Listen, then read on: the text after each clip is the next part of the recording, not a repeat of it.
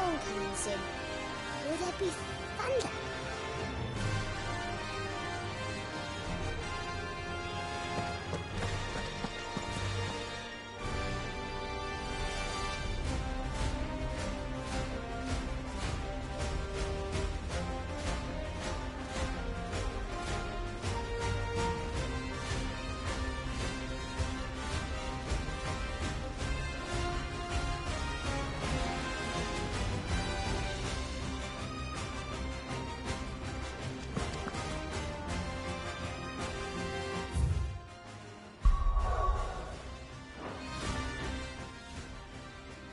Lawsman Harpocrates.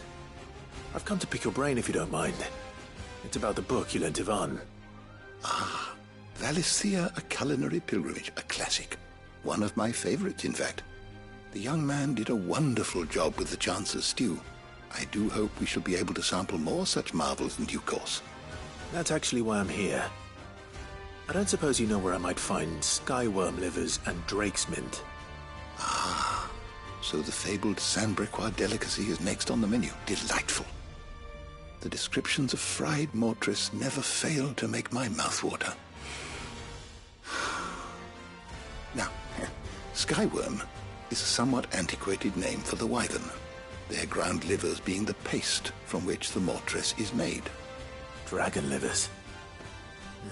How very Sandbrequois. One would have thought the disciples of Bahamut would have a touch more reverence for their icon's brethren, but apparently not. I believe the specific dragon the recipe demands is the blueback wyvern, said to be the very color of the sea beside which it resides. So we know where to look for our liver. But what about the drake's mint?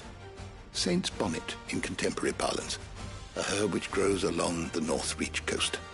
I gather that one can locate the cheerful yellow flowers by their heady scent alone, so I'm sure you'll have no trouble finding them.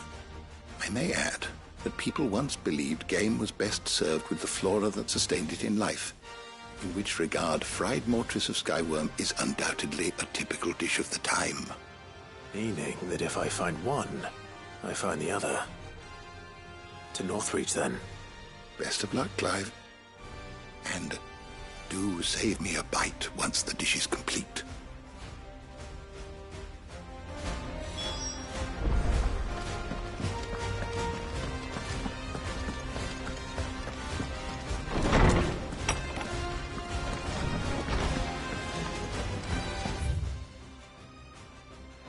Seems the hideaway is lost.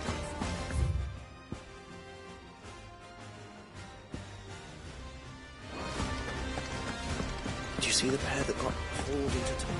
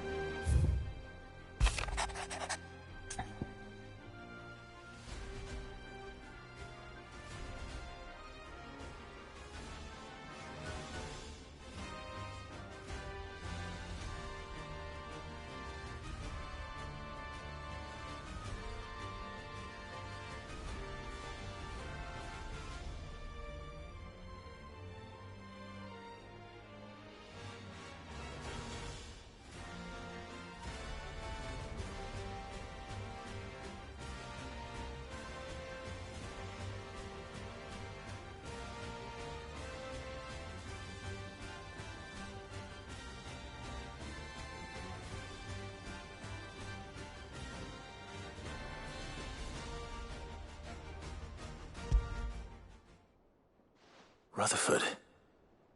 Wasn't that the name of my uncle's manservant? Why would he be at Martha's Rest?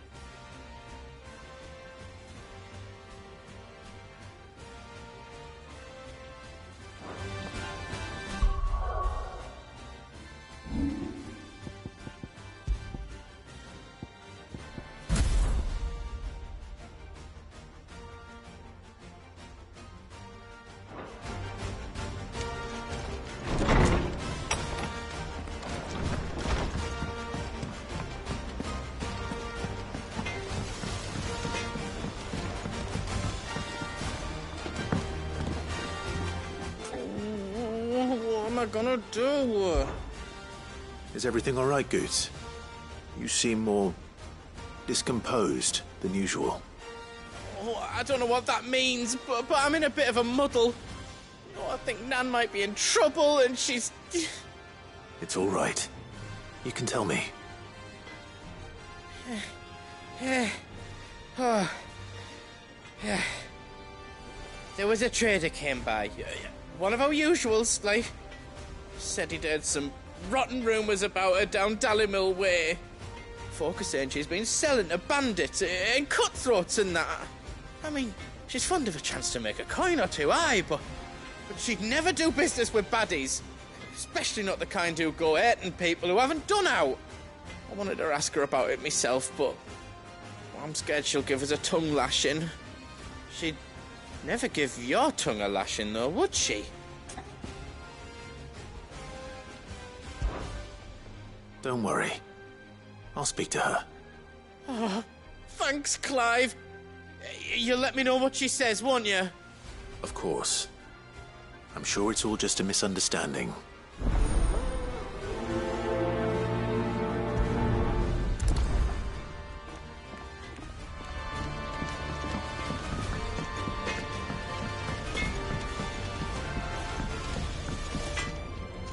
What do I owe the honor? What do you want?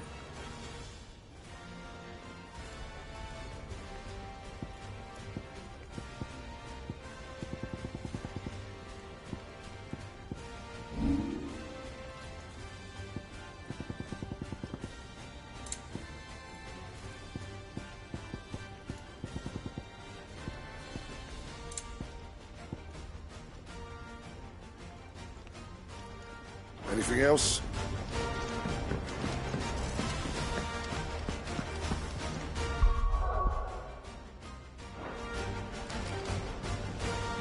Lady Karen. How's business? Not nearly as foul as the weather. You're doing good trade, then? Both in and out of the hideaway? Can't complain. Wait. What exactly are you getting at? Not once in 5 long years do you pay my affairs half a care, but here you are today raking me over the coals like a bloody popoto? Just asking. Out of interest. All right. I'm here because I was told that certain rumors have been circulating. About you selling weapons to brigands. Oh, are you? And who was it who knows me so well as to tell tales of my evil exploits? I didn't exactly hear firsthand. All I know is that someone in Dallimil has been spreading word to that effect. And what? You believe it? You think I'm profiting off the blood of innocents, do you? Look, I've done things I'm not proud of. Might be there were a time when I turned a blind eye to the wretchedness of the world so I could line my pocket. But that woman is no more. And you'd know that if you'd ever paid the slightest bit of notice. You're right, Lady Karen. I apologize. It was wrong of me to doubt you. No, it was. No. I reckon you've got better things to do than pointing your do-gooding finger at a poor old woman. Of course. Good day.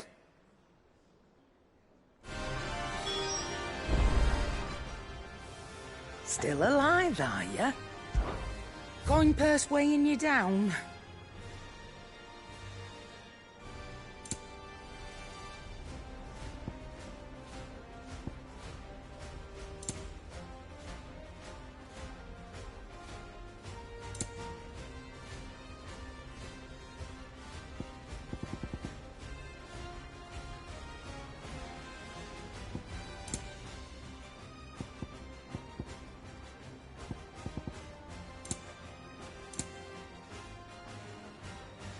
Is that all?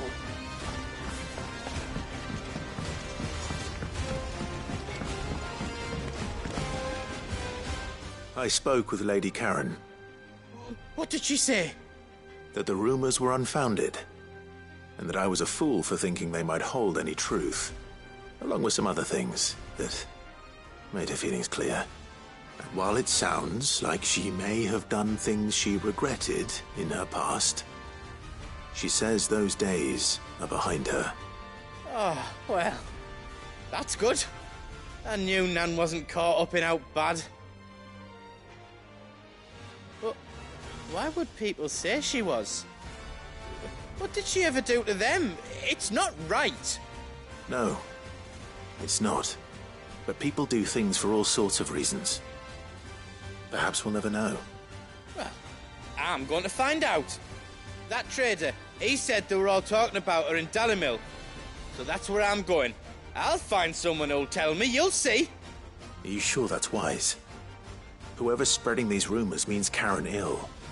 Oh, right. But that's why you'll be coming with me, isn't it, Clive? I suppose it is.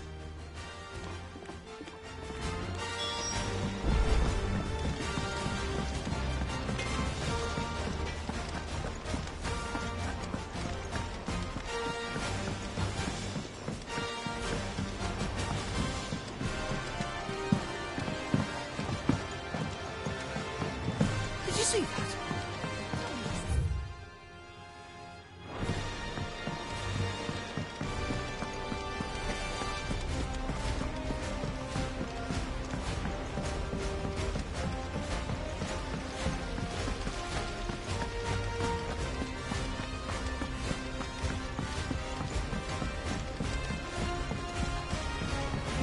What do you reckon we should do? I say we should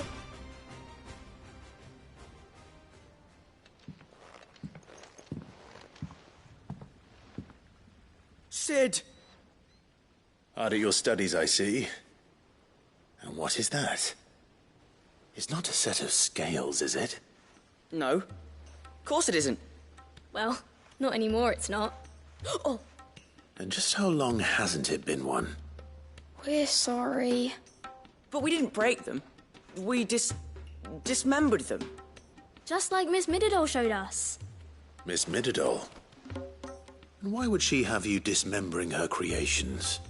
Because that's the only way to become a ninja-neer. Miss Middledore said, the best way to see how something worked is to take it apart and put it back together again. Well then, your work is already half done. Carry on. About that.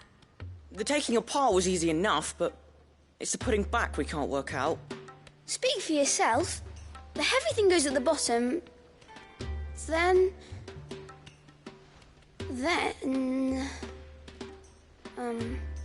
You three need to learn to take responsibility for your actions. So let's have a look at these parts with fresh eyes, shall we?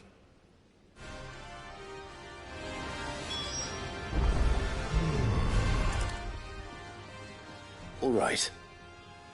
Everything here was once part of Miss Midadol's scales. Every piece has its own role to play, and each is just as important as the others. If even one of them is missing, the scales won't work. So let's think about what those roles might be. You already know one of the pieces. The body. Its role is to support everything else. But what of the others?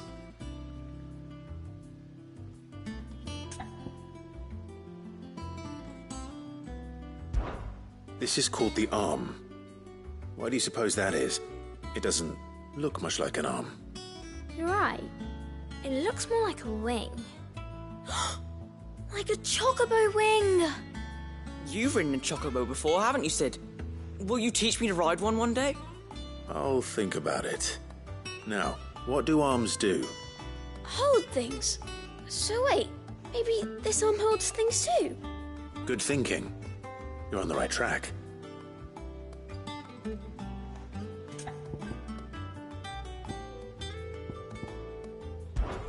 These round parts are called the pans. You all know what a pan is, don't you? I do. Molly uses them in the kitchens to fry bangers. But these aren't for frying bangers, you idiot. They're for weighing stuff. But what if I wanted to weigh goods? I don't think he'd fit on that little thing. Probably not. What are the chains for? Holding the pans up? Well spotted. Which means something must hold the chains up in turn.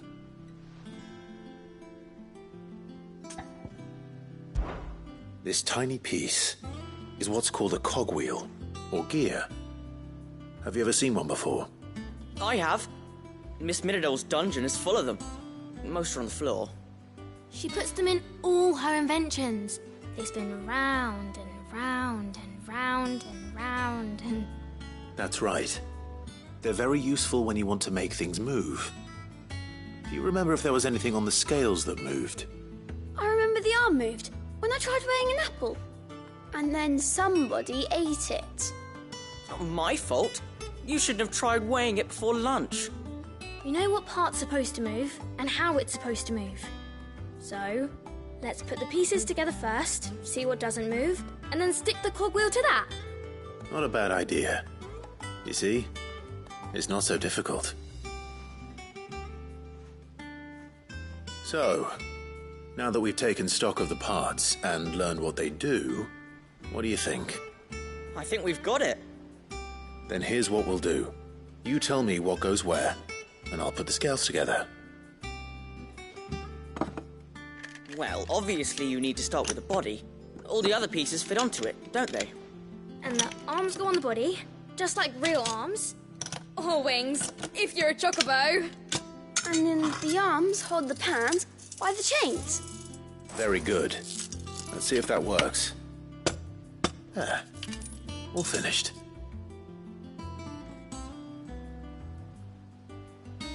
Yes! We did it! Well, with Sid's help. Oh, I just put the pieces together. It was you three engineers who showed me how. That's right. We're Miss Midadol's hares.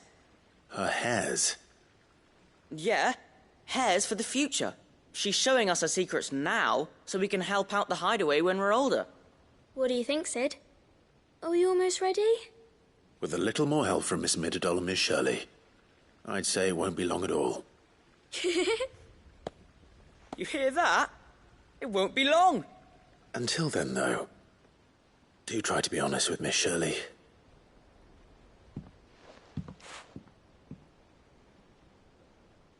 Hey, look! We never used the cogwheel. You don't think Sid forgot about it, do you?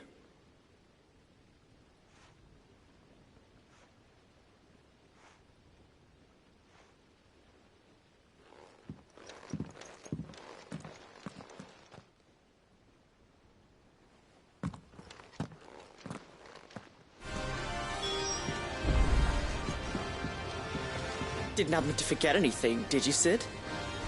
Didn't happen to forget anything, did you, Sid?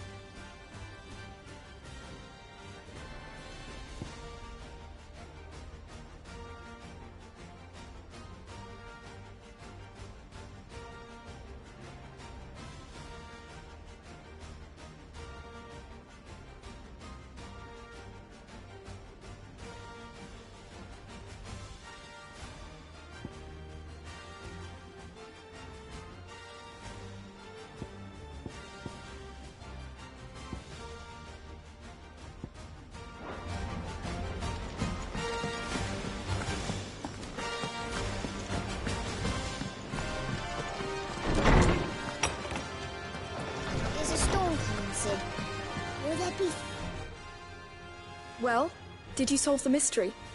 It was as you thought. The children had the scales, or the parts of them at least. They dismantled them to see how they worked. Oh, no, Mid will have my head. Thankfully she won't. This might even have been her idea. Although I was the one who ended up teaching the lesson. I'm so sorry, Sid. I know how busy you are. I shall see that the children are properly punished. Please, there's no need. Mid seems to have taken the three of them under her wing. She's even calling them her heirs. She'd have them follow in her footsteps.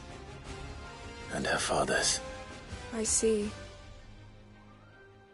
Sid, do you know why Mid has been spending so much time at the Hideaway of late? She told me it was because her studies have been interrupted by events in Canva. Is that not true? No, it isn't. The university offered her a commission. In exchange for full tuition, room and board, they asked her to oversee the design of several new war engines. To anyone else it would be an opportunity, but to Mid, who lost both her parents to war, it was a bitter pill. One she was none too keen to swallow. But that should come as no surprise. She's only ever cared about bringing people hope. The very last thing war can be said to do. Which explains her heirs. She's working to give them a better life. And so should I. What's the odd engineering lesson? Ah, you've given them far more than that. And I'm sure they're very grateful.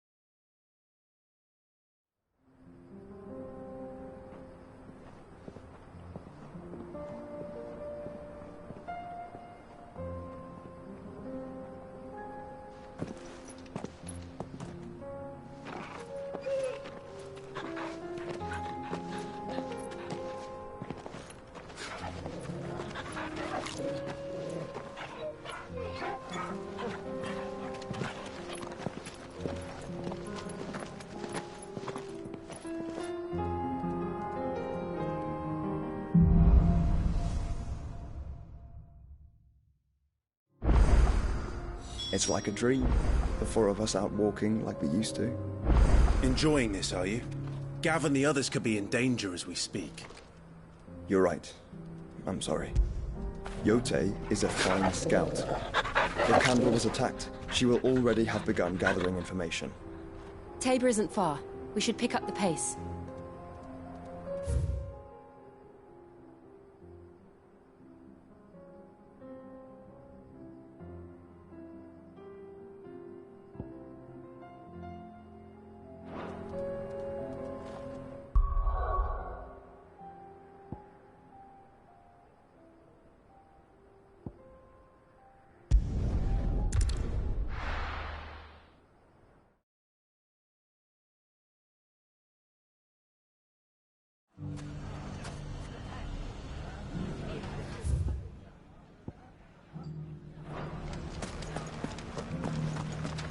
The bandits may be known. It shouldn't be too hard to find Goots. The gentlemen of the town guard are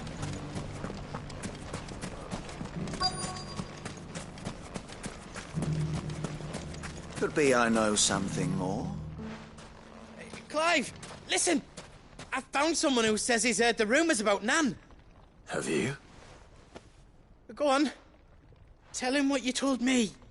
All right. It's like I said. A wizened old crone by the name of Karen's been selling steel to whoever'll pay her price, be they knight or knave.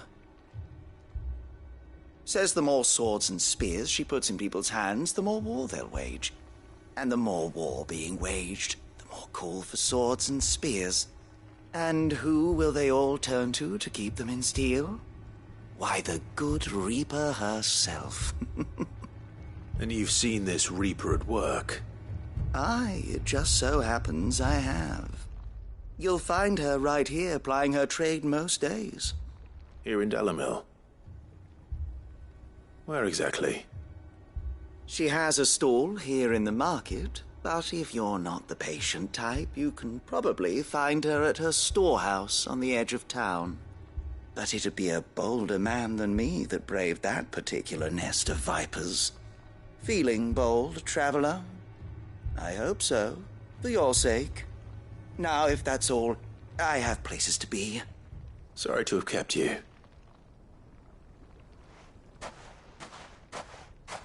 You don't think Nan's the Reaper, do you? Not unless she's discovered the secret of how to be in two places at once. Eh? What do you mean? Lady Karen hasn't left the hideaway in weeks. So who has been running this stall he spoke of? Good question. I'll go and have a look. And I'll visit this storehouse on the edge of town. All right, but be careful, Clive. You too, Goots.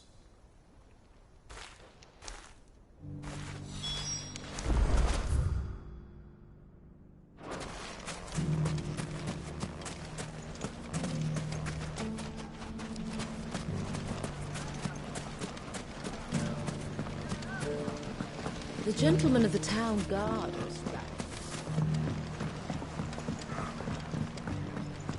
What a mess.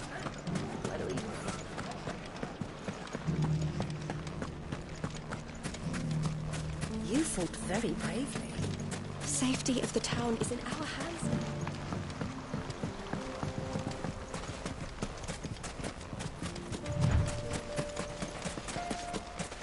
Time to brave the Viper's Nest.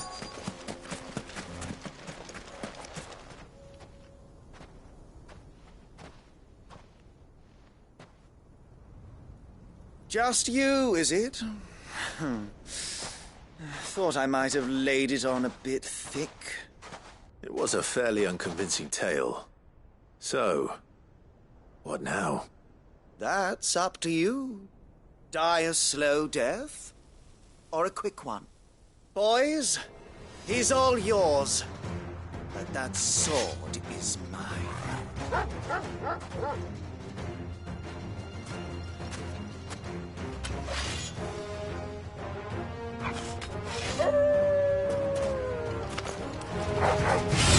Leave now, and we can pretend this didn't happen.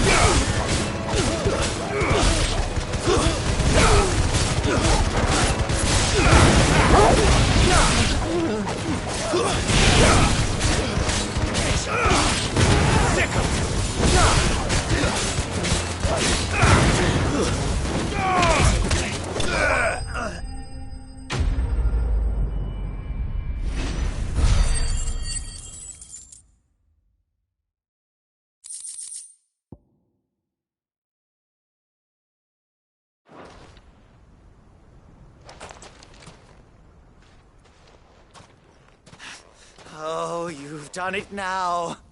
Go on. Tell me what I've done. When the Borgwyn finds out you've killed his men, he'll have your head. He only wanted that bull of a manservant, the dim one always clinging to Karen's skirts.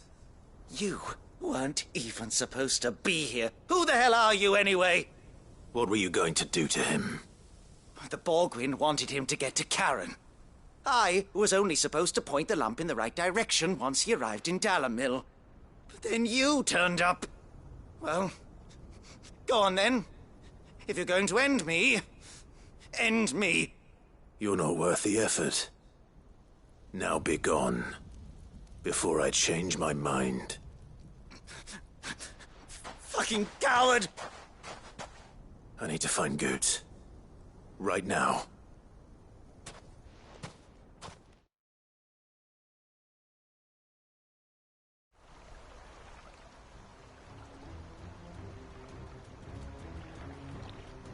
Get your filthy paws off me, you naughty-pated lout! Stop calling me names! And stop spreading them horrible lies about Nan! Well, that will be easy enough. For they are not lies. Every last word is true. And she must pay for her crimes in blood. Blood? Goot, are you all right? He's gonna kill Nan! He said she had to pay in blood!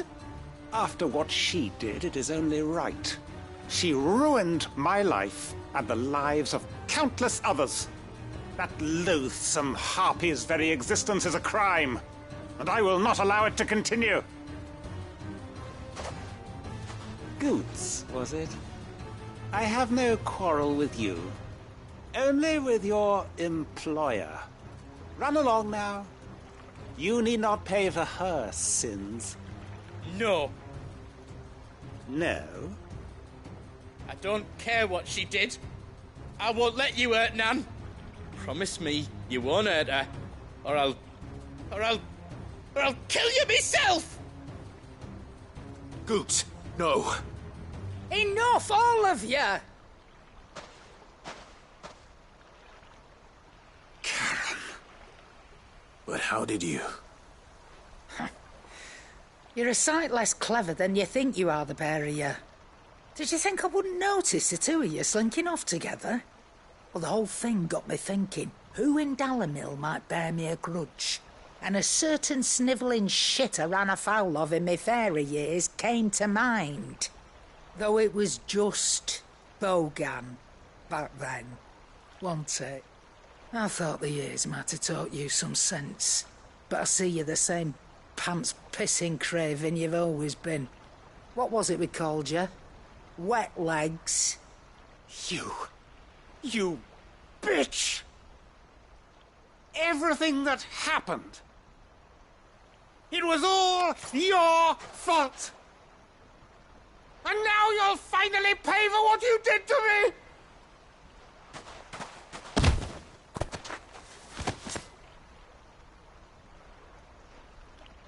Goots, you... If you want a piece of Nan, you'll have to go through me. Fuck! You great galoot. Out of the way, I can handle this myself. So, wet legs, you remember what you told me when we last met? An eye for an eye. Wise words, Sam. Wise words. And now, it's time to collect.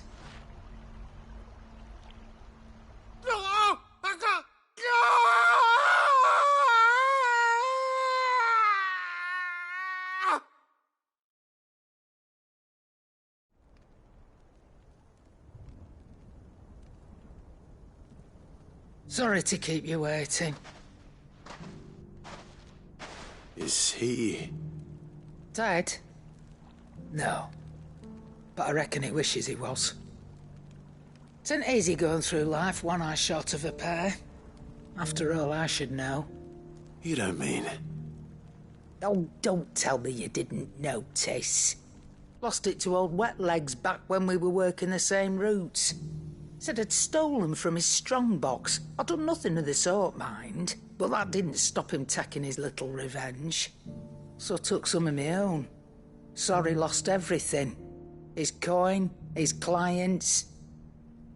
Always knew he'd be back one day to claim his due. But he crossed a line dragging poor Goots into this. He didn't hurt you, did he? No, Nan. Still got all my arms, see? Legs too. But what if he comes back again? What if he does? First we take the other eye, then we work our way down. He'll learn his lesson soon enough.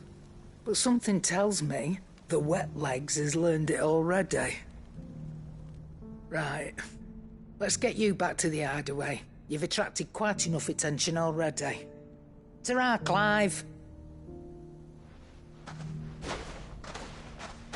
Remind me never to cross you, Karen.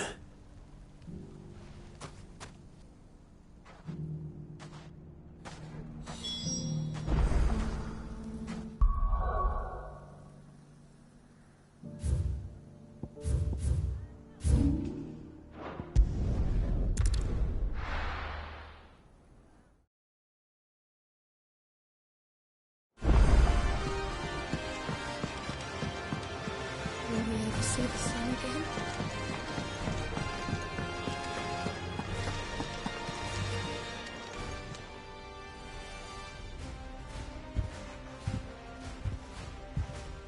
Nothing like a dish of cold vengeance to foul the gut.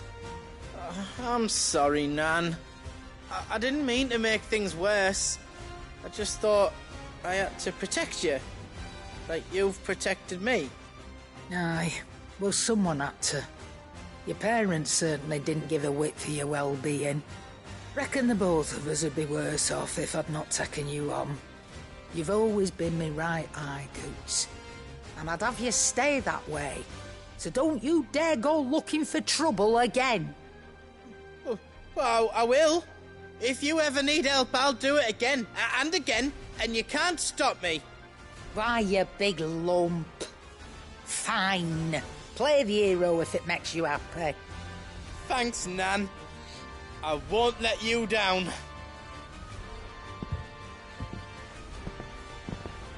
There's nothing he wouldn't do for you. That's as maybe. But if he's ever to make his own way in life, he'll need to start looking out for himself as well. Till then, he'll need people to watch his back, just like you did in Dalamil. Don't think I didn't appreciate that. Of course. His family. Stop it. You make me one good eye, mister. I don't go thinking that'll do you any favours. A potion today'll cost you the same as it did yesterday.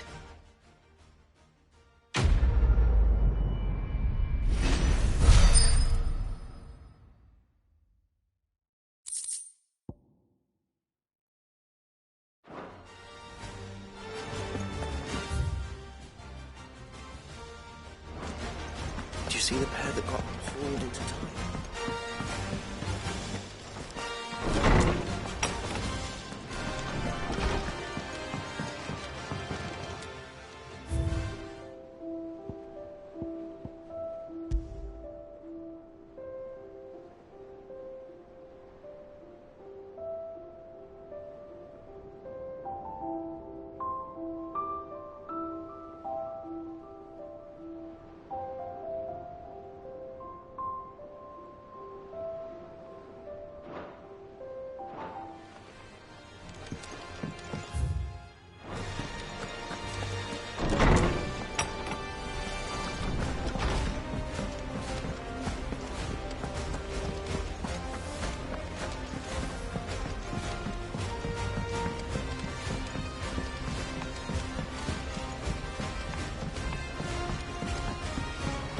Did you see that?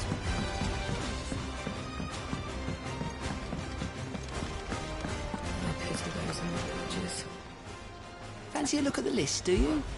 Quick look.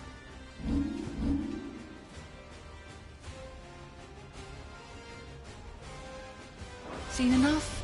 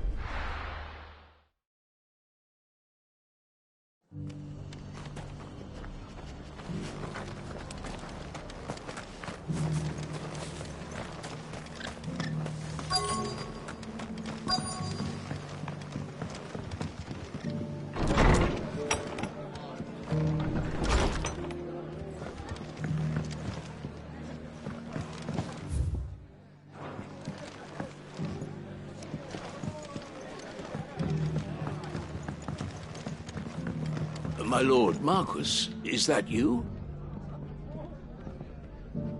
It is you.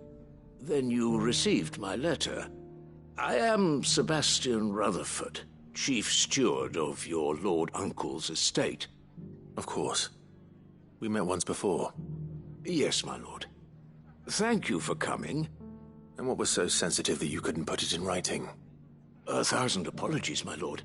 I did not mean to offend. I merely... It's all right. Continue. I am here at Martha's Rest, at the behest of your Lord Uncle, tasked with learning what I am able of the realm's current state of affairs. And what I have learned is grim. The fall of the Mother Crystals has left Storm in a state of utter disarray.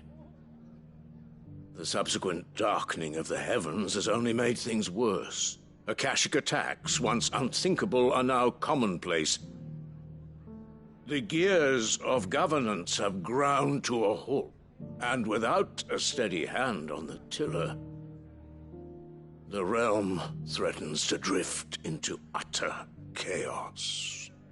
Your Lord Uncle, however, believes there is a way to avoid this fate, and is determined to see it set in motion. That sounds like quite the undertaking. It is.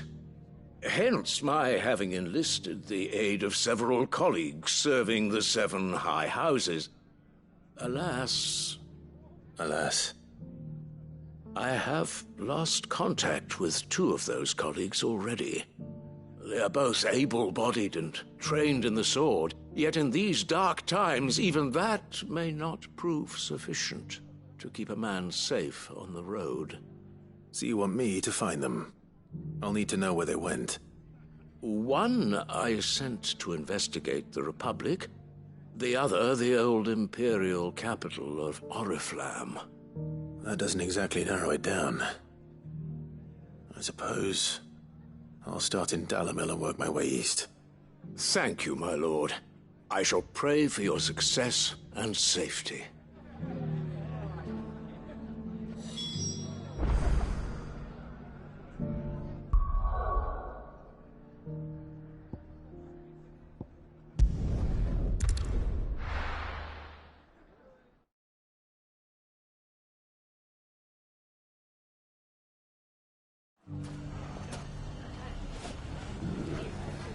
It's not going to be easy finding one man in an entire republic. Let's hope someone here's seen something. Mummy? The gentleman of the town guard.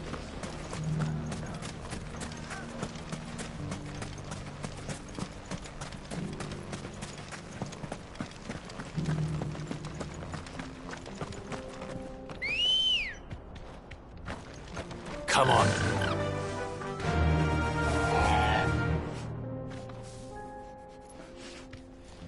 Faster!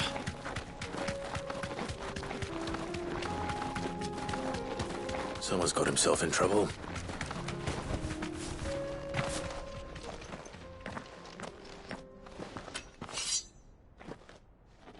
I don't see your master here, so you can start by giving us all the coppers in your purse. I already told you, I have nothing. And maybe we'll take that pretty outfit and the steel you're wearing. Please! These men are trying to rob me! I'll deal with this. Thank you. You that one's master, then? If you'd kindly pay the coin he owes us, we can pretend you didn't draw your blade on Republican soldiers. Or you can go back to your garrison and I won't report you to your captain. Oh, you're more than welcome to. He hasn't had many visitors since we slit his throat.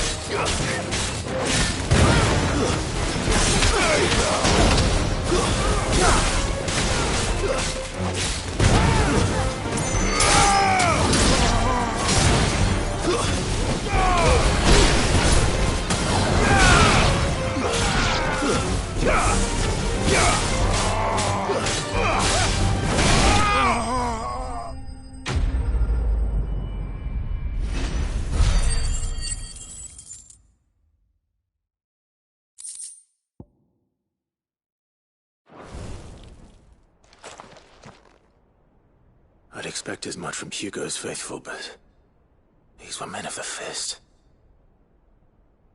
Much has changed in the Republican army since they lost their rock. You've seen this kind of thing before, then? Many times. I was sent here to observe the situation. You're one of Rutherford's men. He sent me to look for you. Well, then you have my thanks. I fancy I could defend myself against one, perhaps two, but a whole regiment. I arrived in Dalimil several days ago, but when I called upon the captain of the local garrison to make inquiries, his men confiscated my effects and locked me in a cell. The captain is no more, and his men make the rules now. Fortunately, I was able to bribe my way free, only to be stopped again by those soldiers you so kindly dispatched. What of the Fist's Central Command? Surely they wouldn't allow such lawlessness amongst their ranks. I would imagine they are unaware of it. Most of the army has fallen back to the capital and hunkered down behind her walls. Those who weren't recalled now rule the fringes unchecked, answering to no one but themselves. Then it's worse than we imagined. You should return to Rosaria.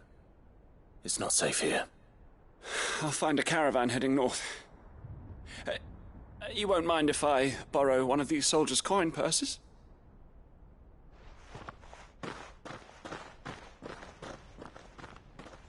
Not at all. Now, to find this second associate of Rutherford's. If he was bound for Oriflamme, I'll start at Northreach and see if I can pick up his trail.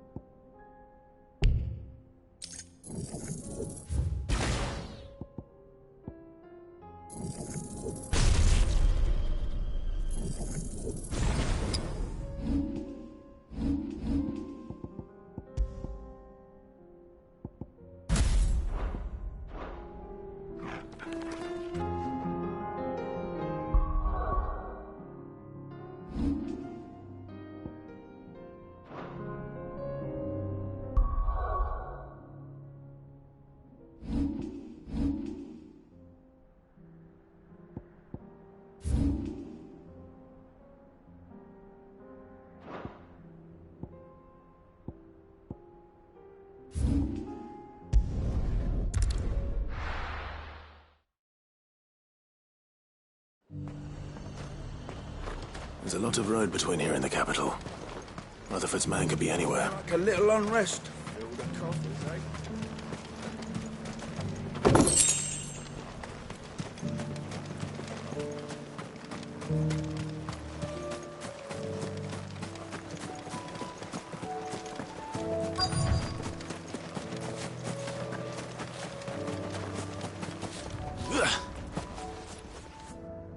What happened here? If you're with the others, they've already relieved me of my belongings. I'm not. I'm looking for someone who was sent here by a man named Rutherford. And then you found him. I am Alistair Rockford, attendant to the Lady Ariane of House Wellesley. Of the 7 high houses of Rosaria. It's been a long time since last I saw my great-aunt. Is she well? My Lord Marquis? Yes. Yes, she is. The Lady Dowager has granted me leave to assist your Uncle Stuart. I was on my way back from the old capital when I saw some villagers being robbed on the road here. Bandits? They looked more like field hands, but it didn't matter in the end. I did what I could to help the victims, but all it earned me was a pommel to the temple. Which way did they go? South, toward the gate. All right. I'll take care of them. Founder knows I've met enough of their kind. You head back to Northreach, visit the Vale, tell them I sent you. Thank you. I shall. Founder be your shield.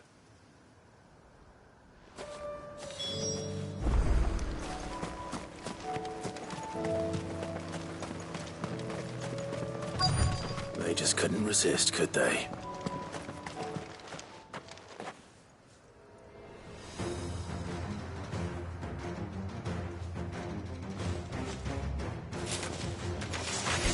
This one's ours, pretty boy.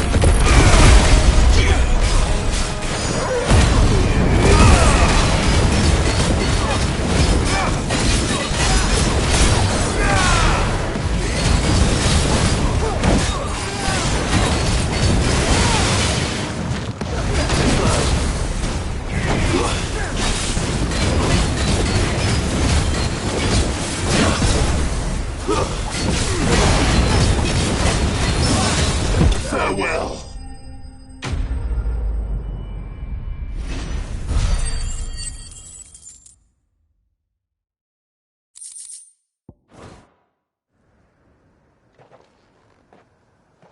Make for the town while you can.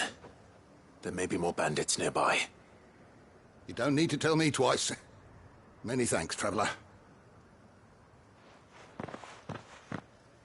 This looks to be all of them. I thought I told you to make for the Vale. And stand by as ill might befall the heir to the ducal throne. It's just Clive, and I'm fine. Which is more than can be said for you. I will survive. Strange that the garrison wouldn't intervene in such a brazen attack so close to their gates. The garrison have their hands full inside the city. Some days they don't even send out patrols. There are few hands left to work the fields, and even fewer to transport the grain.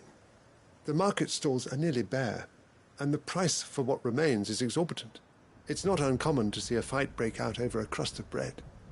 When I said the ones who attacked me didn't have the look of bandits, I meant it. They were probably just desperate. Rockford, listen to me. If you are to continue your investigation, you first need to seek the attention of a healer. Of course. I shall return to Northreach right away. But allow me to thank you first. Had you not happened along, Don't thank me. Thank Rutherford. It was he who sent me. I suppose he'll be wondering where I've got to. I shall send a Bastolus as soon as I'm able. Good day.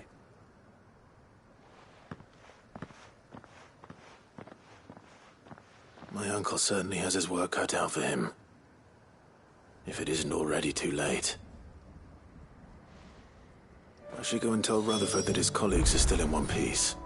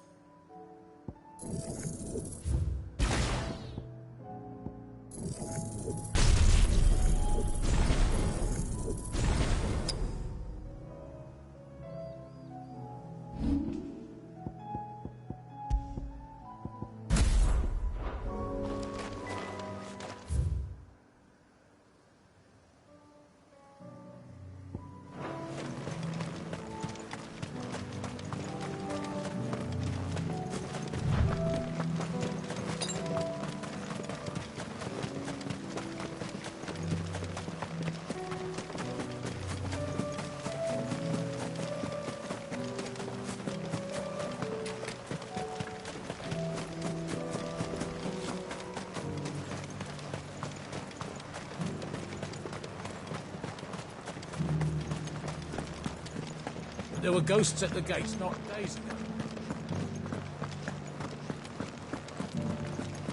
You needn't fret. The creatures are...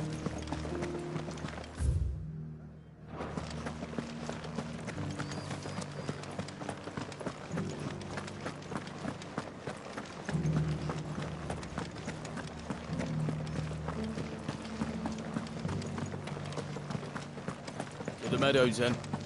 That's what they kept. Come on.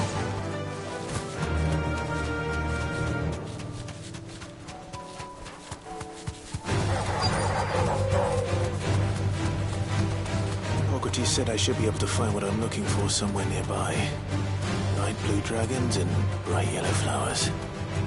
Should be easy enough to spot. Be safe.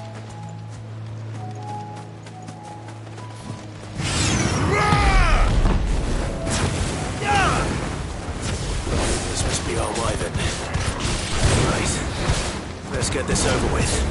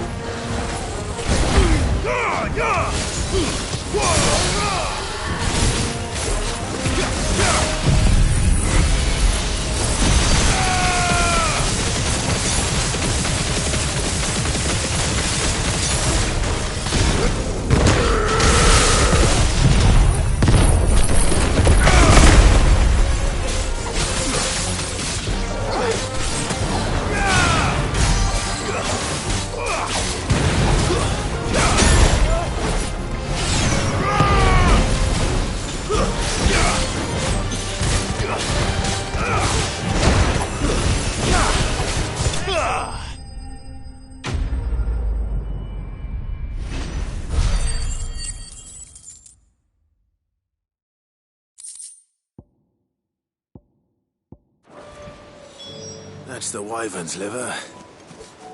Now I just need to find the herbs. Bright yellow with a heady scent.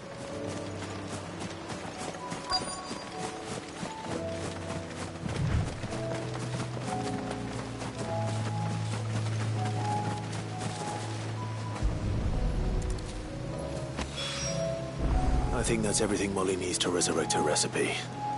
Better head back.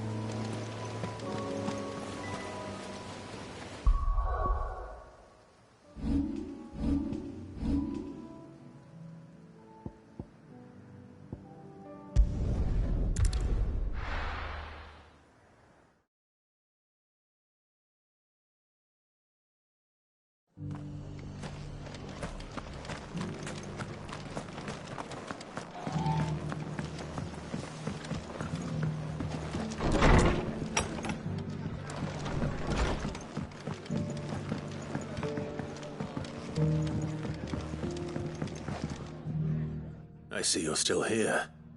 The Rest's location affords a constant flow of traders, and with it, a constant flow of information. Speaking of which, I received word from both my associates. They have resumed their investigations, thanks to you. I only happened to be in the right place at the right time. They both seem to think the realm's prospects rather grim. I am afraid that grim would be putting it lightly. Storm is in crisis, and if we are to free her, we must work quickly.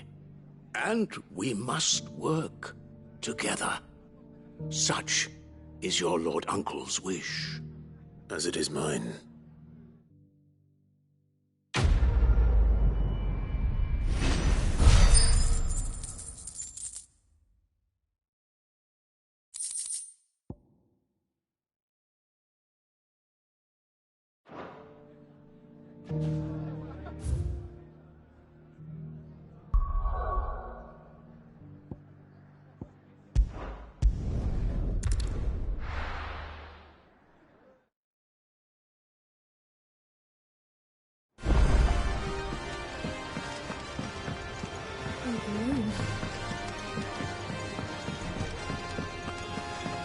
Seems the hideaway's lost its apple.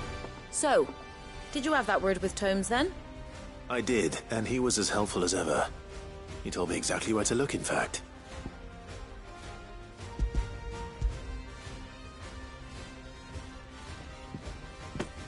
And what precisely will I be cooking up? Or is it better not to know? Blueback wyvern liver. And, a herb known as Saint's Bonnet. Ah, wyvern livers, was it? Well, at least it weren't actual worms, I suppose. Now then, you stay right where you are. I've got some cooking to do. Let's hope these grand old chefs of yore knew what they were on about.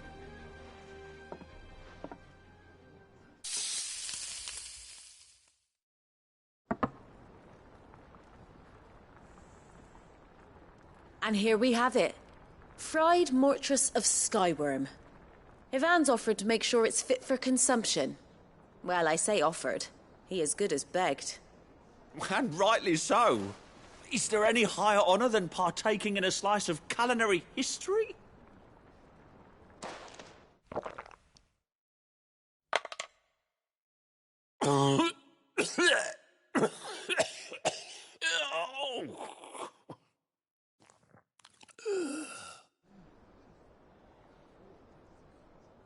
So, not fit for consumption then?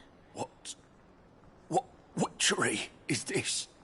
The crackle of the crust gives way to an almost violent richness. Yet, it is the piquant kiss of the saint's bonnet that tames this savage dish. It is a tour de force, a force of nature even, a maelstrom of flavour and sensation, a graceful beast emerging from centuries of slumber. I think he likes it. Well, I can't quite tell with all that nonsense he's talking. But I reckon you might be right. It was decent then, I take it. Decent? It's remarkable. And I defy any man to say a word to the contrary. Sid, might I suggest that you command a party of your finest men and women to procure a dozen blueback wyverns forthwith? I'll give it some thought.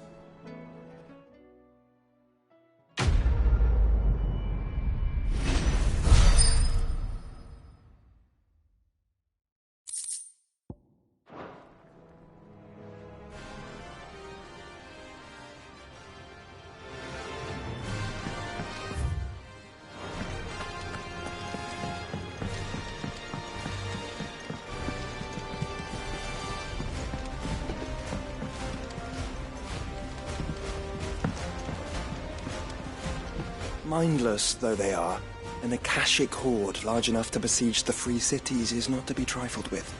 We must proceed with caution.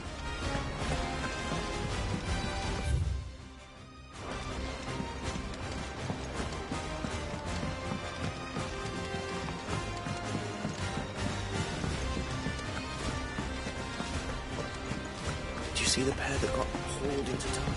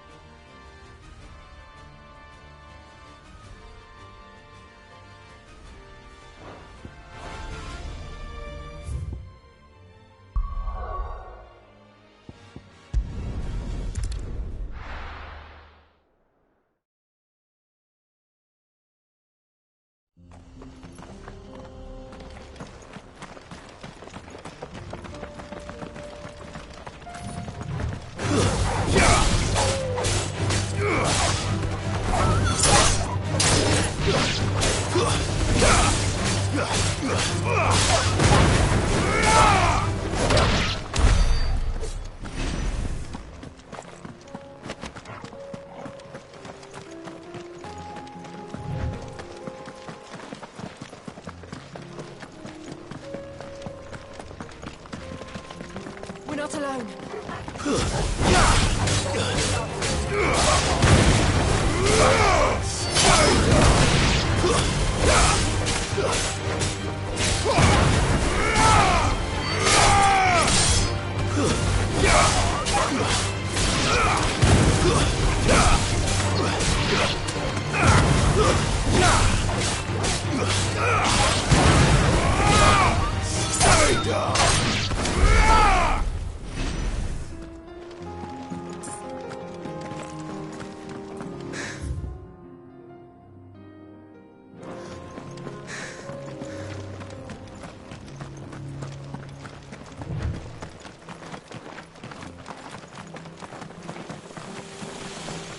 We can use the ruins to cross the ravine. Assuming they will allow it. The echoes have a will of their own.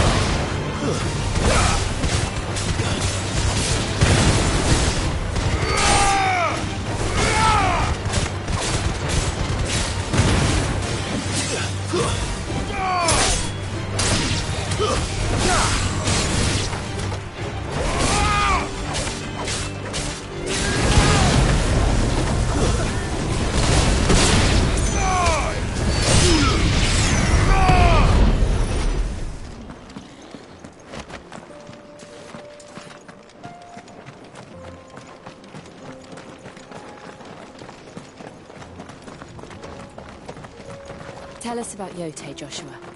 She's strong-willed, loyal, and deadly with a blade. Much like Clive, but with better manners.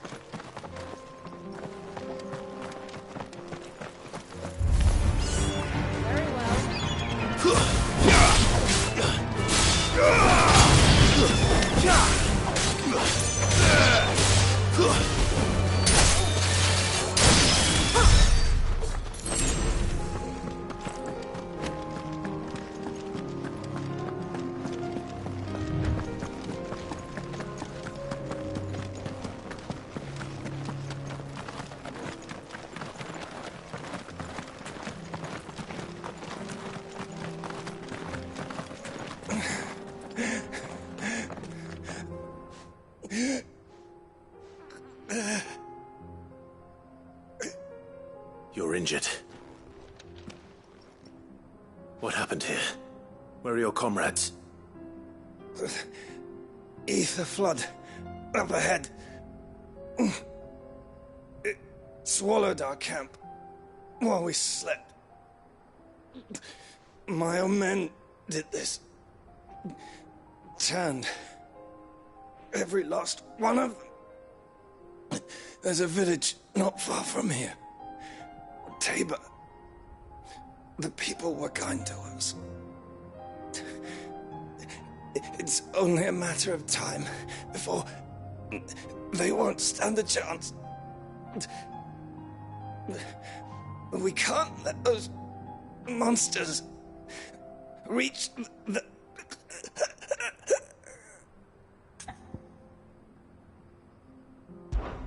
I'll go. You catch your breath. Thank you. Our encampment is up ahead. Just off the track. They must not reach Tabor. Forgive me, Lord Cougar. Rest well, soldier.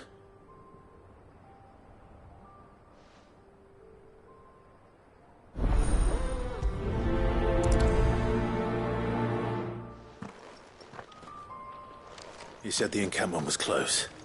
Let's hope the Akashic are still there.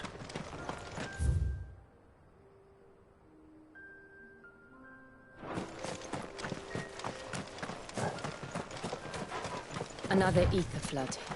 They're everywhere now. We can't go round it. Then we'll just have to be careful. Right. We got here in time.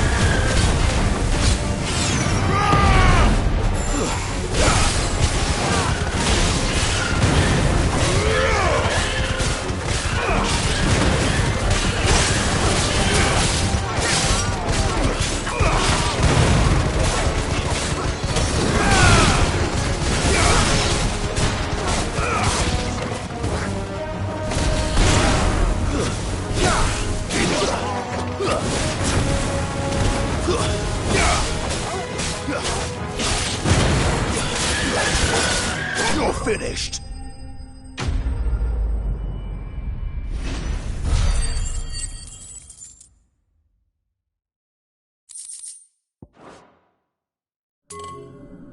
Is someone there? Please, I can't move my leg.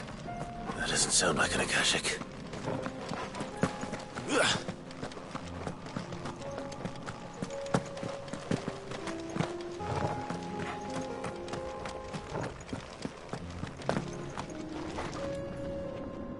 You're with the battalion? I am. I heard the fighting. Are the others? Taken care of. One of your brothers in arms told me what happened and asked for help. Another survivor? Where is he? Tell me. His wounds were too deep.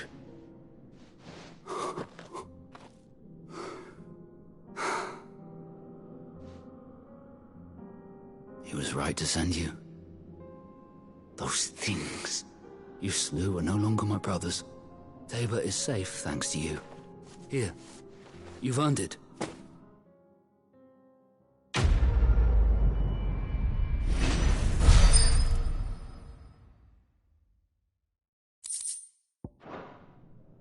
You seem familiar. Have we met? You must have me confused with someone else. Wait. That scar. Son of a whore. You're Sid. I was there, in Costness, when you killed my brothers. I was there in Rosalith, when you killed my commander. My war with Hugo Kupka is over. I bear no ill will toward those who followed him. And what of my ill will? Coward! Draw your steel. Lord Kupka shall be avenged! When your wounds have healed and your head has cooled, come and find me if you must. Though I hazard your life would be better spent in service of those who need it. Or have you forgotten your oath to the Republic? My oath? What would you know of oaths? I know how hard they are to keep. Which is why I'm giving you the chance to keep yours. No. I won't be deceived. Lord Kupka told us of your crimes. You are an outlaw. A murderer, not some man. Like you or anyone else. I am nothing like you. But if you're not gonna kill me, then go. Leave! Just know that I will find you, Sid. Someday.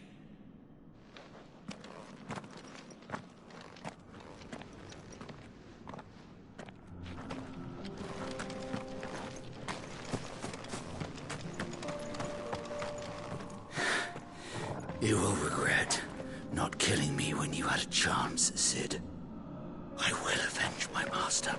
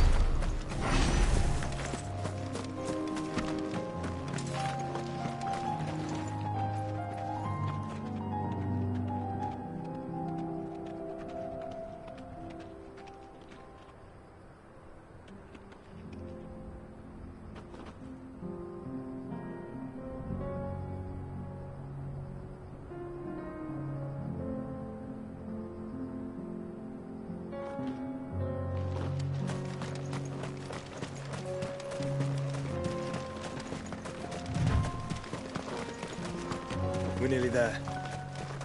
Have you been to Tabor before? There are a few places I haven't.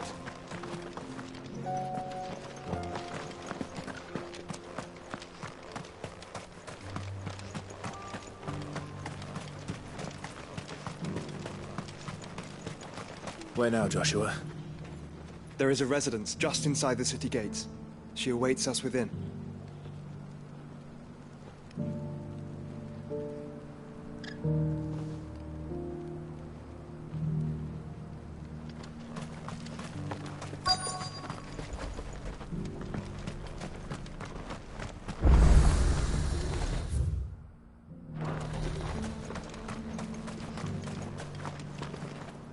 Welcome, welcome.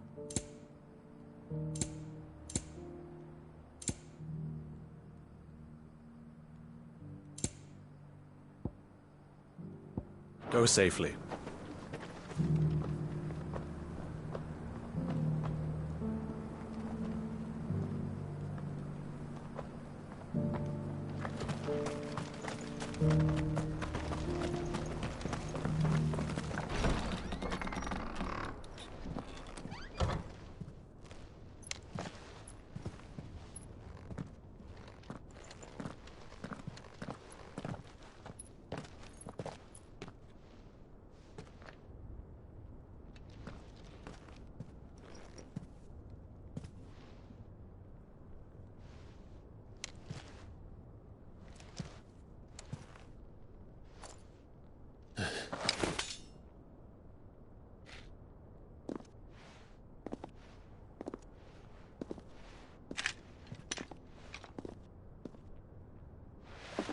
My Lord Marquis, it is an honor.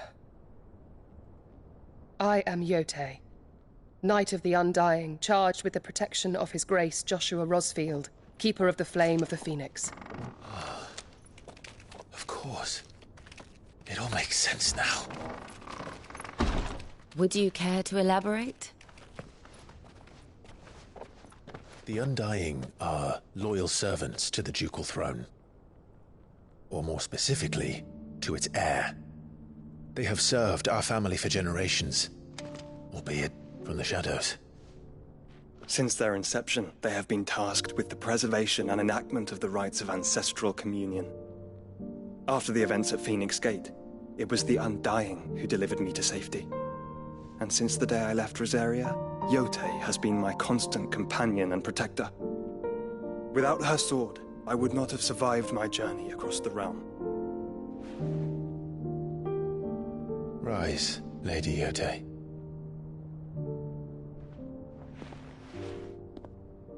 You saved my brother. I owe you a debt I can never repay. I but did my duty. Come now. Tell us what you've discovered. Your Grace. It is as you feared. The vessel we spied off the coast of the Crystalline Dominion on the night of her fall. It was the Einherjar. Beyond any doubt. The Black Galleon. Joshua, the Einherjar is the Royalists' flagship. What business would they have in the Dominion?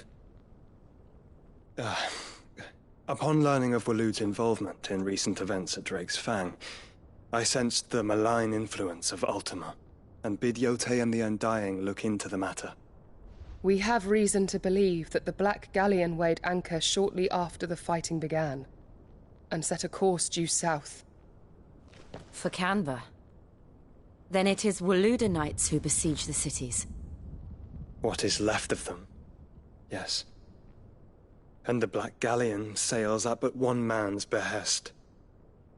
Barnabas Tharm.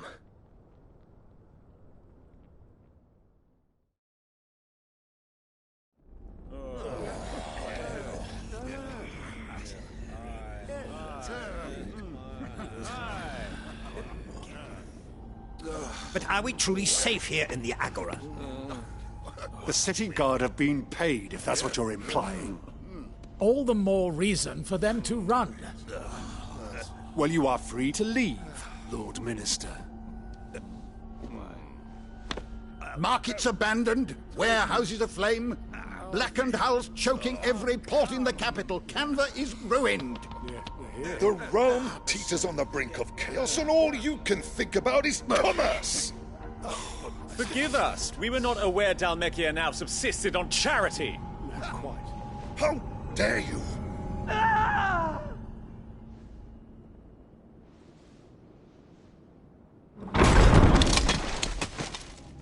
Distinguished members of the Council, you must forgive His Majesty this intrusion. What is the meaning of this?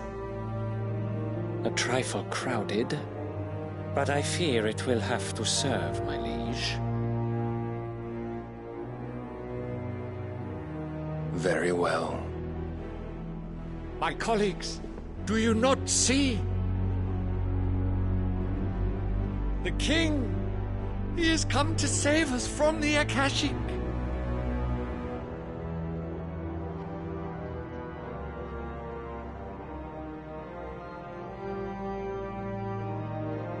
He is a gift from the heavens, divine intervention, our very salvation. And of course, if it is compensation he requires, we would be most willing to negotiate a fair price for services rendered. Fools! Your ignorance unbecomes you. Your Majesty, correct me if I'm wrong, but I would swear that the fiends washing the cobbles of Canva with the blood of her citizens wear the colors of Walud. Ha! So you do not deny it. Guards, fetter them, and see our guests to the dungeons!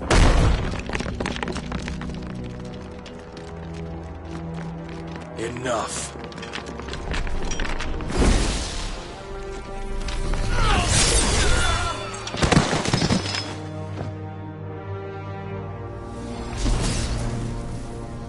Pathetic creatures.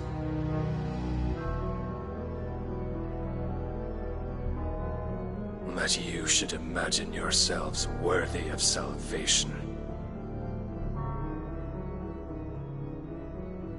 The girl is still here, somewhere in the city, her consciousness fair dripping with her late father's hubris. A consciousness to which Mythos is inextricably bound and inexorably drawn. See that he is made welcome. Yes, Your Majesty. Come, Mythos. Surely the prince's light cannot have sated you.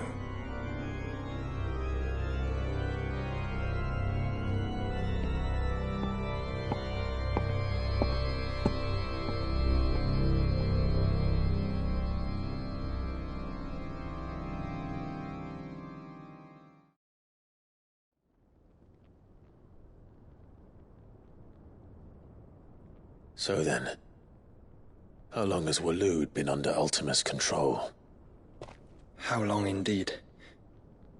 Based on what we know of Barnabas's actions, I would guess some few years, mayhap more. But to what end? What does Ultima want? The tapestry. Show them.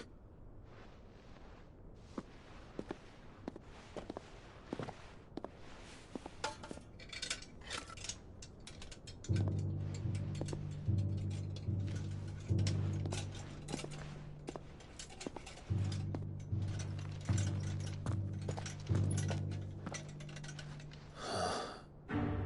the flames. Phoenix Gate, Drake's Breath, and now here. But what is it? It is old, ancient, even. Naught remains of the faith it represents, save what can be gleaned from the image itself. None could tell me what the one in the apothecary meant, even the Undying.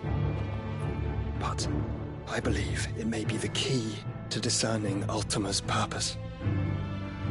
That figure in the center, the one beneath whom the icons congregate, that I believe to be Ultima.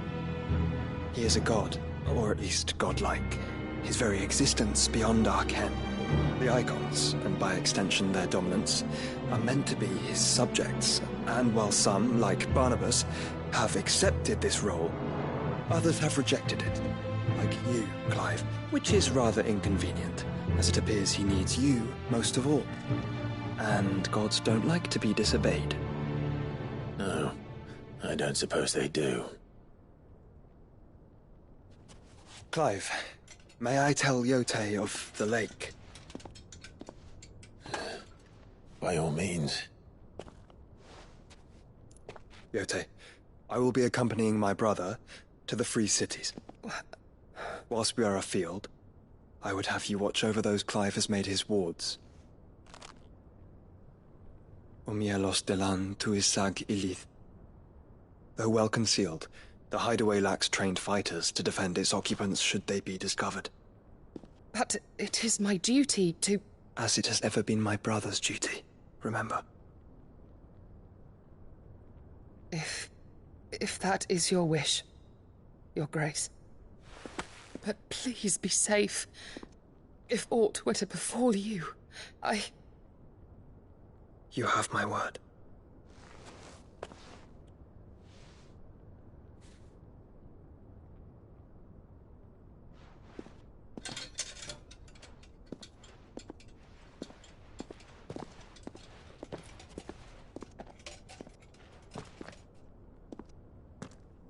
Farewell, my lord, my lady. We are in your debt, Yote.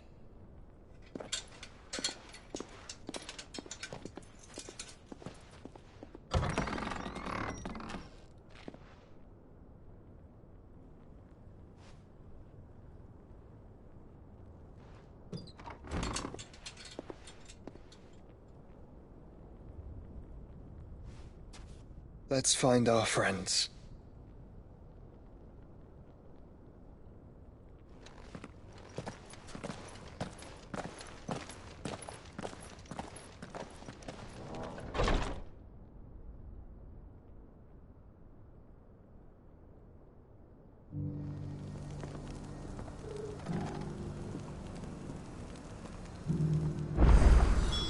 It's plain she cares for you very deeply. And I her, which is why I had to let her go.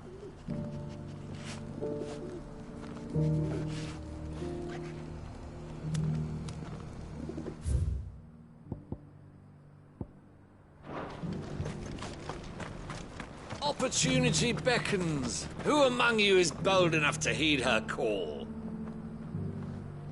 Is that blade for hire, perchance? Because I have a mind to make a killing. Figuratively, I hope. Well, yes and no. A passing caravan carried with it a rumor most fortuitous for one in my trade, that an elder Dread Evis had been sighted in the fields of Korava. Dread Evis are aggressive beasts. Compelled as they are to acts of violence, few survive to maturity, but those that do develop a hide of phenomenal value. A hide you want to sell? Eventually, yes. Though I would have it tanned first that it might be crafted into marvels the likes of which the world has never seen. Dread Evis skin is a rare thing indeed. But the worked hide of a well-aged beast, now that would fetch such coin that Gilbert himself might weep with envy. Bring me that beast's skin, and I will share with you the bounty of our combined labors. All right. I'll hunt your Evis. Of course you will. When one lives in such troubled times, it is a fool who lets opportunity slip his grasp. Leave Tabor through the east gate, but take the path that branches west. Once you reach the checkpoint at Tovany, you are a mere stone's throw from the fields of Carava. I eagerly await your safe, and above all, triumphant return.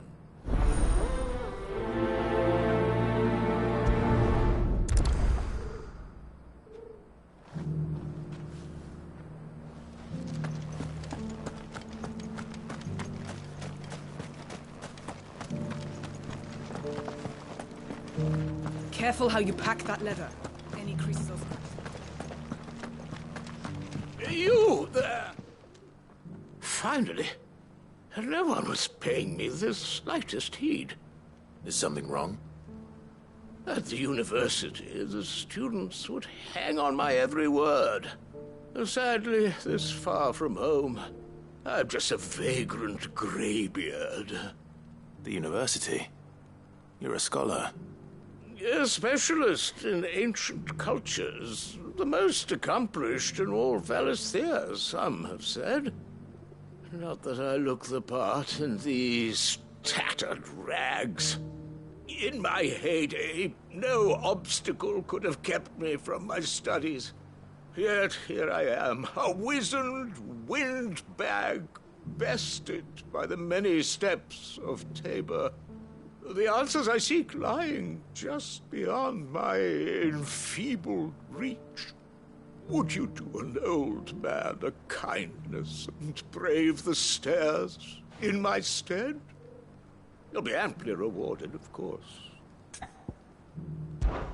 Climb the stairs and...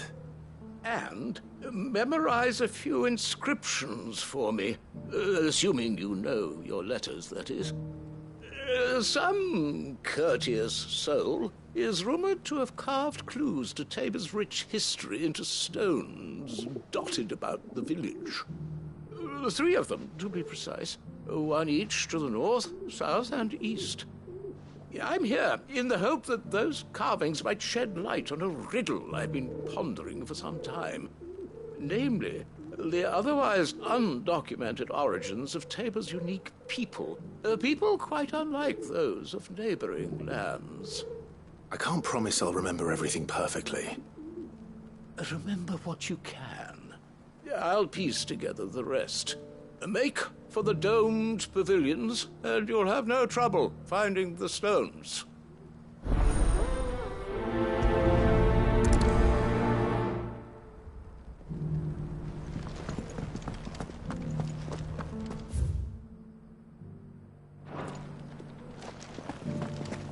Careful how you pack that leather.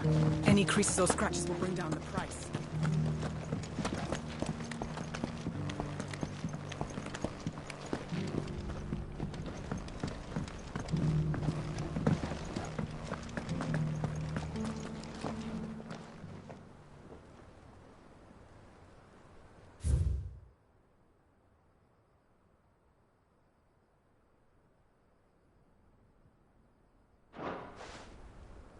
Farmers must have settled here in Tabor.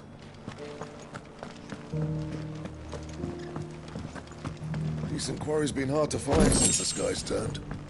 It has indeed.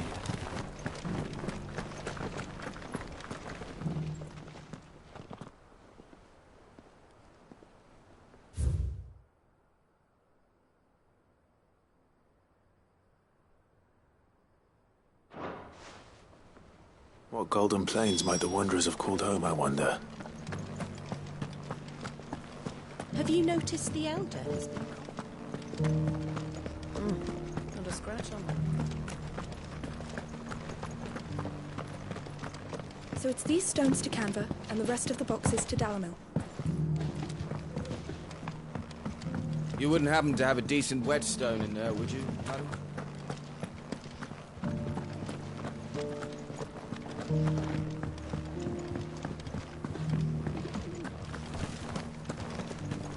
Why won't the sky go back to how it was?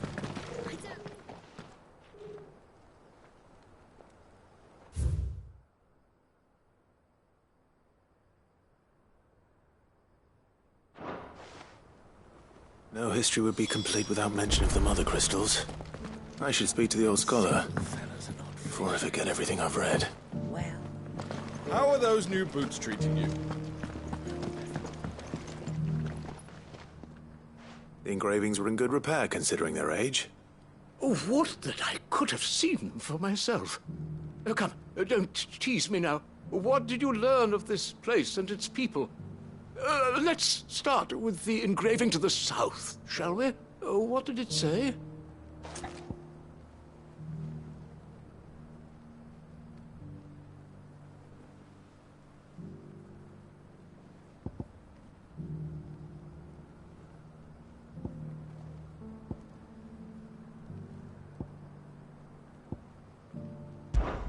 Guardians of the Crystal, the first stones of Tabor, sacred hold thy noble blood, till ends the mother's labor. I'm pretty sure that was it. Fascinating. It would seem the founders of this city were descendants of those fallen charged with protecting the mother crystals. But whatever could have driven the Guardians so far from their sacred charges, I wonder? The engraving to the north is next, I think.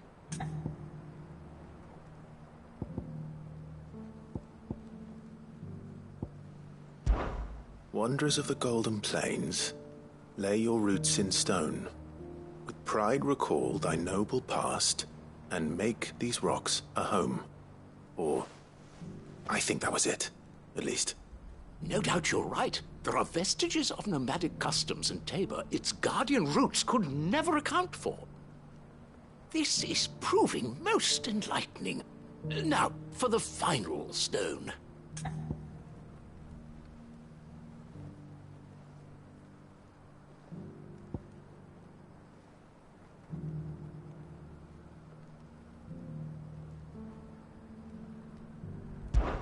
Children of the hunters, now tillers of the land, reap her promised blessing and give praise her gracious hand. That's all three. And so, we add primitive farmers to Tabor's founding peoples, the final piece of the puzzle.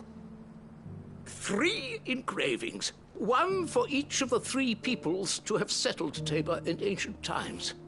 Guardians of the Mother Crystal, wanderers from across the plains, and last but certainly not least, hunters turned farmers.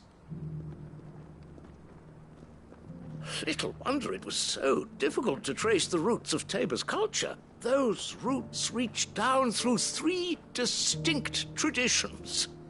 Nonetheless, one cannot help but wonder why this fact is not better known among scholars, given that the stones stand here for all to see. Too many stairs, perhaps. Ha! Too many by far. Here, and thank you.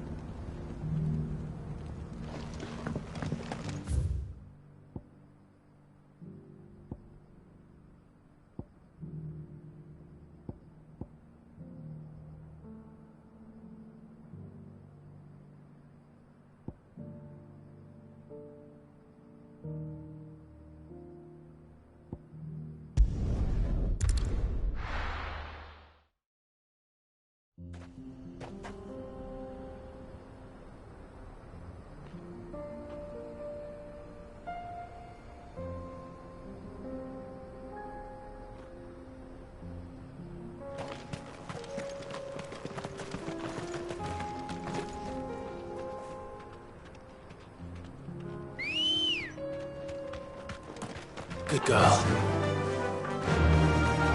Run like the wind.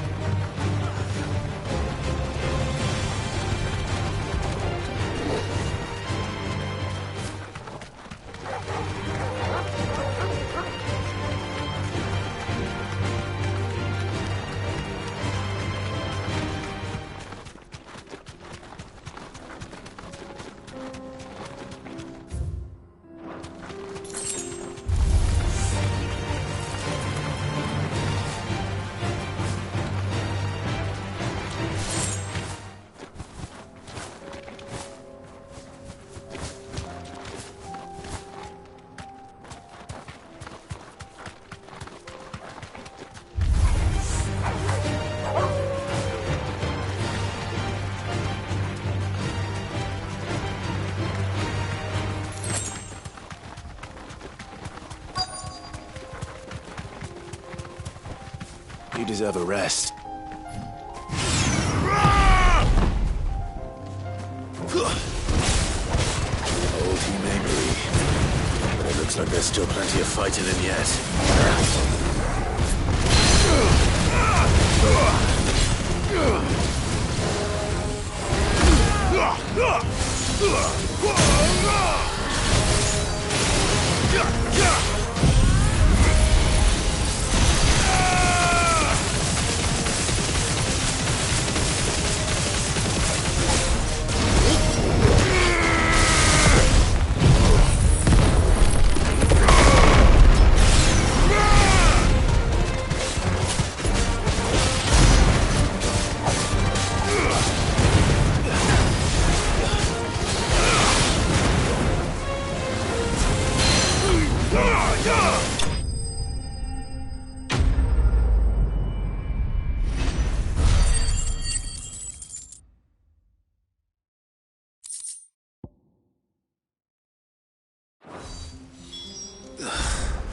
This thing reeks.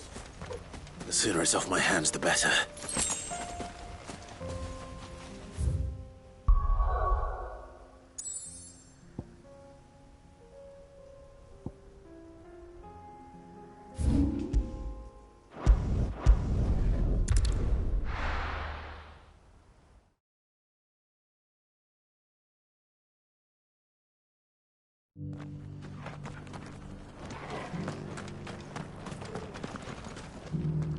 Here's your hide, as requested. I worried you might never return. Quickly, let me see it.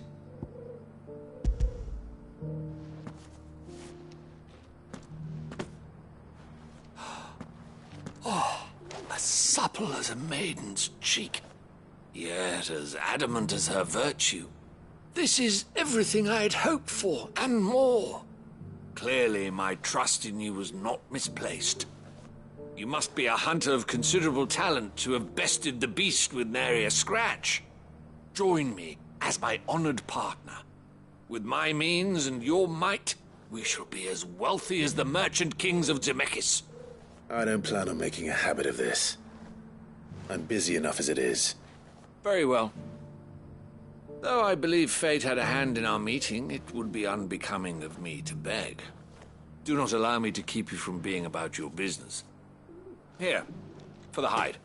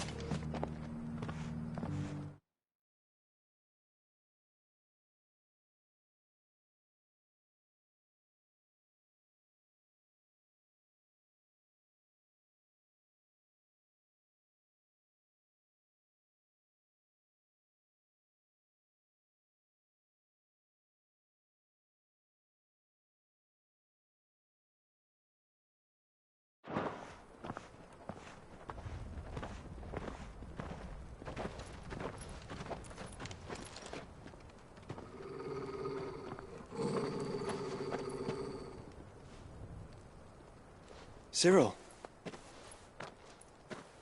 How fares the search? Well, Your Grace, my report shall be with you ere long. Ah, yes. Yotei is otherwise engaged, at my behest. And the duty of wardenship? Fulfilled. For as you see, I've been reunited with my first shield. I am Cyril, Knight of the Undying and bearer of the Burning Quill, charged with chronicling the mortal deeds of His Grace, Joshua Rosfield, Keeper of the Flame of the Phoenix, and rightful Archduke of Rosaria. I entrusted Cyril here with overseeing the investigation into Ultima's origins. Findings from his brothers and sisters afield are delivered here to be collated and catalogued. Just how many Undying are there? Not nearly enough, milady. Yet we are glad to give our all in service to the Phoenix. Such is, and has ever been, our creed. I see. You have your associates, I have mine. But you may now think of them as ours. That won't be a problem, will it? The Phoenix is our sun, and we but the shadows that quicken in his radiance. It is from the darkness that we serve, both him and now you.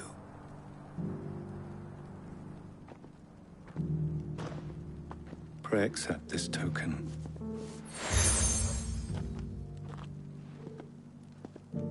For as long as you bear it, members of our order will reveal themselves unto you.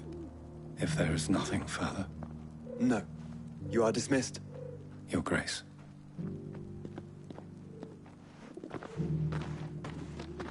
To Canva, then. We'll talk about this later. Cyril seemed very, You certainly keep strange bedfellows, Joshua.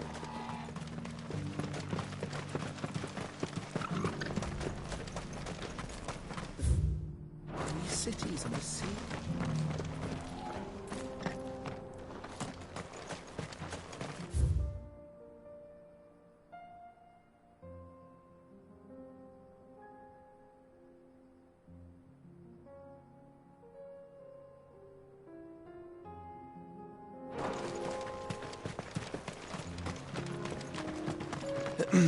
Are you sure this is the right way, brother?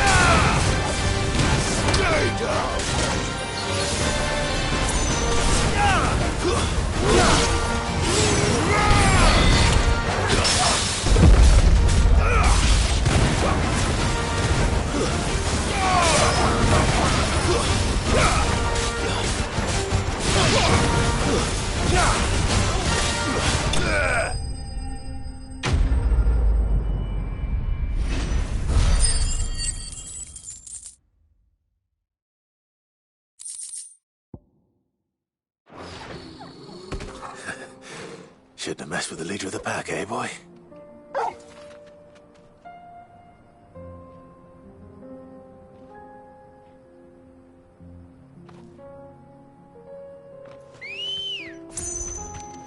Let's go. Yeah!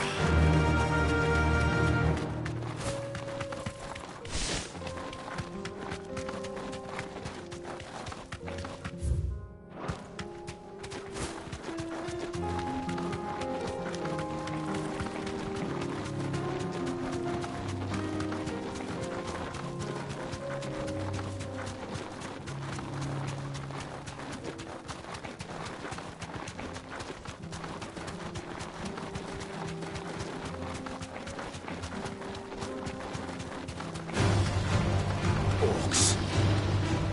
Then let us be rid of them.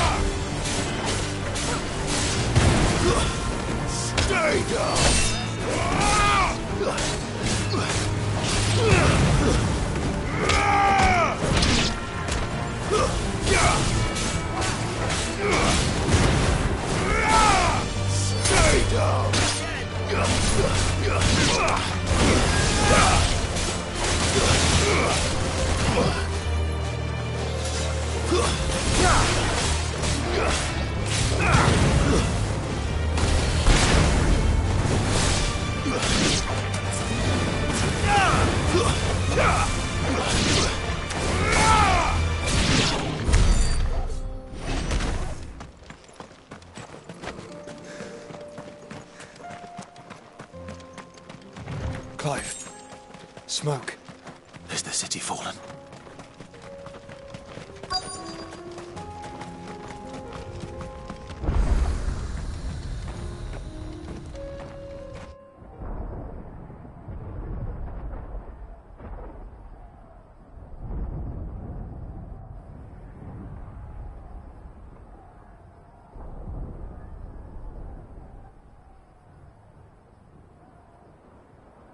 The free men are still holding their own, then. Do we have any idea where Gav and the others might be? There's a warehouse near the docks where we agreed to meet if there was any trouble. We should hurry.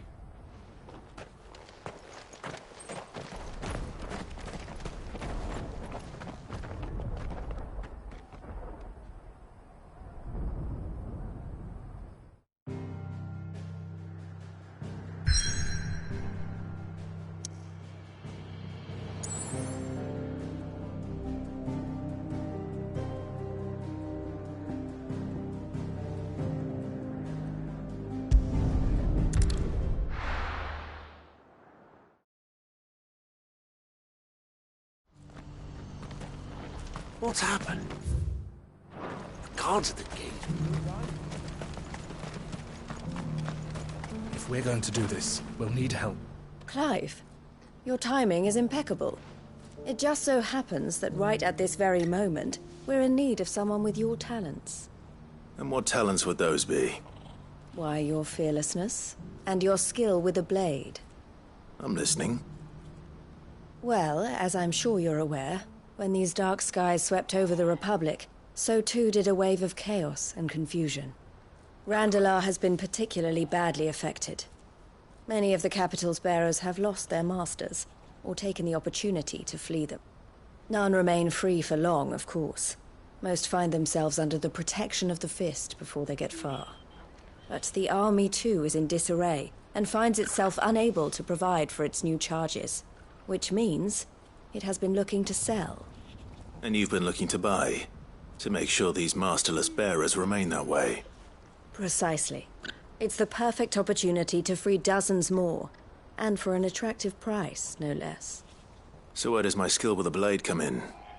Though we may have the funds to buy these bearers, we have nowhere to house them. So we've been searching for a place where they can be resettled. Somewhere far from the prying eyes of those who would see them enslaved once more. And we believe we have found one. Cashlock. A small hamlet hidden in a canyon. The place was abandoned a long time ago, but when the men moved out, the beasts moved in. And so we seek the aid of a fearless swordsman to encourage them to look elsewhere. You'll help, won't you? How could I refuse? Excellent. Theo, if you wouldn't mind making arrangements for the transportation of our guests, as we discussed? Of course. Leave everything with me. Sounds like you'll have your work cut out for you. I will. We have an entire village to stock and furnish. Residents and all. Even if I begin right now, I'll be working day and night. So I'd better get started. Try to clear the place out before the wagons roll in, won't you? I'll do my best. You will find a village in Chadra's Thread, past Lateney's Cleft. My man there will open the gate for you. All right. Wish me luck. I'm sure you won't need it.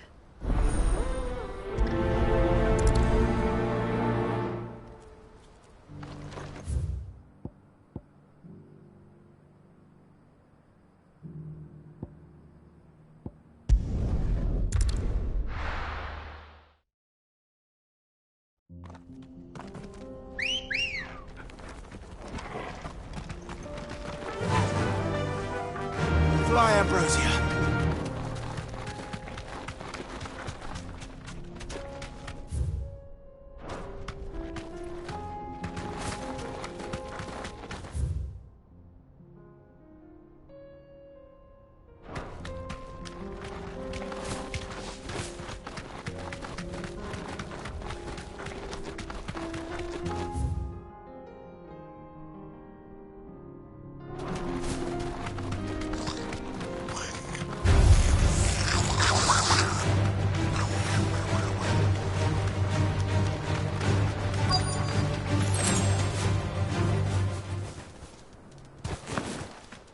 Must have been a nice place once. Will be again.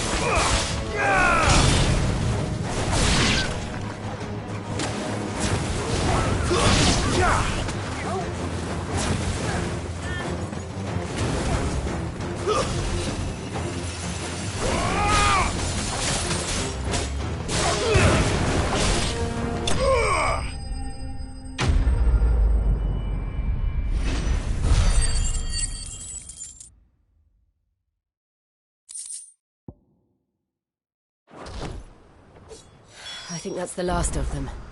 I think you're right. Let's head back to Oaklad.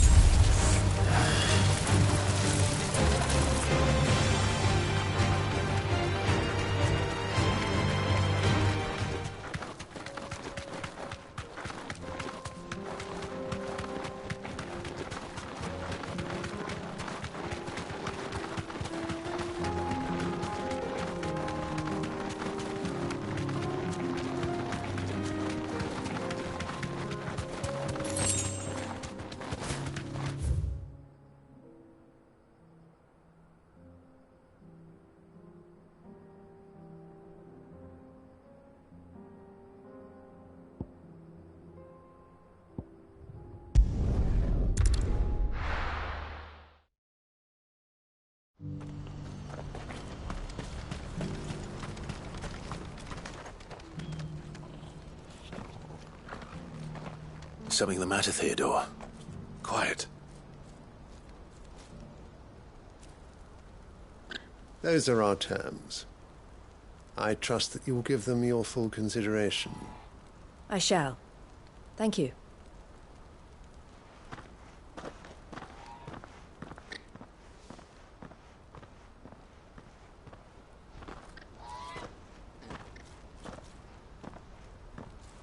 Him again.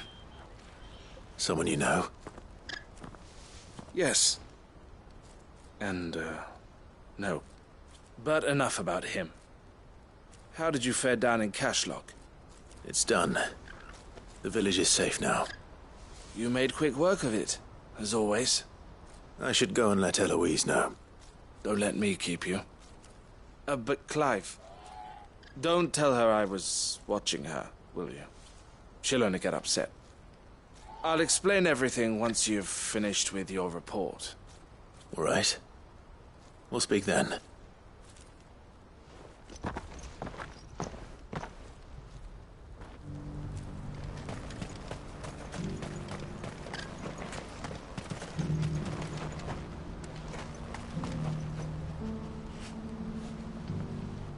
Eloise, I just got back from Cashlock.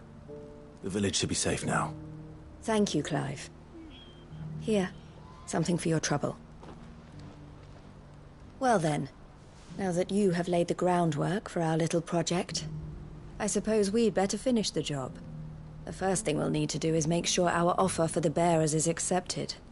You're still in negotiations? We are. A trusted colleague has been dealing with the Fist on our behalf, but things have been trickier than we anticipated. I suppose it's to be expected. This is the army we're dealing with. Fighting's what they do. But we shall emerge victorious in the end. Well, if you need any help, you know where to find me. I'm not sure I do. But thank you, all the same.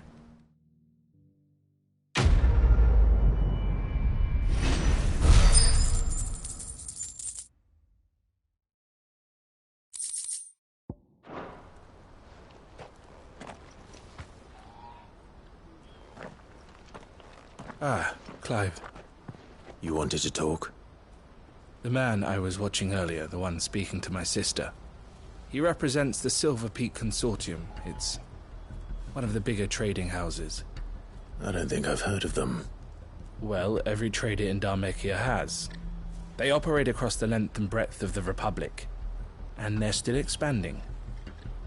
They've been trying to get Eloise to join their ranks for some time now, and judging by her reaction earlier, I'd say she had half a mind to accept their latest offer. And you'd rather she didn't? I would rather she did what makes her happy. And I would never deny her such an opportunity. Eloise saved me from slavery, and we have striven to save others like me ever since. But this was not the life my sister wanted, nor the one she deserves. I won't let her give up on her dreams again for my sake. She freed me from my bonds, and she must be freed from hers in turn. You're a good man, Theo. I have always been grateful for what my sister did for me, and I want to repay the favor by letting her live her own life. But each time an opportunity to do just that arises, she turns it down. For my sake. She loves you. And I love her. Which is why I want this time to be different. To show her that I don't need to be watched over anymore. Though I'm sure I'll still need some help from time to time. I trust that I can count on you. Always. Thank you, Clive. Well then, I had better get back to work. These bearers aren't going to move themselves. That's a job for the Crimson Caravans.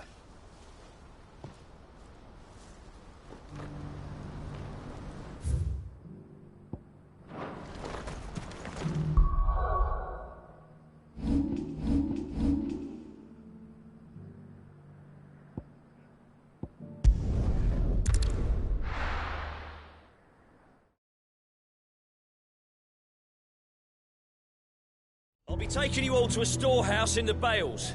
Leave anything you don't need behind.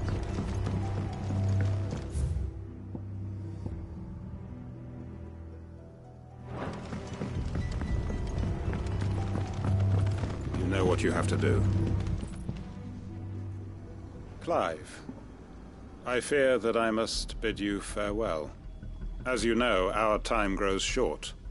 The Lord Chief Justice's vultures are circling. We must strike now. Before we part, I want you to know that, though I may not always have been your most vocal ally, I trust you, as I trusted your predecessor. Thank you. I appreciate the sentiment, and I understand more than anyone how you feel. But is revenge really the answer? It is the one I found, and it is all that I have lived for since that day. But what of Lostwing? Everything you've built. I built Lostwing to achieve this aim. Once it is done, the village will have served its purpose. My comrades and I are sure of our cause, and we shall fight to the last, come what may. But there are those among us who cannot fight. Children, the elderly, bearers afflicted by the curse. I would place Lostwing in their hands, if I thought it would do them any good. But a village home only to the frail and the infirm is not likely to stay a safe haven for long. And so, Clive, I find myself turning to you once more. Will you take them to your hideaway, that they might live even should Lostwing die? I will. Thank you. I will not have it said that I did not see to the well-being of those who rallied to my cause. The people I speak of have withdrawn to Gotan's Bales, away from danger in case the Black Shields strike. Understood. I'll make sure they get to the hideaway safely. Then the last of my preparations are complete. Fare you well, Clive. And may Griga guide us. All of us.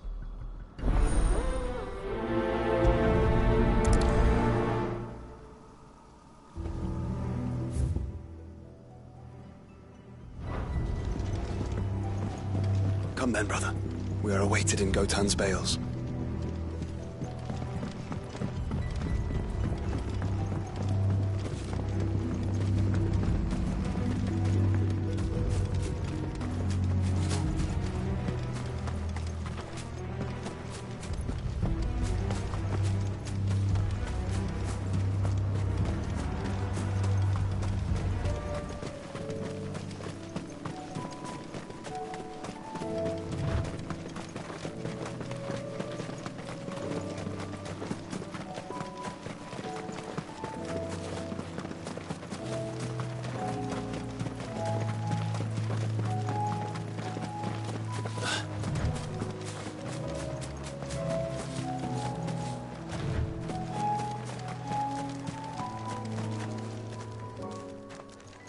Everyone.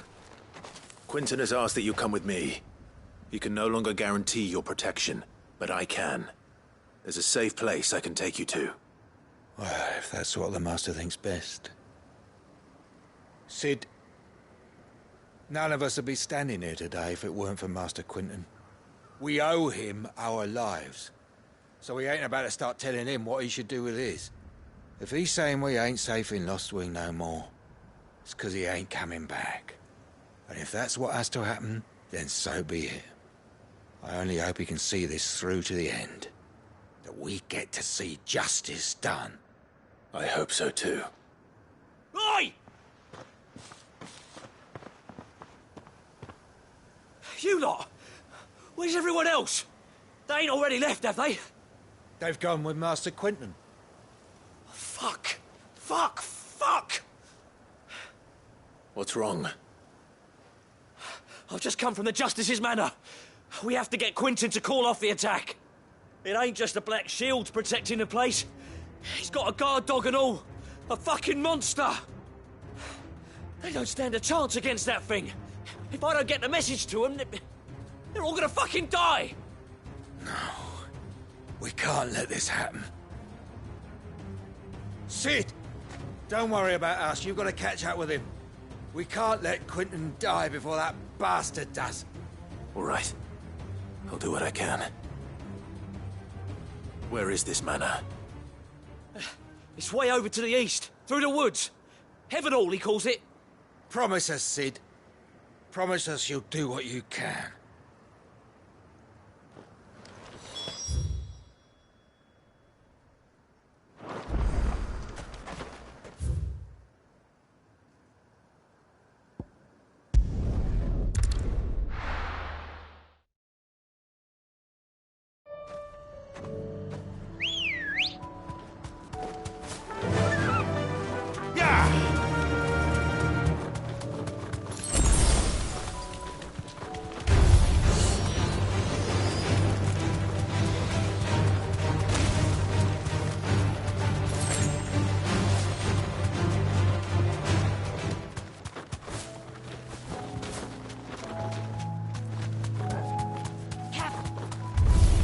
Time to fight.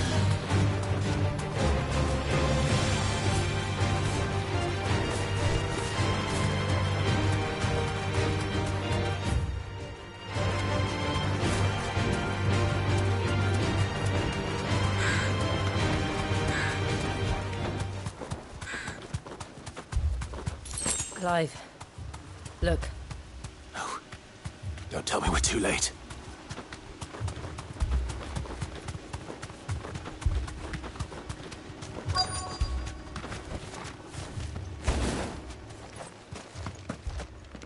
Quinton, are you all right? No. But I am alive. Which is more than I can say for my comrades. They followed me without question all the way here. And they died. For nothing.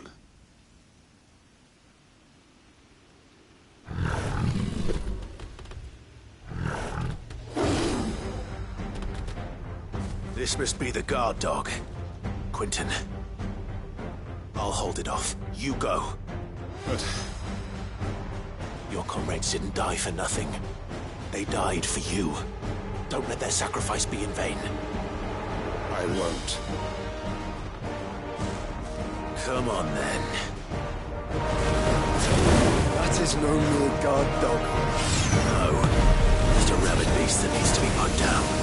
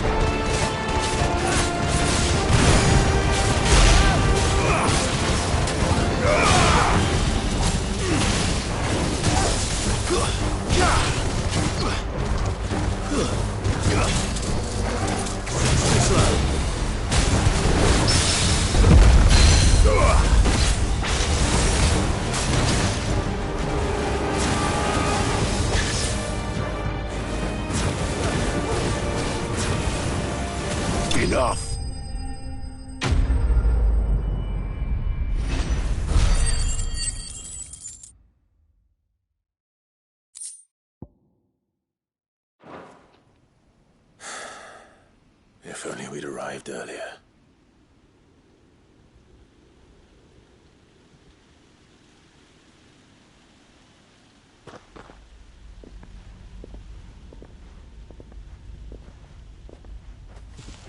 Is it over? It is. He wept and begged for mercy. And I cut him from ear to ear, just as I dreamed of doing all these years. All my plans, building a haven in Lostwing, freeing bearers from their chains and recruiting them to my cause. It was all for this. But what is this? Justice? My faithful comrades. All those lives lost, so that I might take another. Quentin. Master Quentin! Oh, thank Grieger you're safe. You're alive. And so are you. I'm so sorry. I tried to warn you about that thing. And I hate to say it, but there's more bad news. It's Lostwing. It's been flooded. What?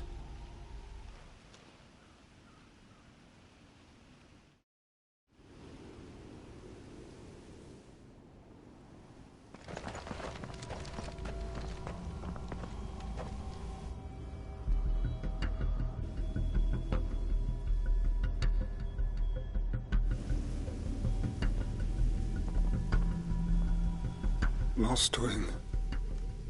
My Lostwing. And look who's here. They must have stolen in after we left, just before the flood struck. What if there are still people in there? Don't be a fool!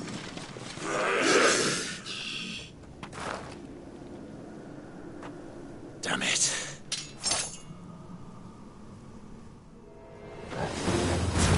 It's not going to last long in there. Then we finish this quickly.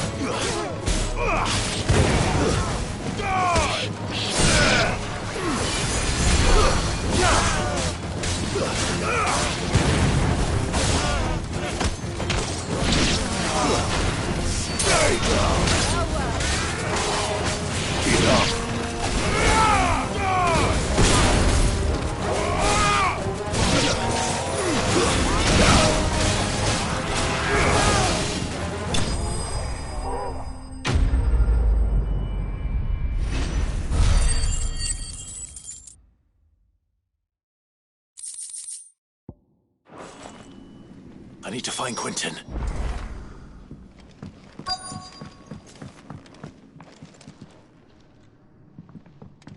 Quentin! Quentin! Look at me! Thank the Founder. He hasn't turned. I'm going to get you out of here.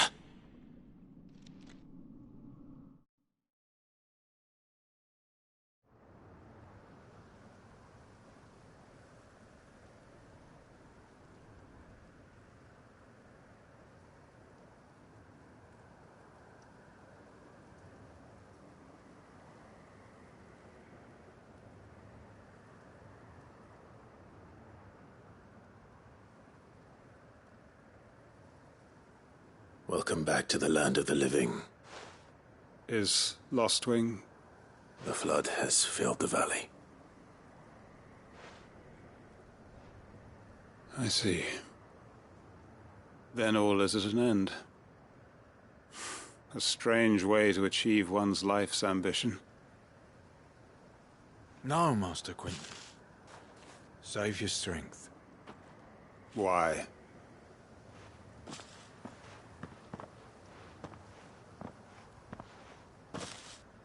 All that I strove for is gone. Only emptiness remains. I have nothing left to live for. What the heck are you on about? You've got us, ain't you? Don't try telling me you only freed us so you could get revenge. We're more than that to you, and we all know it. I thought you weren't coming back. But I prayed, and you did. There's got to be a reason for that, right? Can't we just go back to how it was? You know, you looking after us all. Your work ain't over yet, Master Quentin. We believed that you were the right man to lead us, and we still do. Your village may be lost, but it seems your people aren't, so long as you remain to guide them. But why? After what why would anyone follow me? 'Cause we're family, aren't we? Family? Yeah, and all our comrades who went with you, they felt the same. Lostwing weren't just a village. It was all of us. It was. And as long as we're still here, it is too. We can start again.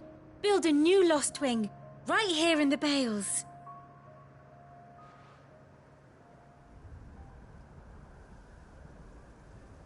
A fresh start. One life ends, and another begins. Why just a village? We could build towns. A nation, even. What's to stop us?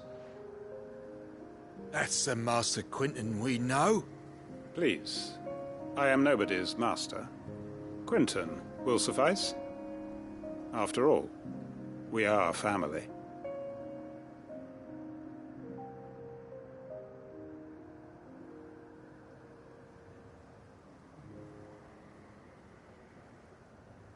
Permit me to withdraw my request. I will no longer be needing your help in looking after my people. I'll pretend you never asked. But you must be rewarded for your efforts on our behalf. You saved my life twice over. And more besides. A bottle or two of your finest red will suffice. Of course. Nothing but the best. And I have a feeling that this year's vintage will be the finest yet. If you don't mind waiting, that is. I look forward to it.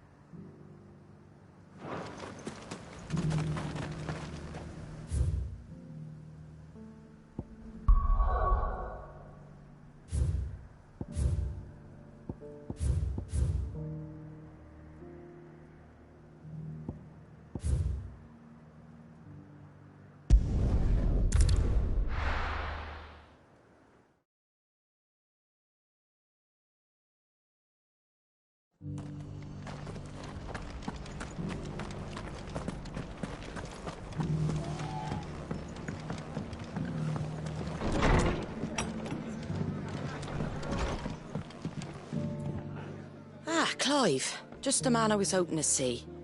Oh? And why is that? You remember how some of Sir Wade's guardians took up residence here after the Akashic attacked? Well, now the rest have come to join him. Seems their barracks in the Lazarus have been lost to an ether flood. Now, I don't mind having a few more brave boys around to keep them animals at bay. I ain't daft after all. But we ain't got nowhere for 'em to bed down.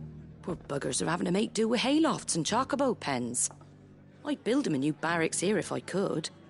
But where would I put 'em? There just ain't enough room up here on the rock. Which leaves us in a bit of a pickle. The people we're counting on to keep us safe are living like beggars. I see. And it ain't just that lot. There's bears to think about too. There's been more and more of them turning up lately, coming from all over looking for safe haven. But there's only so many we can shelter with the room we've got. We can't keep cramming more and more people into less and less space. What we need is a new home for our new arrivals.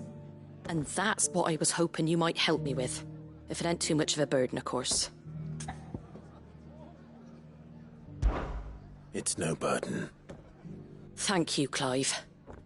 So, where were you thinking of making this new home? Well, I reckon we could do a lot worse than Eastpool.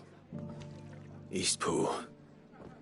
It's been a long time since I thought about that place. It was a tragedy, what happened. And if any of us could have done anything to stop it, we would have. But what's done is done. And those who lived there wouldn't have wanted the village they loved to be left in ruins. I suppose you're right. The blight might be pressing in, but I reckon it's got a good few years left in it yet. There's just one problem. A band of cutthroats have made it their den, and they don't seem like they'll be moving on in a hurry. Nasty bastards they are too. I've lost some good men to their raids. Would have sent someone to clear 'em out sooner if my boys didn't already have their hands full fending off the Akashic. But now we've got a few more guardians of the flame to call on. I reckon it's time we made our move. What do you say? Fancy leading a raiding party? I do. Eastpool was once home to people I loved. I won't have bandits sully those memories. I'll gladly drive them out of there. And I know the men will gladly follow you. I've already shared a few thoughts with Sir Wade about how we might be able to win the place back. And I dare say he's got some ideas of his own too. Why don't you go and talk to him? Of course.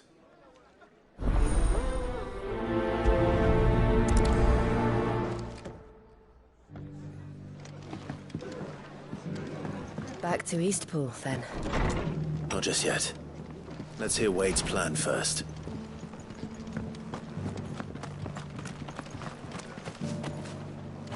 So, Wade, it's good to see you well. And you, Lord Rossfield. And you. I spoke with Martha. She tells me you have plans to free Eastpool and make it your own. That's right, though it was mostly her idea. I rather fear my men have been treading on her toes somewhat since joining us, not to mention each other's. And then there are the bearers, men and women who found the courage to flee their masters and sought refuge here. We need somewhere to settle them, and I can think of worse places than Eastpool. As can I. Which is why I agreed to help you win it back. That's very kind of you. I'd be most grateful if you would. With you beside us, we shall soon send that rabble of rogues running for the hills. So, what can you tell me? That thankfully there aren't too many of them. Fewer than a dozen at our last count. And rather less, thankfully. The road that leads there will more than likely still be crawling with Akashic. A small force would suffice to clear the village, but if the Akashic were to follow them in, that force could end up trapped between a rock and a very hard place indeed. I'll head into Eastpool and deal with the bandits. You and the Guardians can stay outside the village and fend off any Akashic who come too close. Make sure I'm not taken unawares. I can't ask you to bear all that risk yourself, my lord. The Akashic are the bigger risk. I can handle a few bandits. Well, if you're sure, I shall summon my men at once. Shall I wait for you here? No need, my lord. You go on ahead. We'll be with you before long. All right. I'll meet you at Eastpool then. We shall see you there, and may victory await our coming.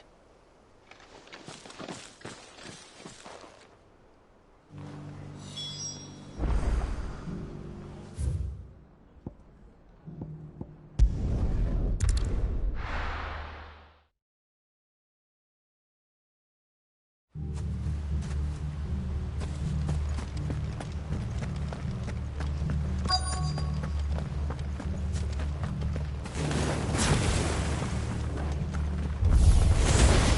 the hell are you? Kill them! You will leave this place. Or face the consequences.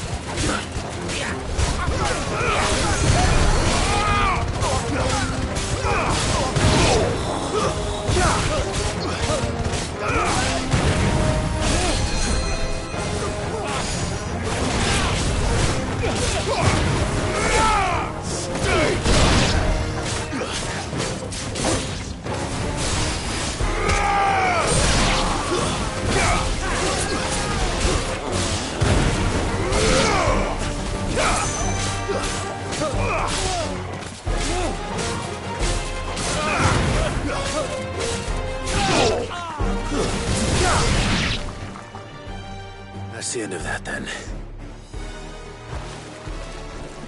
Or maybe not. What's that thing doing here? Doesn't matter. It goes too.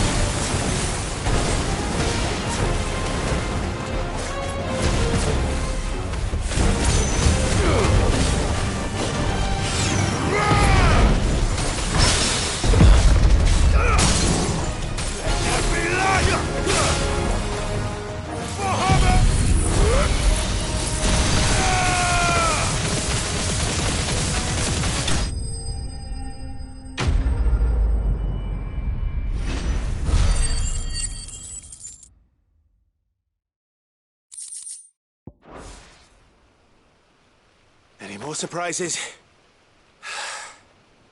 I'll take that as a no. Bravo. A magnificent display, my lord. You were watching. I thought you were keeping an eye out for a Kashik. We were. Put down more than a few on the road, then arrived just in time to see you slay that... whatever it was. Let's hope it was the last of its kind. Though I expect you and the Guardians will be up to the challenge should another appear. I would hope so, my lord. Your men will be bringing the bearers who'll be living here, I assume. It might be best to send word for them to come right away, before any other unsavory characters move in. Of course. I'll send orders for them to depart immediately. Leave it with me, my lord.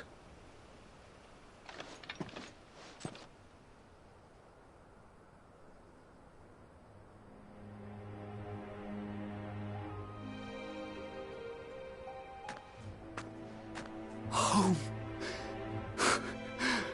Without masters. No. We're the masters now. Our lives are our own at last. That's all of them, and not a single Akashek in sight. Now to begin the important work of rebuilding the place. It won't be easy, Especially not after 5 years of beasts and blackguards having their wicked way with the place. The masonry might still be sturdy enough, but half the beams are rotted. Those that weren't lost in the fire or burned by the bandits, that is. It'll take a bit of elbow grease, but we'll see Eastpool rise again. Just you wait. So wait. Lady Hannah is buried here. If you don't mind, I'd like Oscar to join the rebuilding efforts. He should be a part of this. Of course. I couldn't agree more. I'll let Martha know that everyone arrived safely. If you need anything more, you have only to send a Stolas. And we will, my lord. Safe travels. Eastpool lives again. Let's go and tell Martha the good news.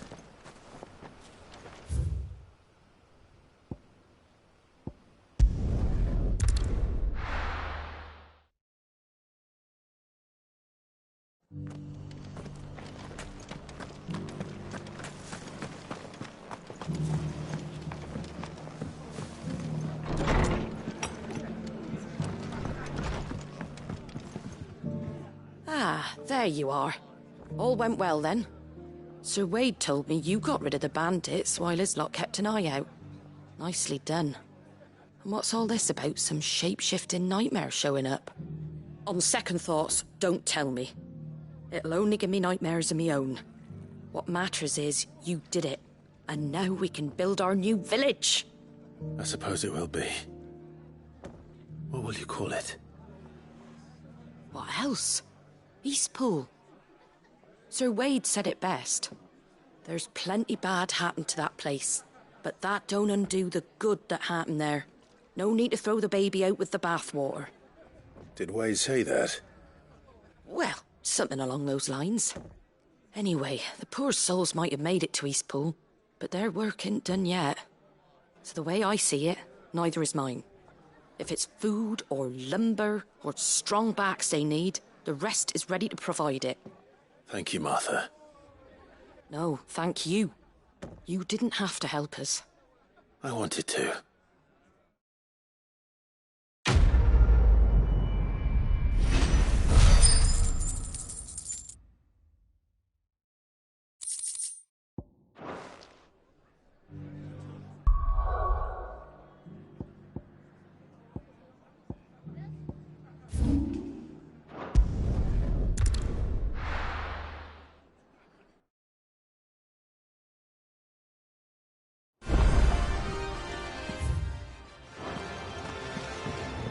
Will we ever see the sun again?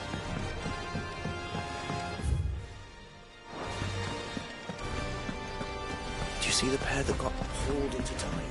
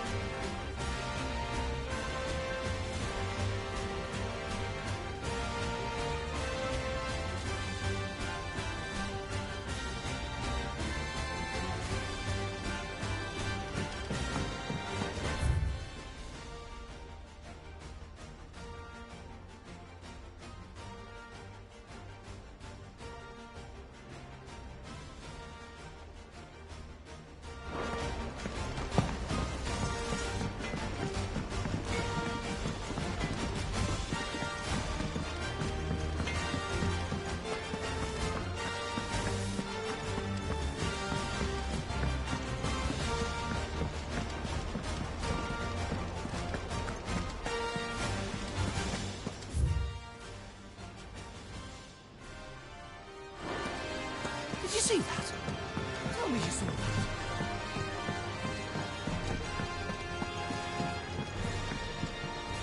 What will it be today?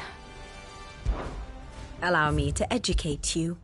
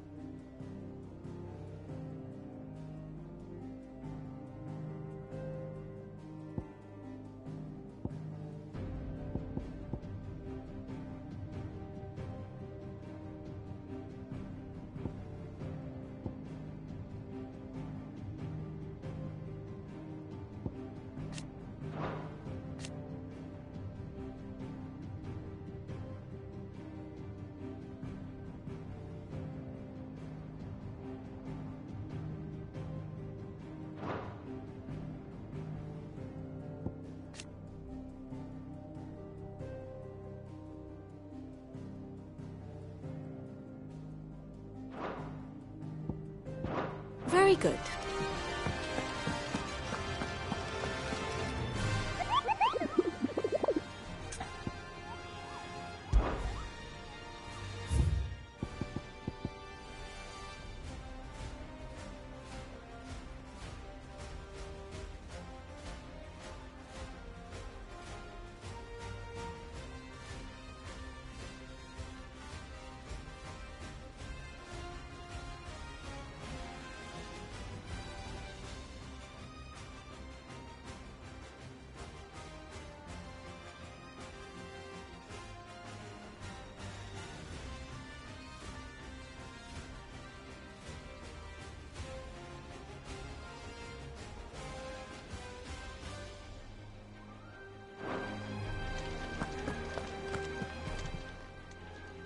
Oh, I wasn't expecting you back, so. Here you are. Best of luck out there, Sid.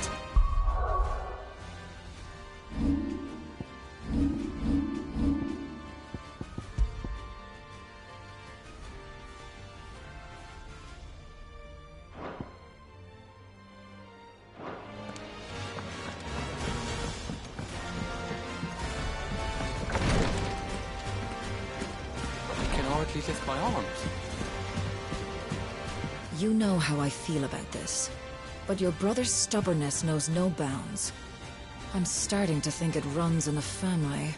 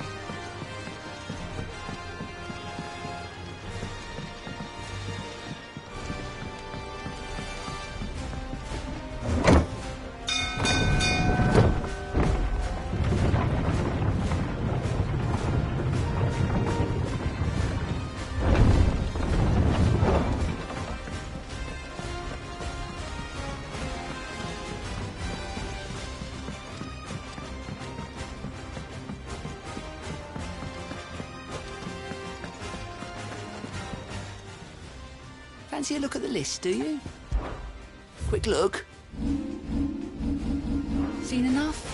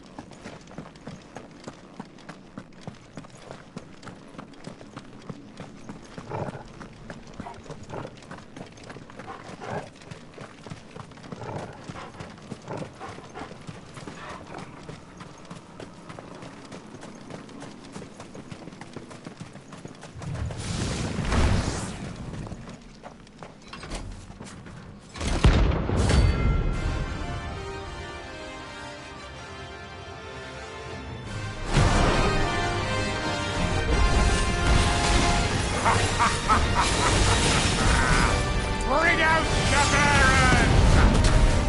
Let me and my mortar purge them of their sin!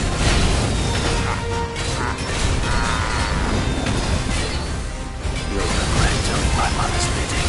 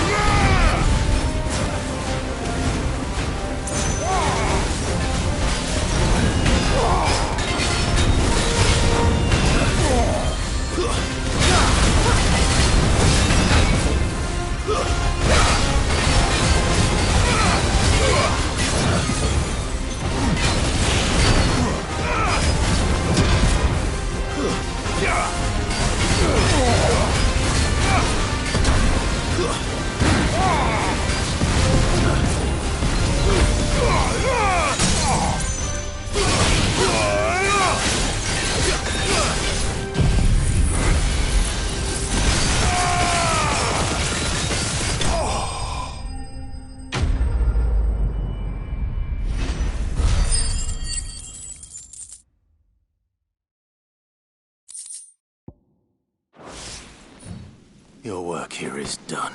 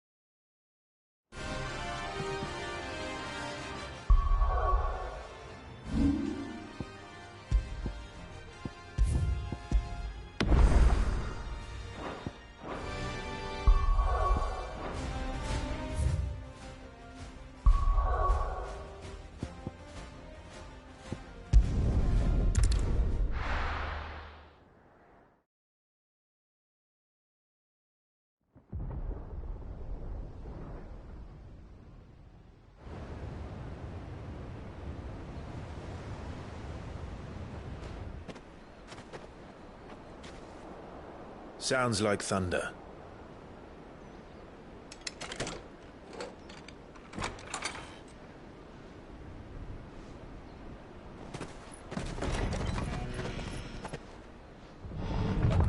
You're late. We're starting to think you'd stumbled off a cliff. I seem to recall that was you, Gav. Good to see you. Any trouble on the road? Nothing we couldn't handle. I knew you'd come. Is that who I think it is? Yes.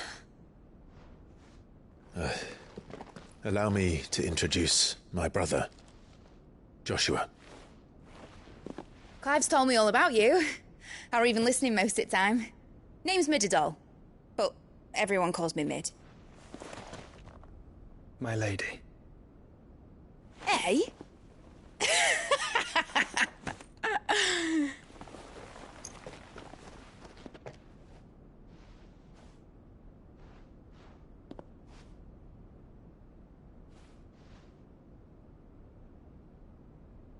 My boy. Uncle Byron. It's really you. I never thought I'd see the day.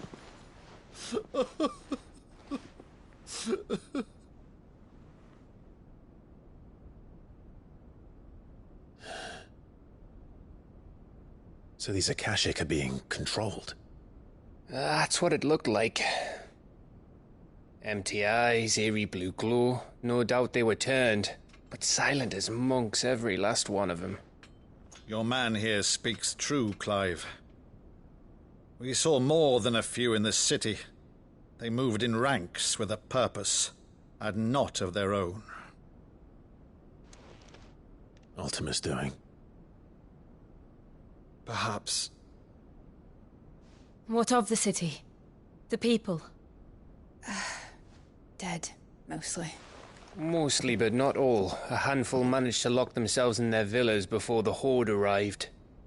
Some in the Merchants' District to the west, and a few others on the far bank. If the Akashic stumble across either hiding place, a few bolted doors won't hold them for long. We need to find them. And quickly. What do you propose? We split into two parties. I will make for the Merchants' District, while you look to those across the river. Mind keeping an eye on my brother? Not at all. We find the villa and try the servants' entrance. Understood. And what of us? Mid, is she fit to sail? The ship, the Mithril engine could probably do with a few more tweaks. Then you better work fast. Even if we do reach the survivors in time, they'll never make it to the hideaway on foot. You leave that to me. See that Mid doesn't get herself into trouble, would you? Think I can manage that? I'll keep him safe. Looks like you stuck with me, Byron. That's Lord Rossfield, you little gutter snipe!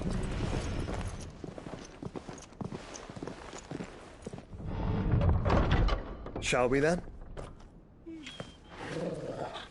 And you keep Clive safe. Be careful. Both of you. You too.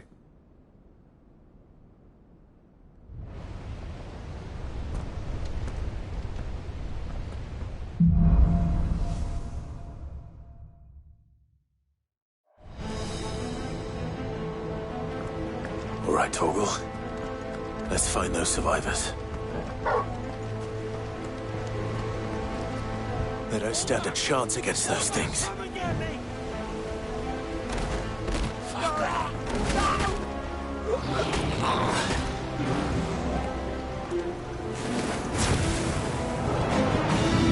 They've been routed.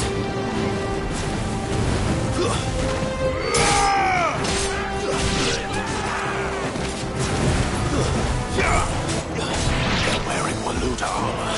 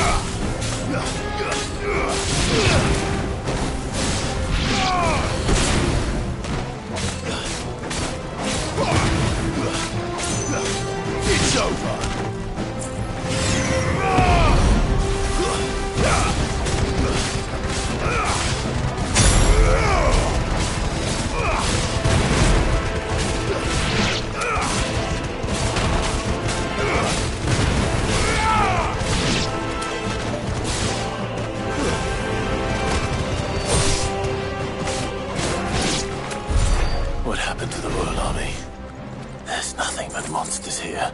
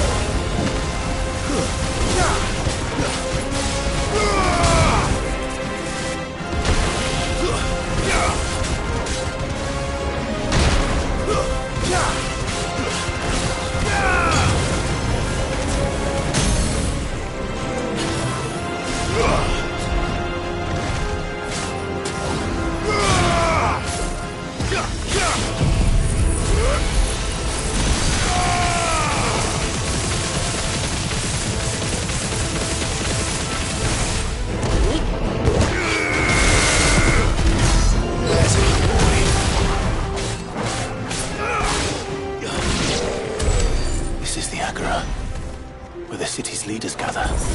There may still be survivors in sight.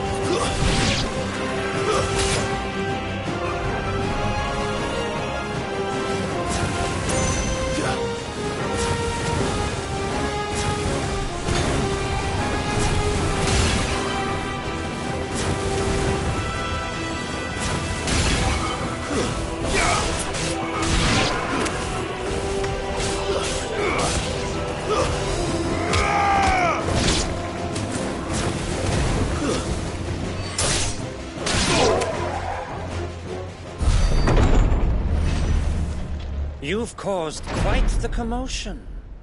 But then I would expect no less from you, Muthos. You again. I don't believe we've been introduced. You were in my family's crypt, and now you're here, with an army of Akashic thralls. Manners, Lord Rossfield? They are men, like you and me. Albeit ones unburdened by the wills that drive our kind to madness. They are pure. They are divine. What? And they are all that remains in this once raucous city. You'll pay for what you've done. As you wish. I confess I have been very much looking forward to this. Pardon me this indulgence, Your Majesty. The vessel shall not be spoiled.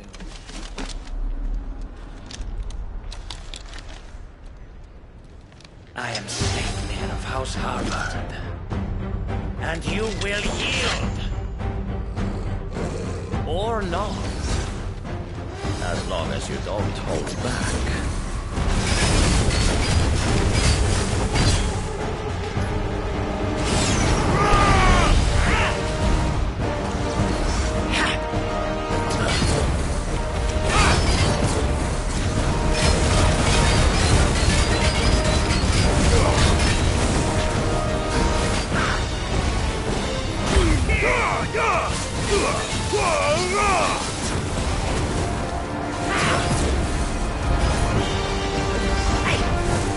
Nice try.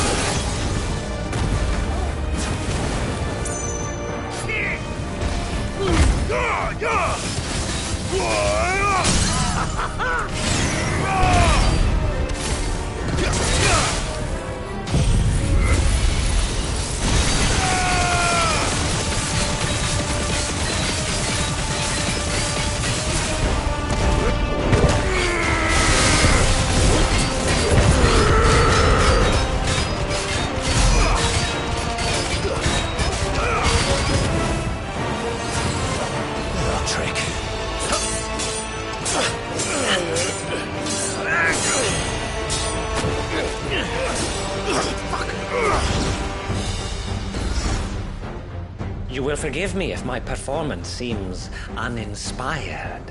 It is just that I expected so much more from our chosen one. Perhaps this will kindle your flame? What now? A gift from my liege lord Zarnai. Gungnir. Watch closely, Mythos.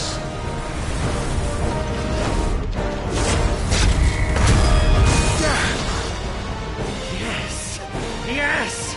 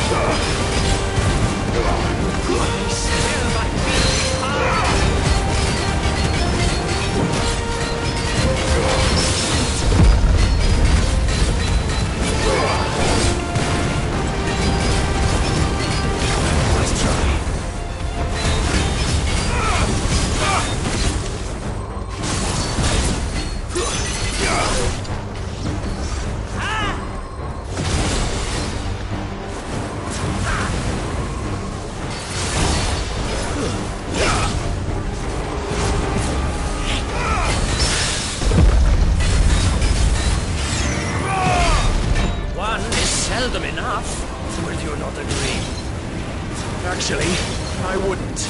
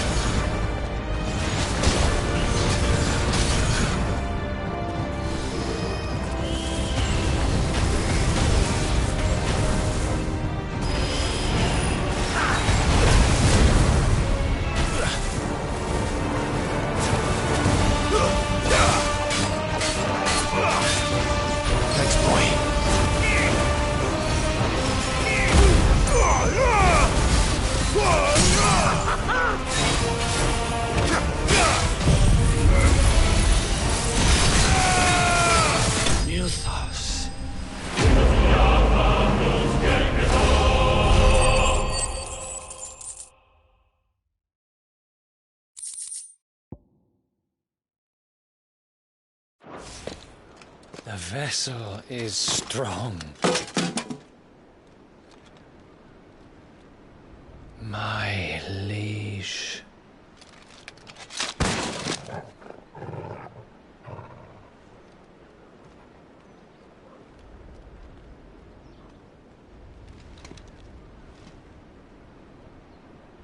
Clive!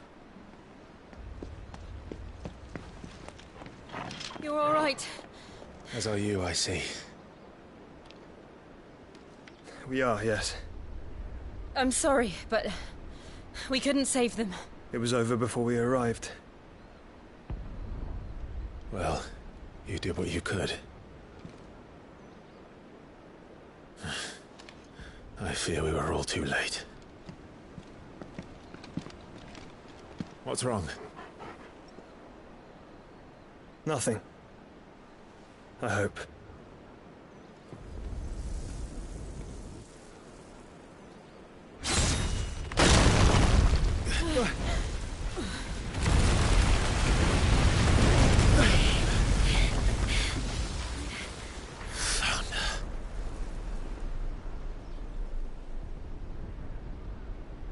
Leaving so soon, Mythos?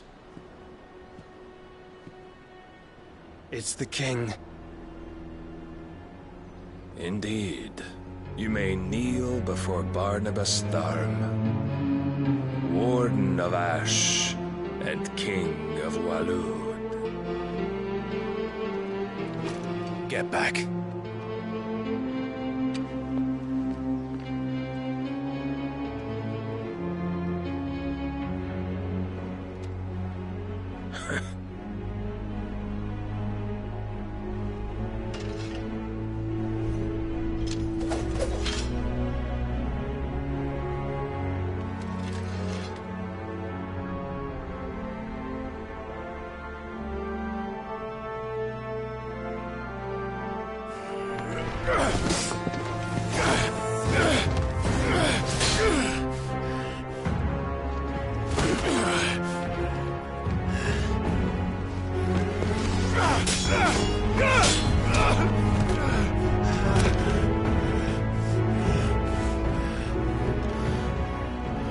Wild and impetuous. I expected more of the boy who bested my Lord Commander. Yet I see why my master covets you so. The power within you, Mythos. The potential.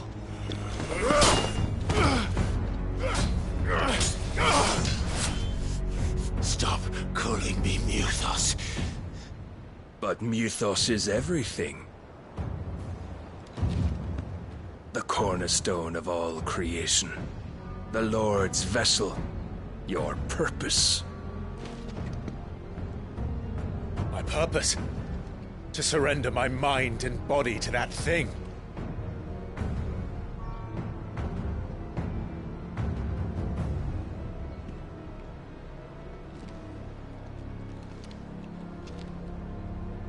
No, Your Majesty. My purpose is my own. I made a promise to my friends, to my people. And nothing is going to stand in my way. You would allow this delusion of free will to bar your path to greatness? Truly, your volition is a cancer. One that must be excised.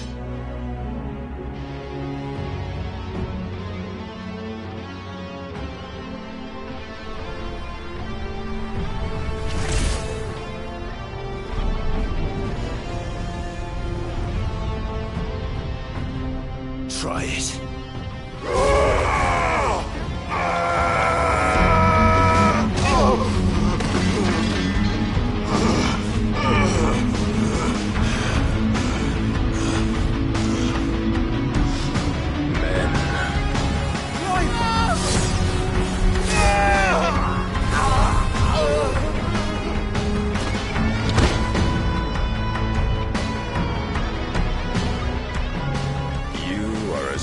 As all the rest. Joshua!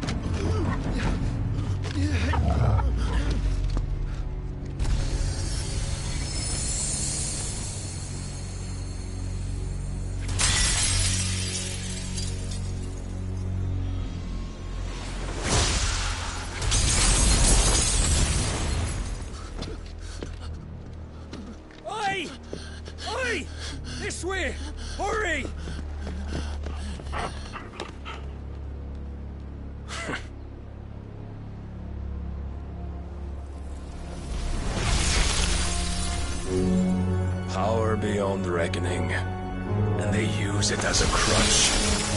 Such a waste.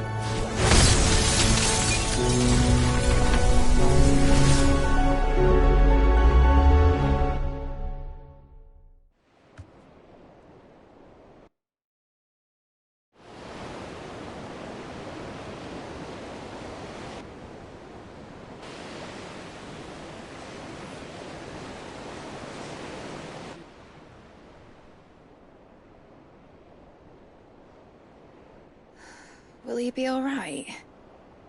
The phoenix can mend flesh, but the spirit must recover on its own. I'm afraid the rest is up to him. This place is remarkable. Outfitting it must have been no small feat. But why go to such trouble? That beauty's belly's filled with wonders the world ain't ready for. If the guilds caught wind of what we were up to, they'd all want a piece. All right? And how is he? Do not blame yourself. He was barely breathing when you brought him here. We would have lost him if it were not for you. No. Barnabas may have severed nigh every sinew in my brother's body. But he made certain the wounds were not fatal. Nigh every sinew? Allow me, your lordship. Don't know what I was thinking, putting you to the trouble like that. 'Tis no trouble carrying comestibles to my ailing nephew. I know, but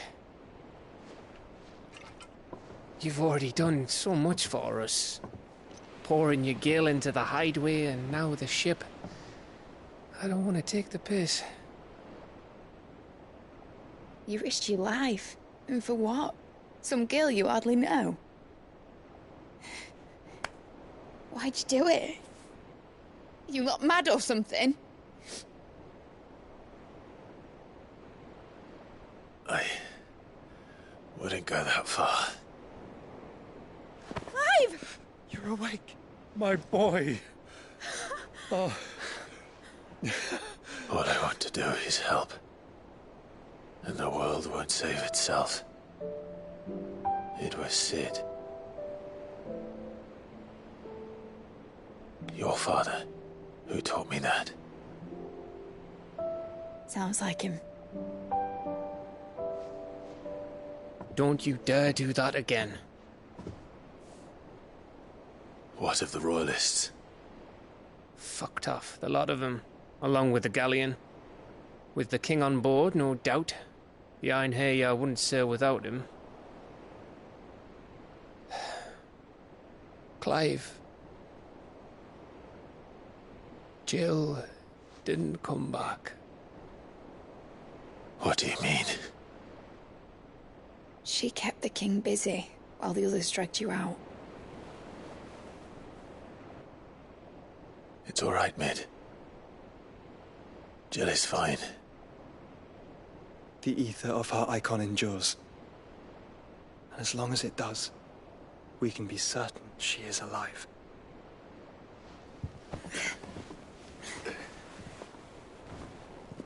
We must pursue the Black Galleon. Jill will be with the king, I'm sure of it. Well, good luck catching him, because my ship's going nowhere. It's the Mithril engine. She's got a kick like a wild chocobo and a mind to tear the hull in half. But you have an idea. Well, of course I do. My dad'll have seen this coming a league off. If I had his old writings... If you had his old writings, you'd be sitting under a fuckload of rubble. The ones Otto didn't save anyway. I suppose he might still have a few pages in his stores. We'll have to hope it's enough.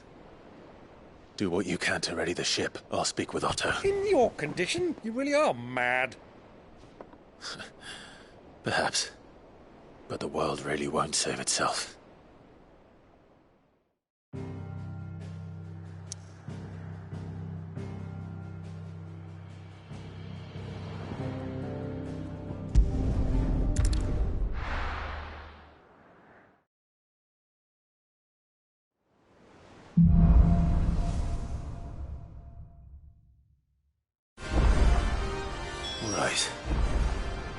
Gav said that Otto might know something.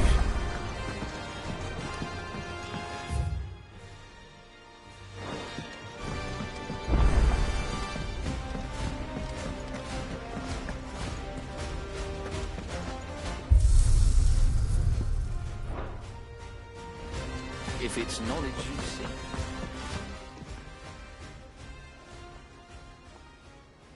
Let me tell you a story, Clive.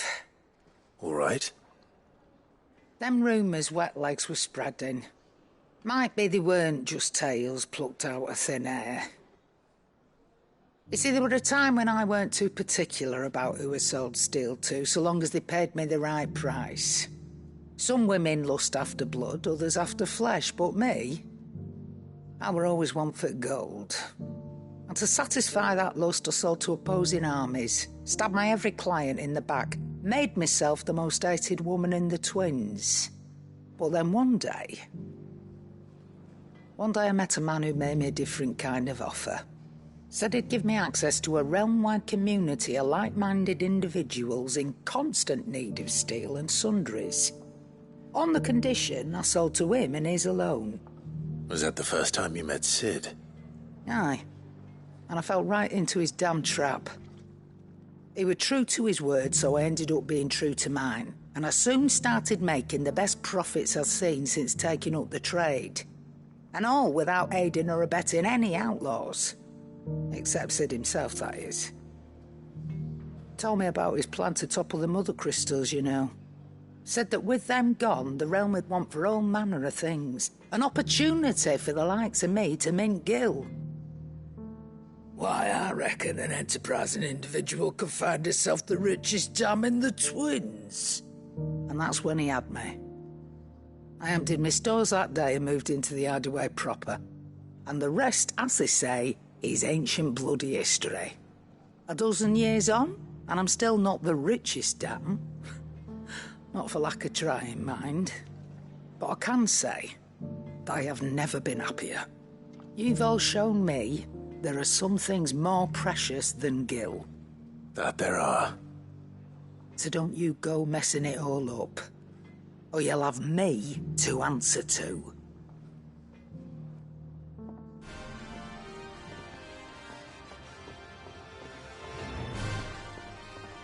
Aye, it's a dangerous world out there.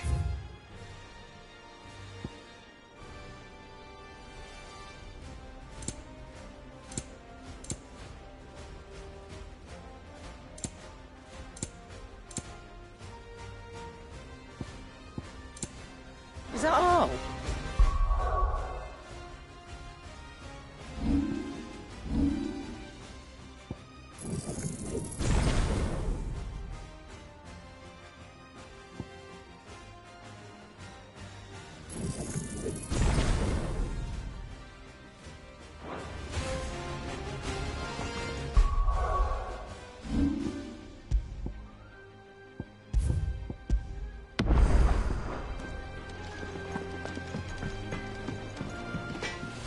Trouble with your gear, or what do you want?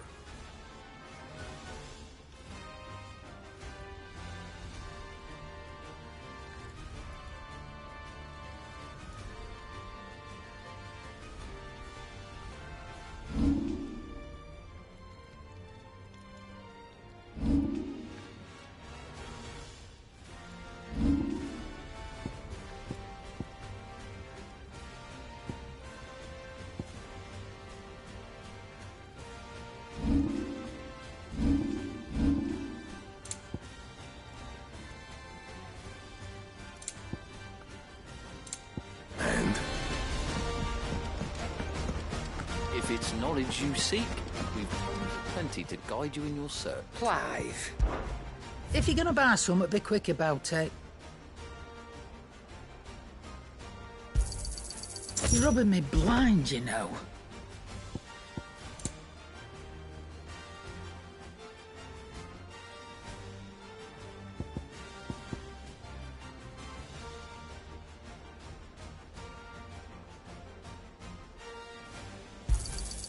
It'd better all be here. You'll not find a better price than that.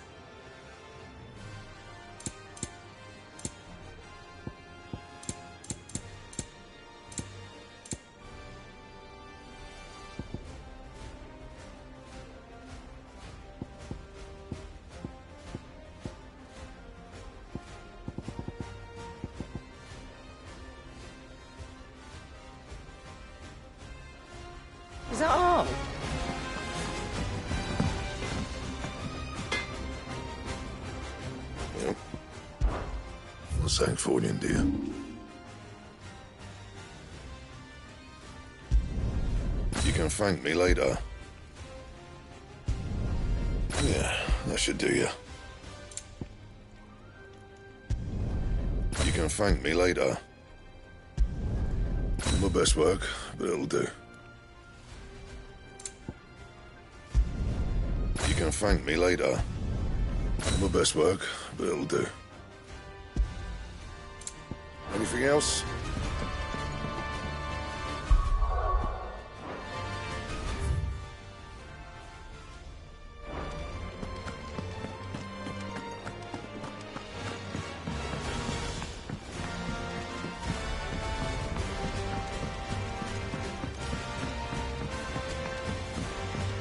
Paul said it was an army of a cash.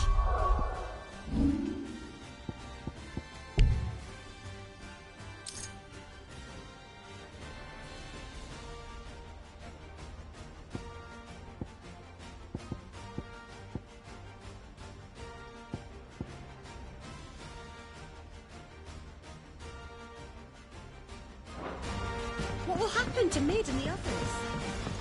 How are we supposed to do our job? Back again? What is it that you wish to learn?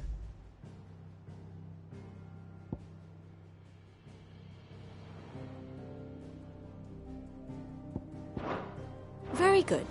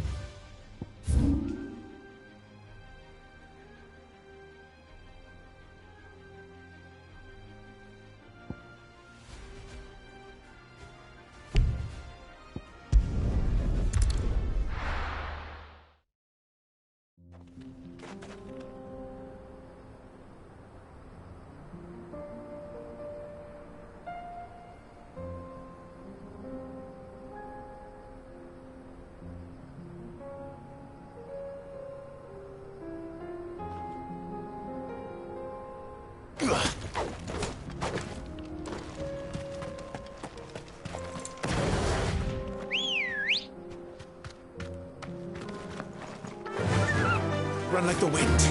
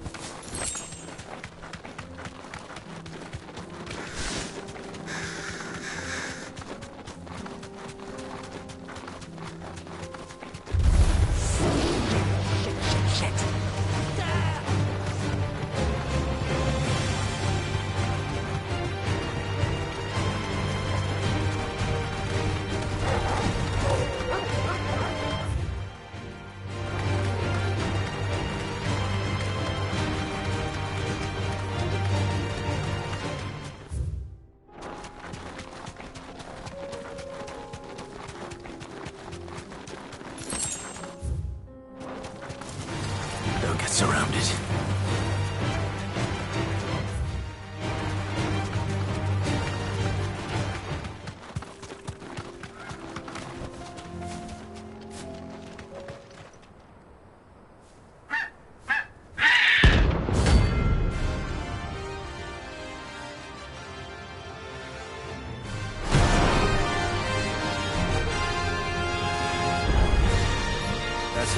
chocobo I've ever seen. Something tells me it won't be easily broken.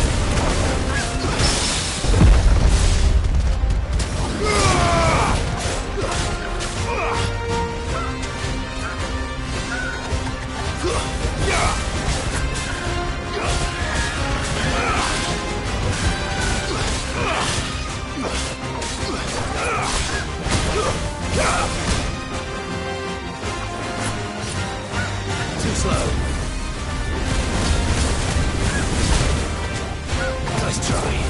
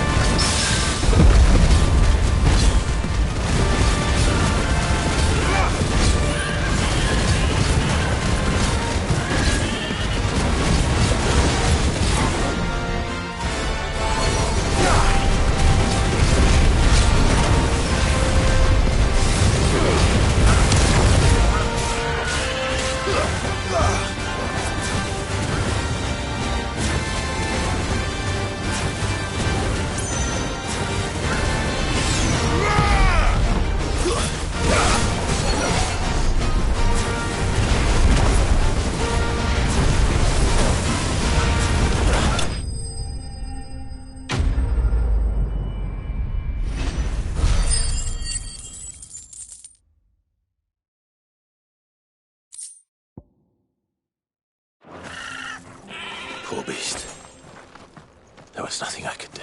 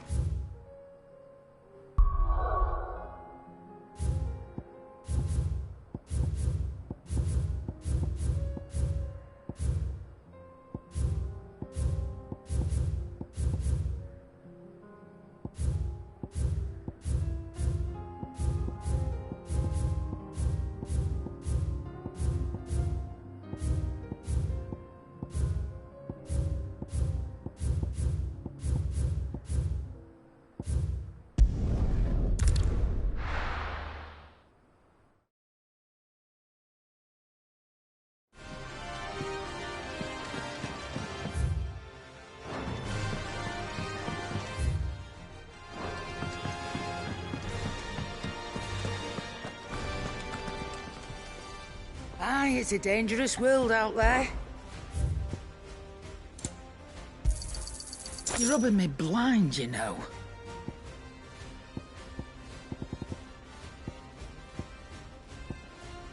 Finished, are you?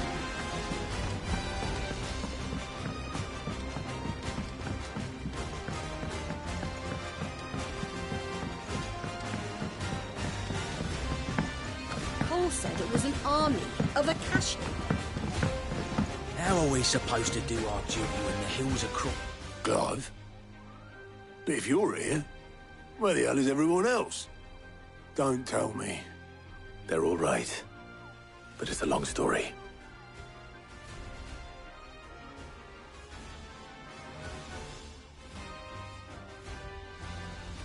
You lot don't do things by halves, do you? Well, at least everyone's still breathing. Now, as for these writings, I'm sorry to say, Clive, but if you had those, you'd be... Sitting under a pile of rubble, I know. But we were able to save a few bits and pieces from the ruins, most of which ended up being used to build this place. The more personal items would go to the next of kin. In the case of Sid's things, that would have been mid. Then I'll check the workshop.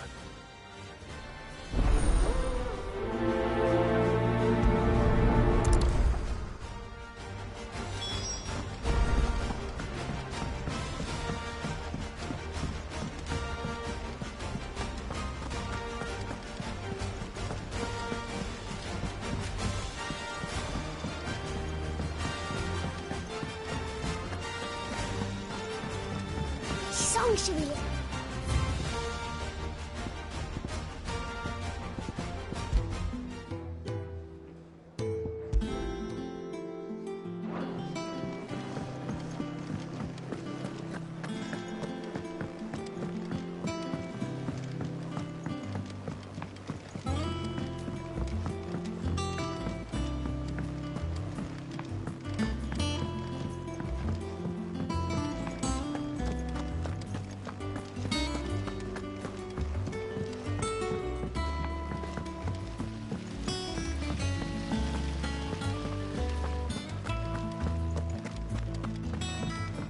If Amber and the Lazarus are gone, do you think Mid's ship will ever sail?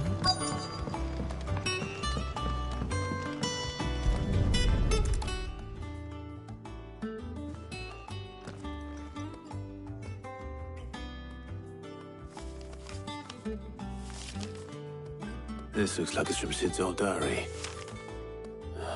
But you'll already have read it. I'd better keep looking.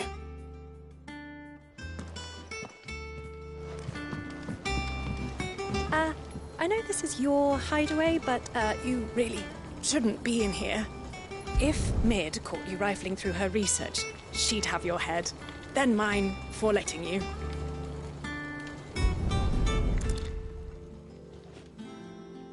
What do we have here? Oh. Sid's pipes. Something tells me Mid won't be needing these.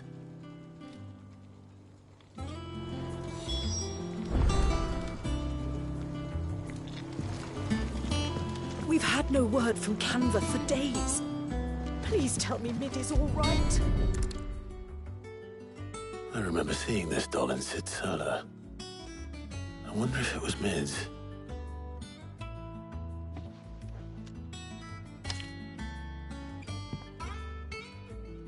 Huh.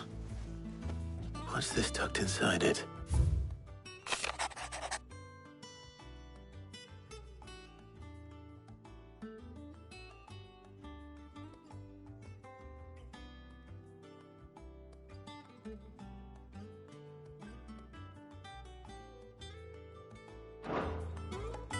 Sid's best invention. That sounds promising. So Sid hid something in Mid's first opus. But what would that be? Perhaps Otto might know.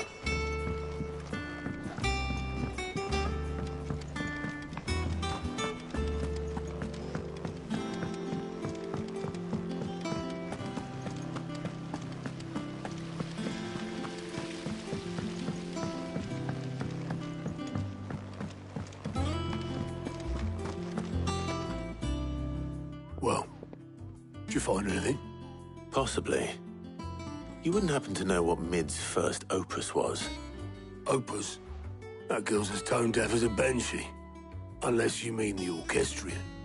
She couldn't have been more than, what, 11, 12 when she cobbled that thing together? It surprised us all. Not least her dad. You should have seen how proud he was of the little scamp. What's that battered old box have to do with anything? I think Sid may have hidden something inside it. Wouldn't surprise me. Those two and their bloody treasure hunts. Half the things in the hideaway were hidden one time or another. How are we supposed to do our duty when the hills are cruel?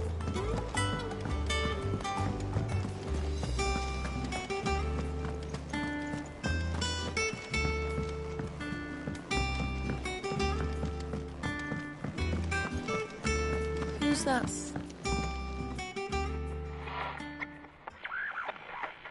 I didn't break it. Well, I didn't break it. What didn't you break? Nothing. We didn't break nothing. We definitely didn't break the orchestrion. What's wrong with it? It's broken. Except when it isn't.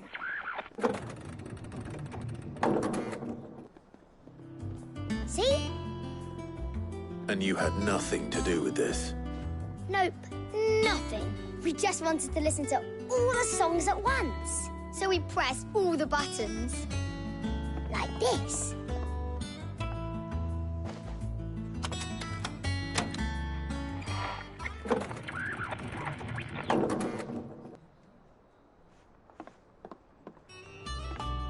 See? All too well.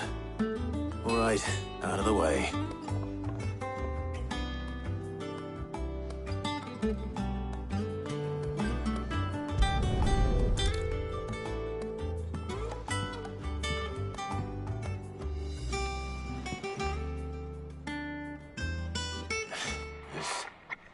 Something caught on one of the gears. Did you break it? Can you fix it? No, I mean, yeah, yes. There. How about now? You fixed it! Sid fixed it! He more than fixed it! Yeah, new music! Huh. Never heard this one before. They started playing when I removed this. Whatever it is.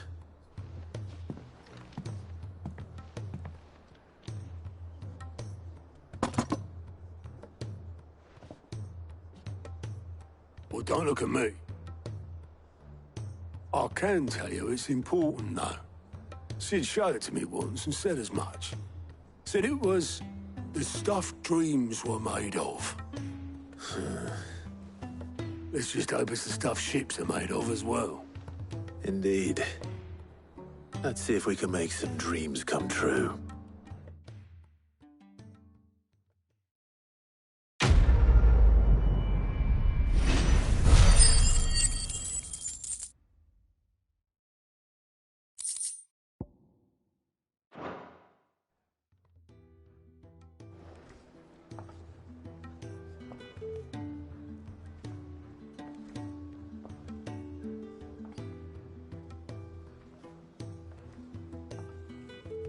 Just the two I was looking for.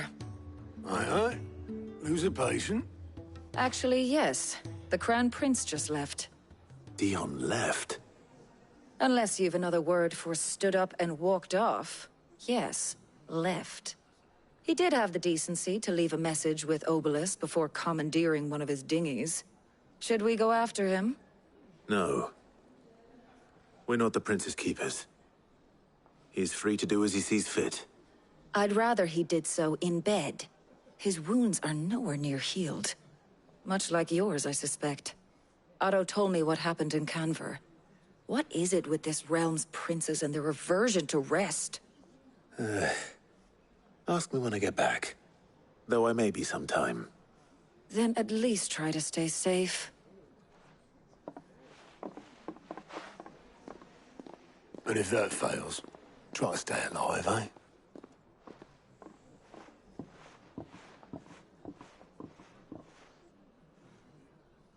Every moment I waste here, the further the flagship sails. I have to get back.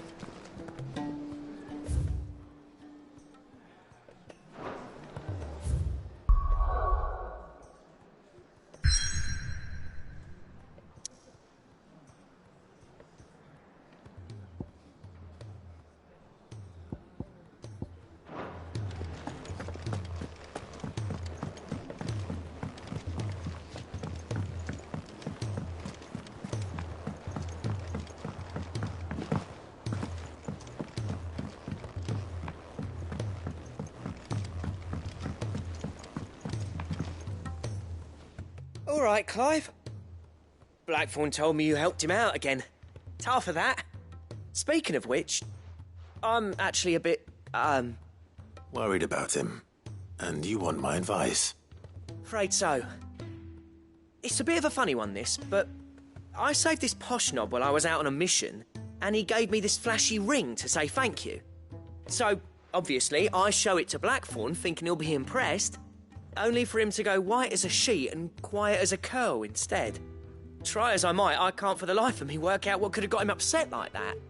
And seeing as how Blackthorn opens up when you're around, I thought maybe... I'd speak to him again. Well, I suppose there's no point leaving him to stew. Cheers, Clive. I'll be sure to pay him a visit as soon as I have a moment. All right, I'll meet you by the forge then. You come along when you're ready.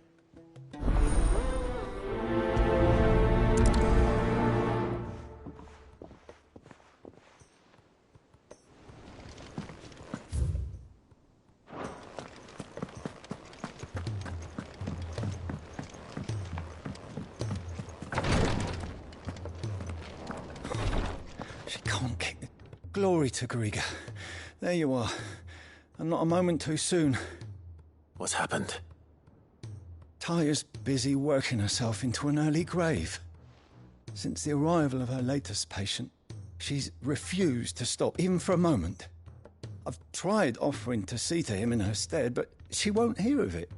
Clive, she hasn't left the infirmary in days. She's pushing herself too hard. And if she doesn't rest soon, will you talk to her? Order her to her chambers if that's what it takes. Because if she keeps this up, I fear the hideaway will be without its best physica before too long. I know better than to order Taya to do anything. But I'll speak to her. Thank you. I pray you have better luck than I did.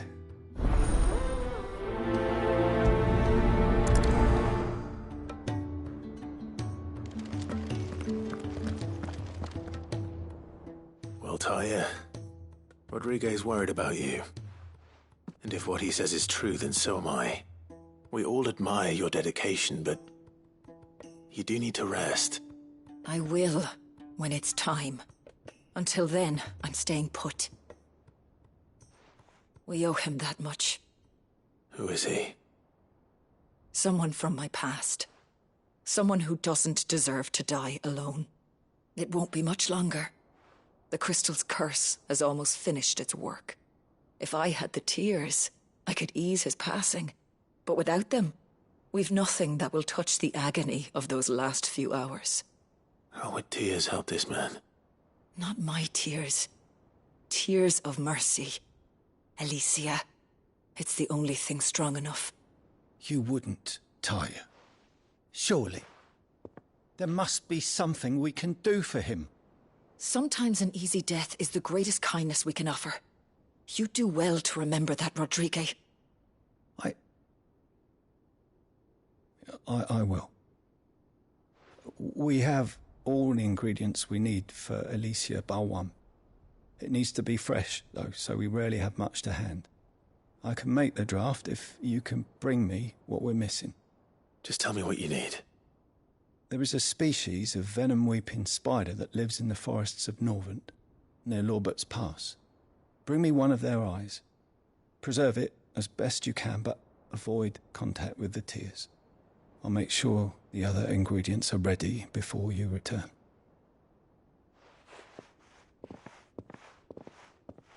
Thank you, Clive. I won't forget this.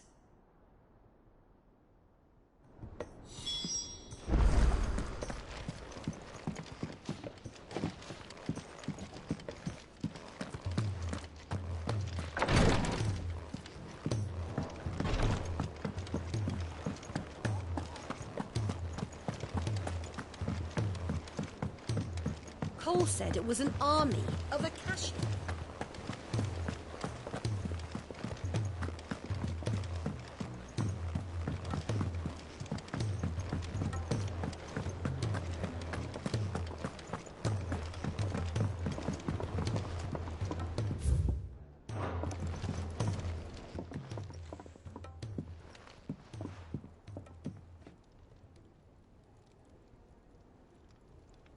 Bloody hell, Clive. Not this again.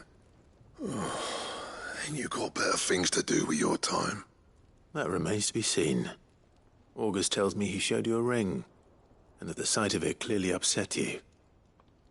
Would you mind telling us why? Come on, mate. Bottling it up ain't gonna help no one. If it weren't the ring, and it was something I said, then I'm sorry. It was the ring, right? It brought back some unhappy memories, that's all. Memories better left forgotten. Memories of what? There are things we'd all rather leave behind, Blackthorn. But sometimes it helps to talk about them. And sometimes it doesn't. Is that so hard to understand? Don't be like that. Fine. If it'll get you off my back. That ring you flashed was the work of Zoltan. We apprenticed together. Back in the day. You've never mentioned him before. Why would I? Ain't seen him in decades, and the last time I did, we almost came to blows. The ring brought it all back. I could tell it was one of his the moment I saw it. Vast has improved, though. More than I thought possible. That thing's a work of art. So it was a nice ring. Worth a few gil, maybe. What's it matter to you?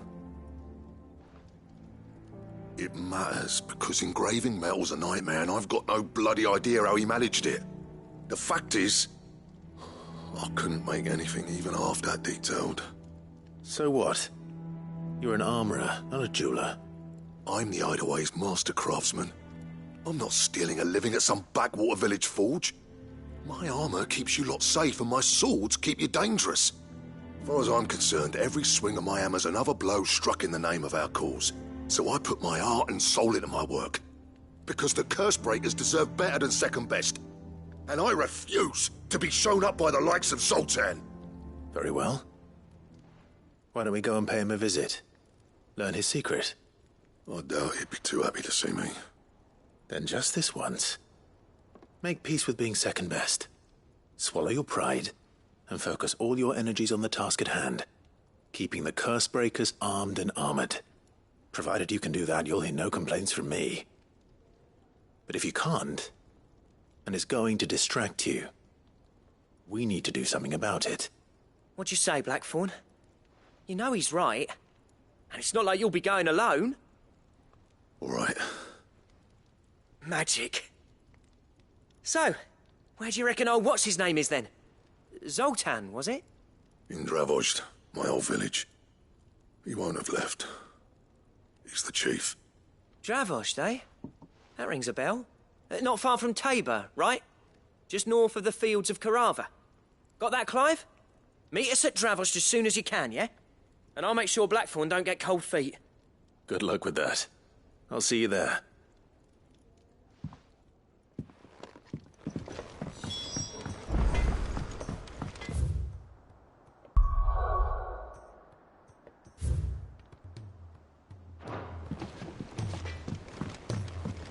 He's a surly soaker.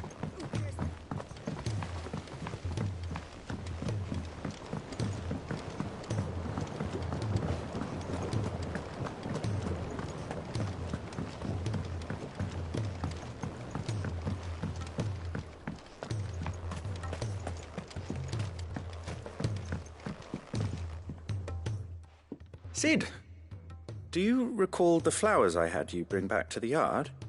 Vaguely. Is something wrong? I'm afraid so.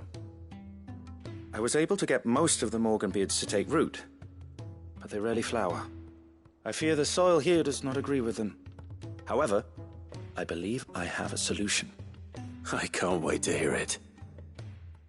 I'm going to marry the Morganbeards with Morbles. I know, but hear me out. Morbles are possessed of a highly choleric temperament. The fire which drives them appears to be maintained by an abundance of nutrient-rich ether drawn from their environs. I believe that by grafting a Morble vine to a Morganbeard, the appendage's wealth of vigor-inducing nutrients might well stimulate the flower to bloom. The endeavor, I assure you, is scientifically sound. I simply need a vine to prove the theory.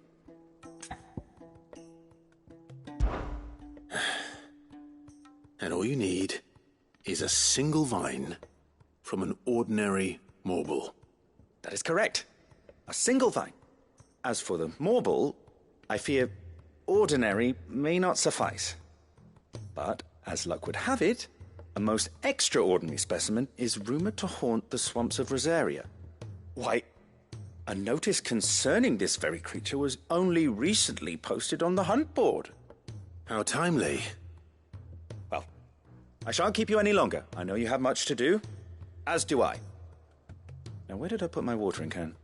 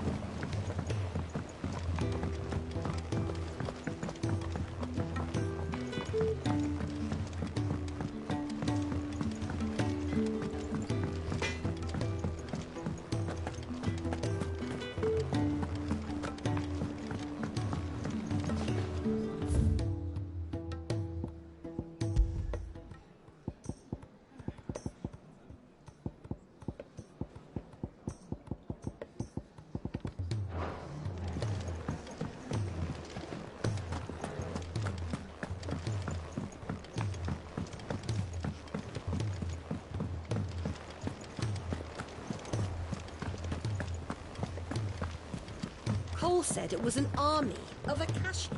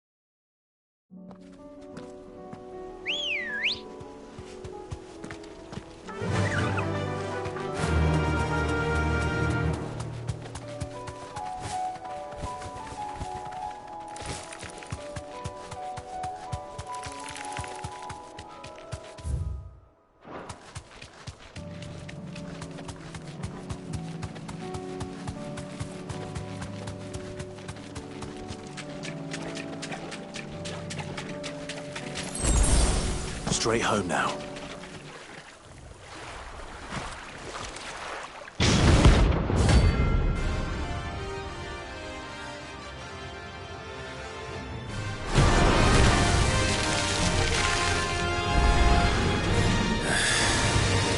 Couldn't have been just any more Morganbeards.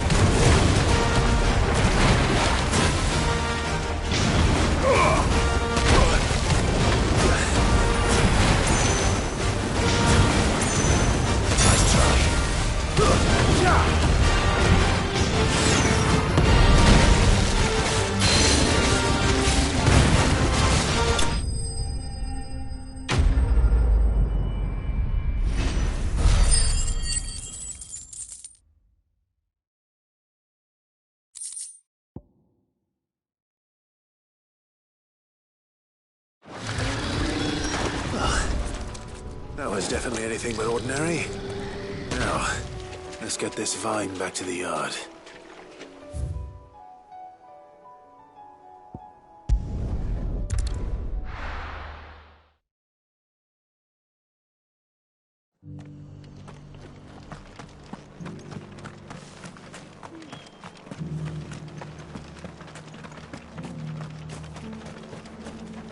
What are you after?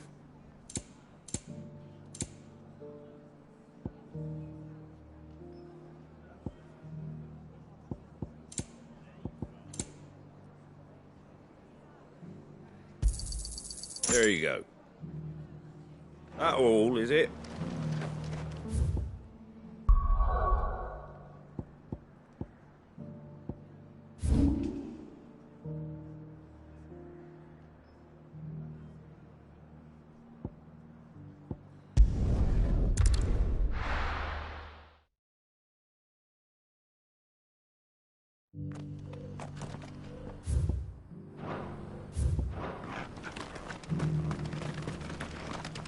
Are you buying or selling?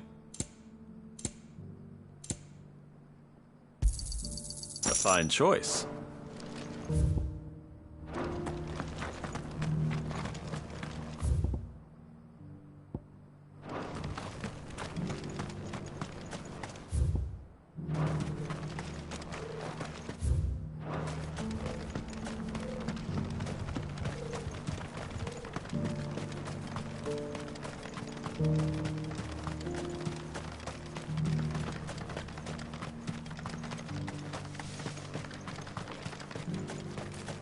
The free city's under siege.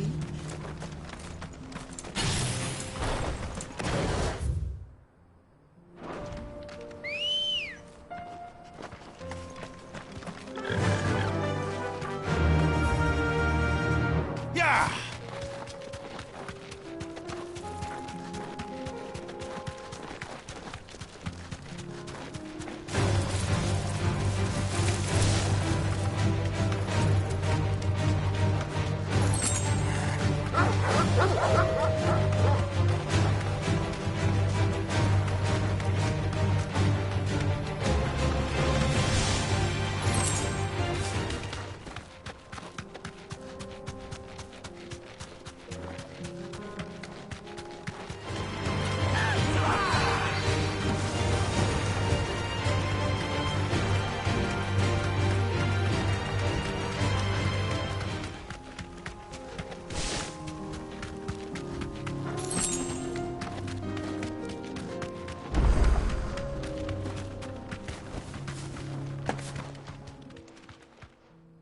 Kicked out already?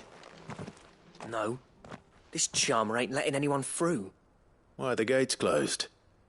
Chief's orders. No one's allowed in without his say-so. Not that I'd have let you in anyway. You look like trouble. I suggest you go home. That's what I'm trying to do, you little prick. Ain't changed a bit, have you, Snotty? No. It isn't. Blackthorn. Long time no see, eh? What the hell are you doing here?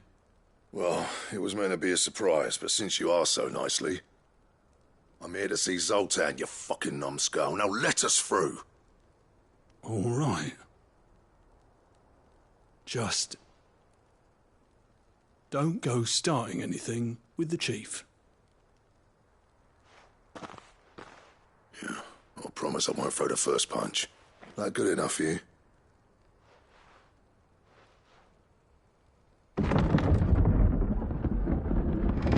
Go on then. Much obliged.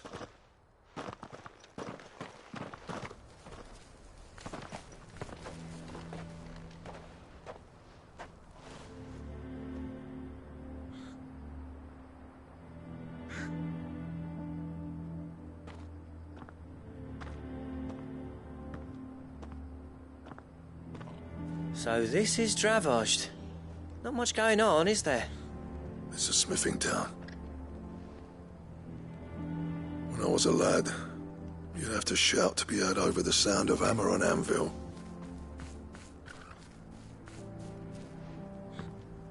Clive, You speak to Zoltan.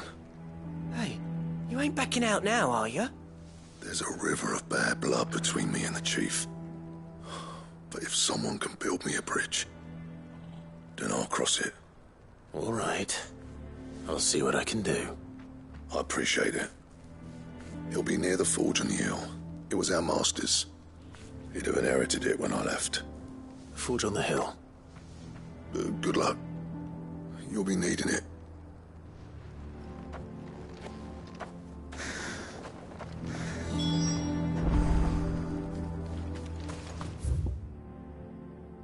But if we can't fire the forges... Good day. Go safely now.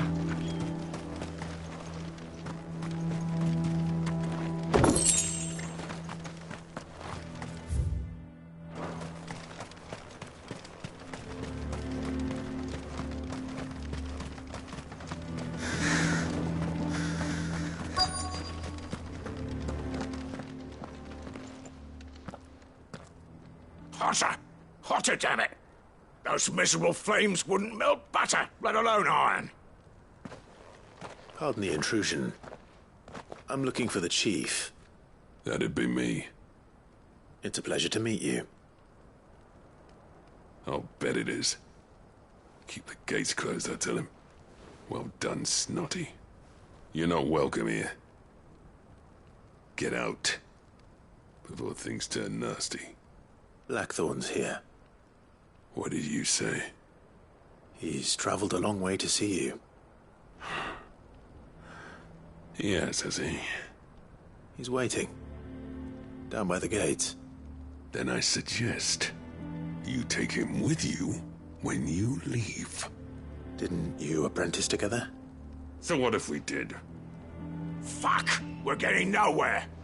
These bearers' flames are next to bloody useless. We're never going to be able to fire up the forges unless we can find some new crystals. I'm a busy man, as you can see, so do me a favor and piss off. Oh, and if you're struggling to find your way out, ask Blackthorn. That prick knows exactly where the exit is. He's not wanted here. And neither are you. All right. I'm going.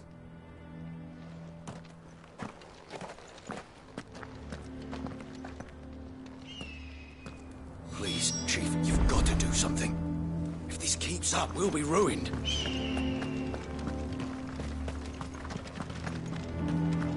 Mama, why hasn't Papa come back?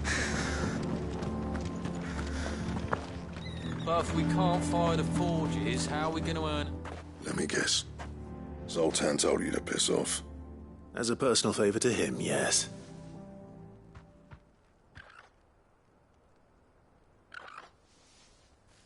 Well, at least he didn't beat about the bush. There'll be no talking him round. Not after what I did. Which is what exactly?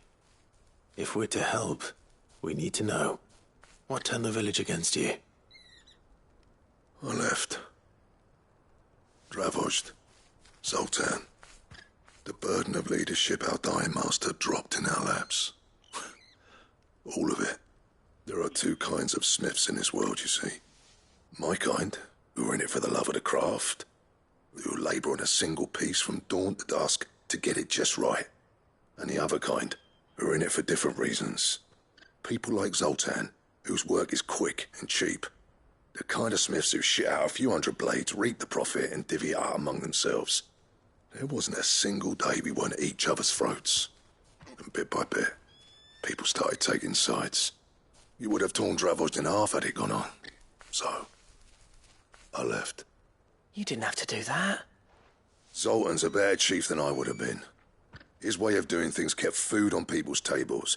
Dravozd prospered without me and my lofty ideals getting in the road.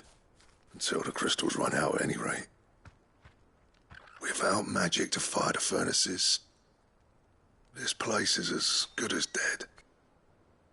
It depends on how you look at it, though. There's got to be other ways of making fire. We manage it in the Deadlands. Thanks to Sid's ingenuity, yeah. He saw all of this coming. New crystals were the problem, not the solution. and spent years coming up with ways of doing without. You know what I mean, though, right? Where there's a will, there's a way.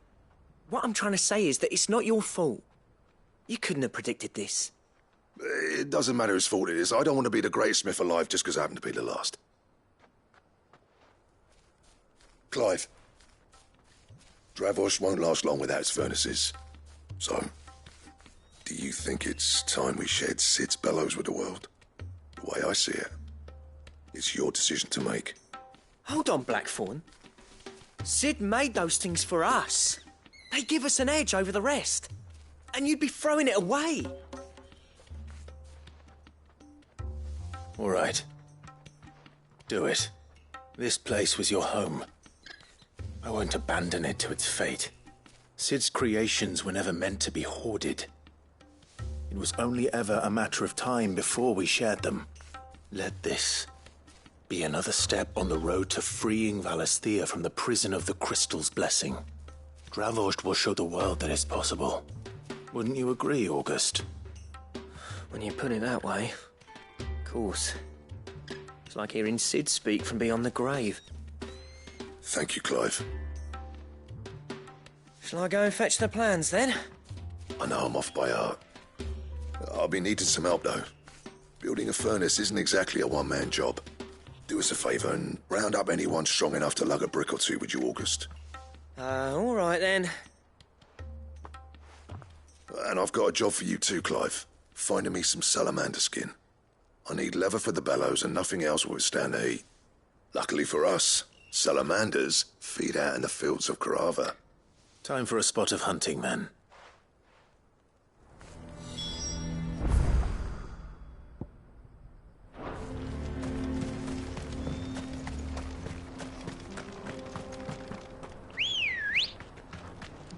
Ready, go?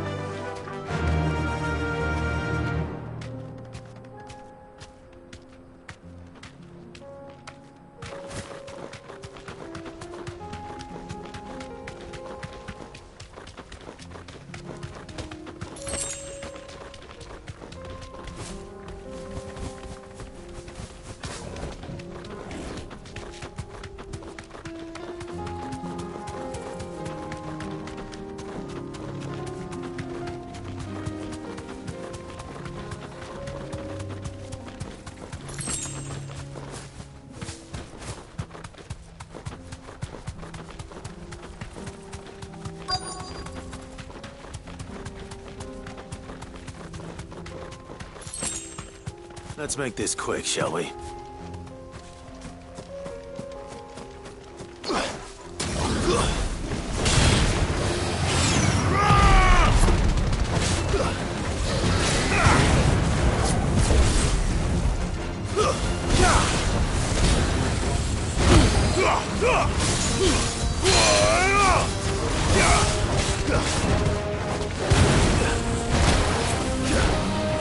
Nice try.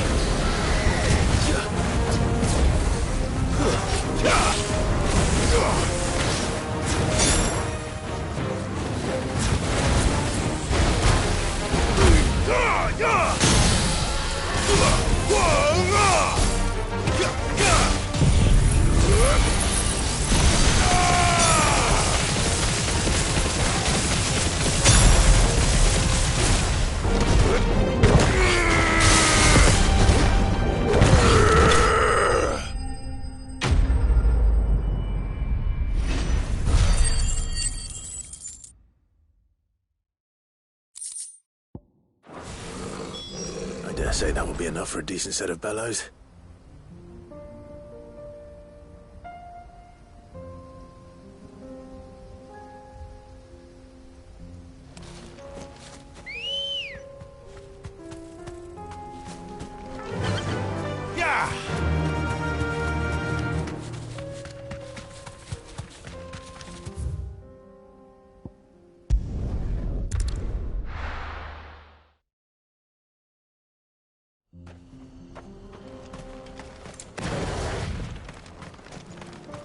What's this all about, then? Don't know. Any trouble finding the skin? Nothing I couldn't handle.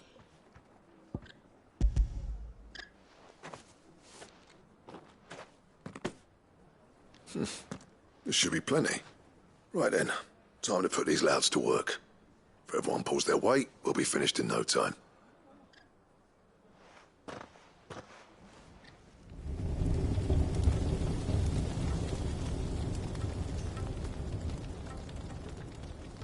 Well, I'll be damned. I honestly didn't think it'd work. But it's hot enough, all right. And without a single crystal in sight. You know what this means, don't you? I do, yeah. Dravost is saved.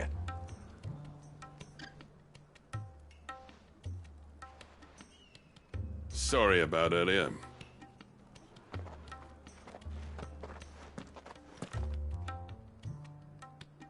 I take back everything I said. That thing you've built us is an honest-to-God's marvel.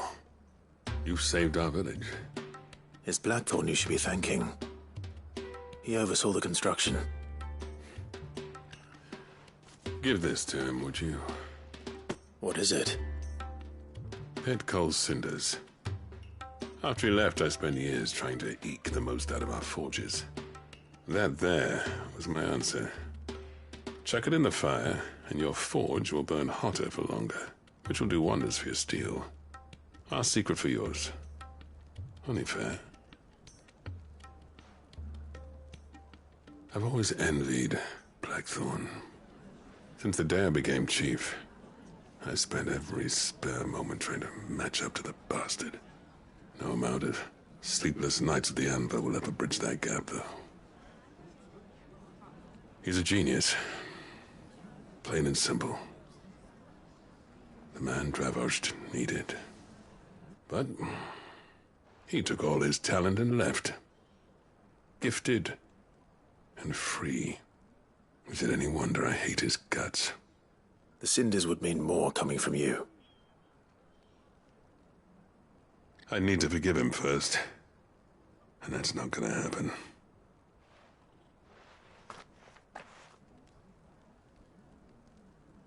Well, you know what they say.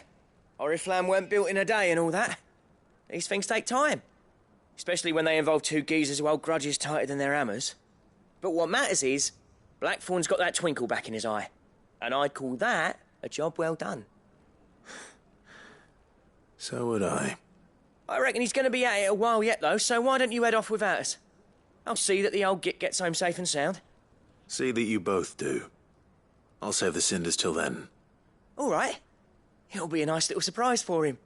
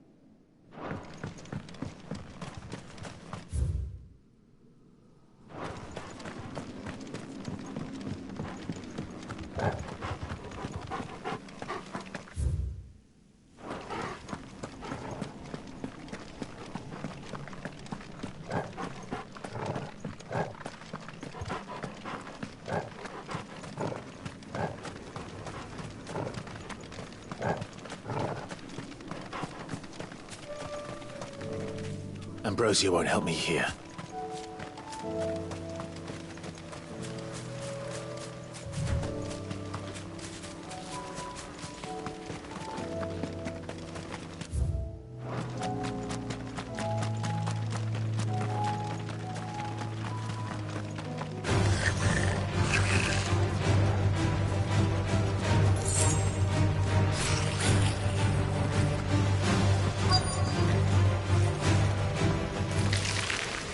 Rodriguez could have mentioned his spiders would be the size of curls.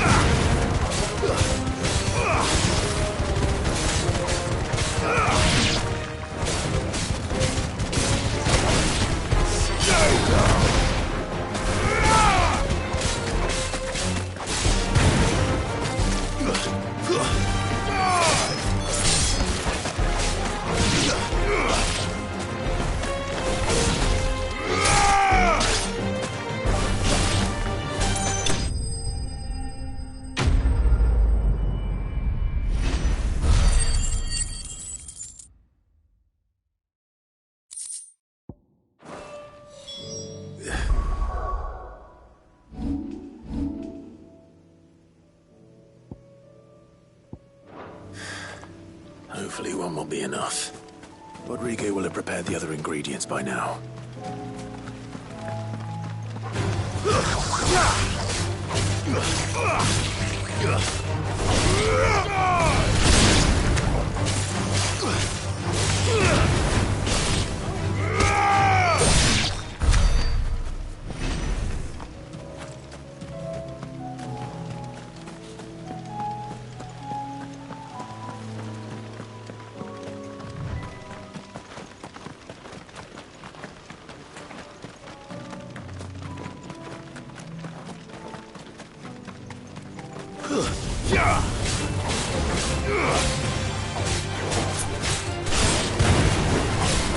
Stay down!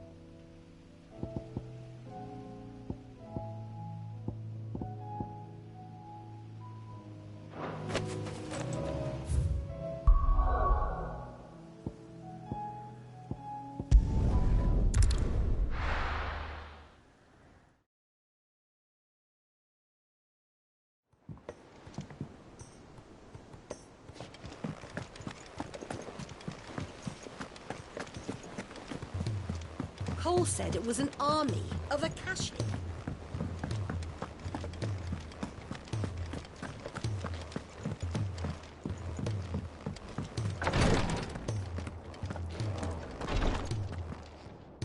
Thank goodness you're back. Talia looks like she's about to collapse. Is this what you needed?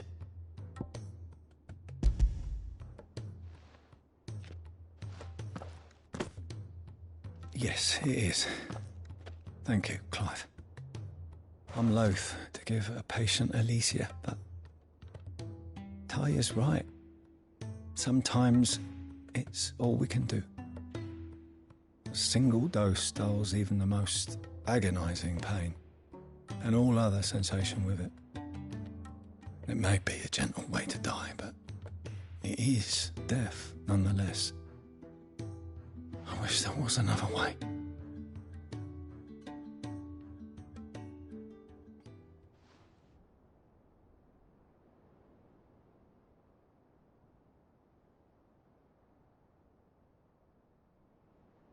How are you feeling? Light, mid-here. Drifting on waves. Good. Just relax. Let the waves carry you to a better place. Thank you, Talia.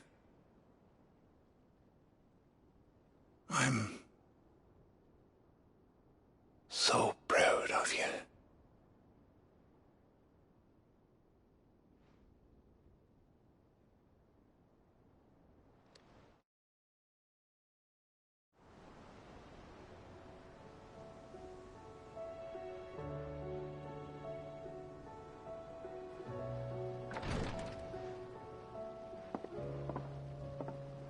He's gone. Thank you, Rodrigo. And you, Clive? I'll see that he's properly laid to rest.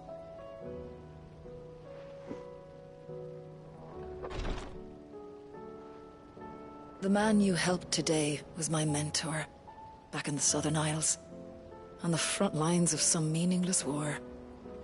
I was still a child when they shipped me to their triage tents, to treat the wounded with my gift. But in such blighted lands, I was next to useless. Until he taught me the true physicker's art, that is. An art we would be lost without. Tears of mercy were his gift to the bearers of the world. A respite from the agony of the curse's end. And a kindness Sid would have approved of. You know as well as I what life is like for a bearer soldier. Marched from one battle to the next, never knowing which might be your last. A commander may care nothing for the bearer spent in his service. But my mentor's gift gave the dying one fleeting moment of tranquility before the end. I've no tears left, Clive. I've seen too many of my friends taken. Something needs to change. And we need to be the ones to change it. And we will. I promise.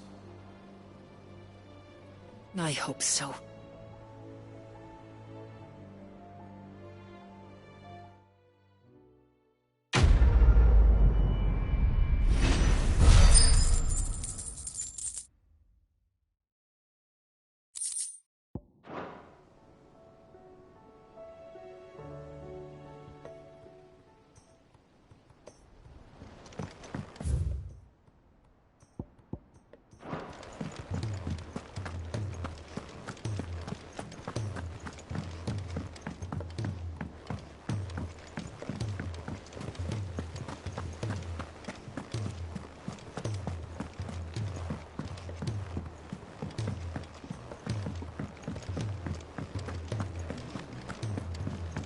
Which song should we...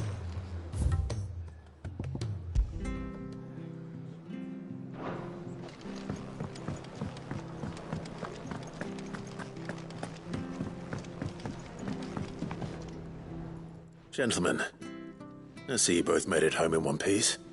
Yeah, well, we didn't want to outstay our welcome. The whole village turned out for a go on the bellows after you left.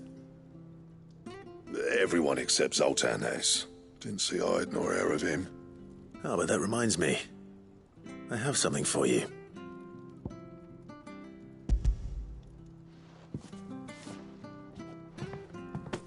Pick Cinder. How'd you come by this?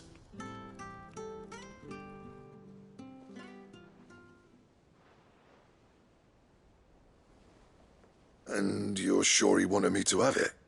I'm sure. He didn't say so, but I think he wants to forgive you. Huh. Imagine that. Yeah. You know I could never leave this place, don't you? Every time you put on mail, you and the curse breakers are trusting me with your lives. There's no greater honor for a smith than that. I'm not about to go crawling back to Zoltan for forgiveness, but I will make good use of his cinder. And if that helps save even a single life, then he'll have my gratitude. What was it you said he called me? Huh? A genius? And he spent sleepless night trying to copy me, did he? Sounds like I better get to work. I've got a reputation to uphold. It's good to see you back on form, Blackthorn. I don't know how you pair put up with me sometimes, but I'm grateful all the same. Now, where was I? Oh yeah, about to put Zoltan back in his place.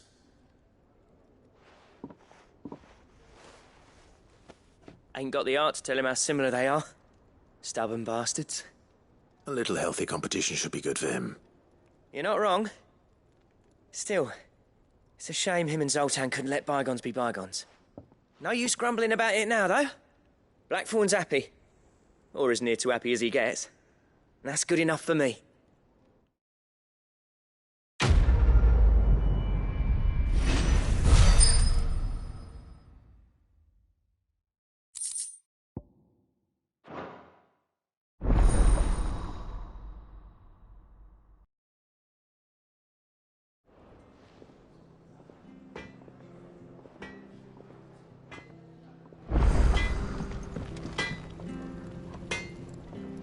Trouble with your gear, or...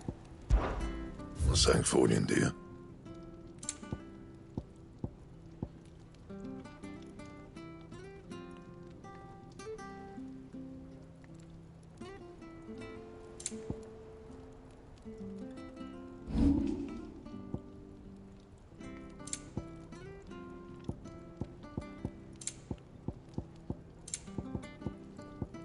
Anything else?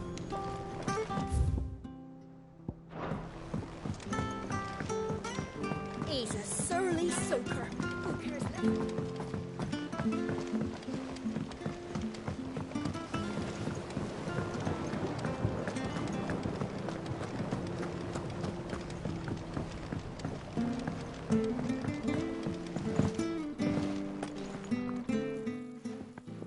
Sid, I can't help but notice that your satchel is twitching in a most violent manner. Here. It's your problem now. What an amazing specimen. The flesh positively throbs with vitality. If I can successfully graft this to the Morganbeards... When I successfully graft this to the Morganbeards, I suspect the results will be immediate. I shall begin at once.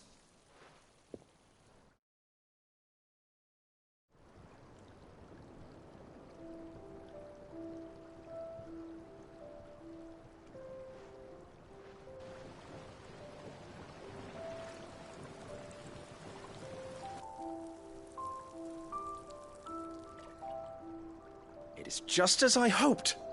Witness how the Morganbeards have taken to the blighted soil. How they bloom with heretofore unseen vigor. Why, I dare say such a vine graft would yield similar results when applied to other specimens as well. I'm glad I could be of assistance. You've not only helped us, Sid, you've saved us. Do you recall the extract with which I provided you before? I took a moment to distill some more, but this time with the petals from the invigorated Morganbeards. And would you believe? Its potency has nearly doubled. You must accept this vial as thanks for your assistance. The rest, I shall give to Taya.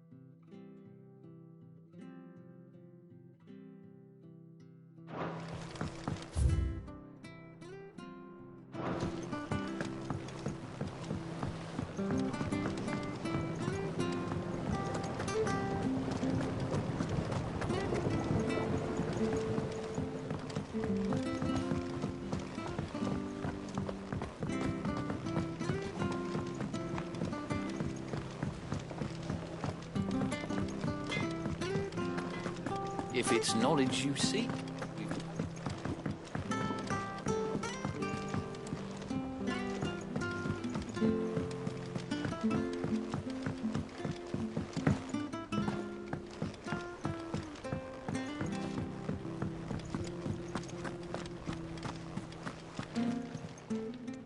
How may I help you today, Clive?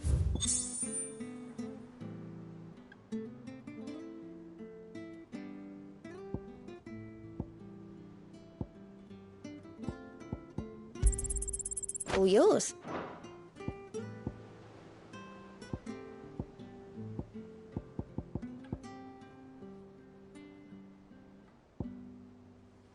Come again. I may have more for you.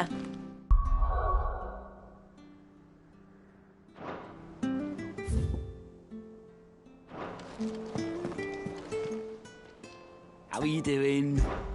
Quick look. Always something in there.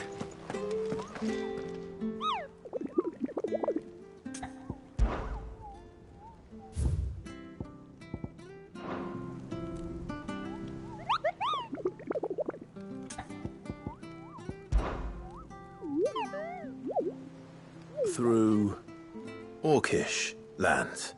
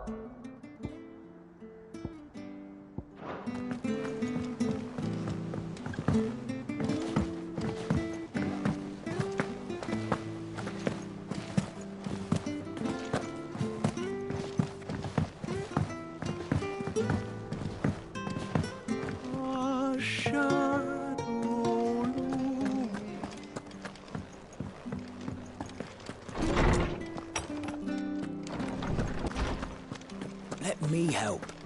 I know my letters. I was wondering when next you'd visit. I have a few new notes that might interest you.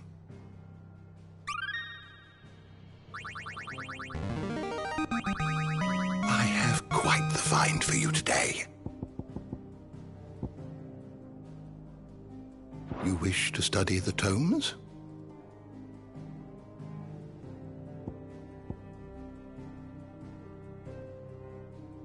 Did you learn everything you needed?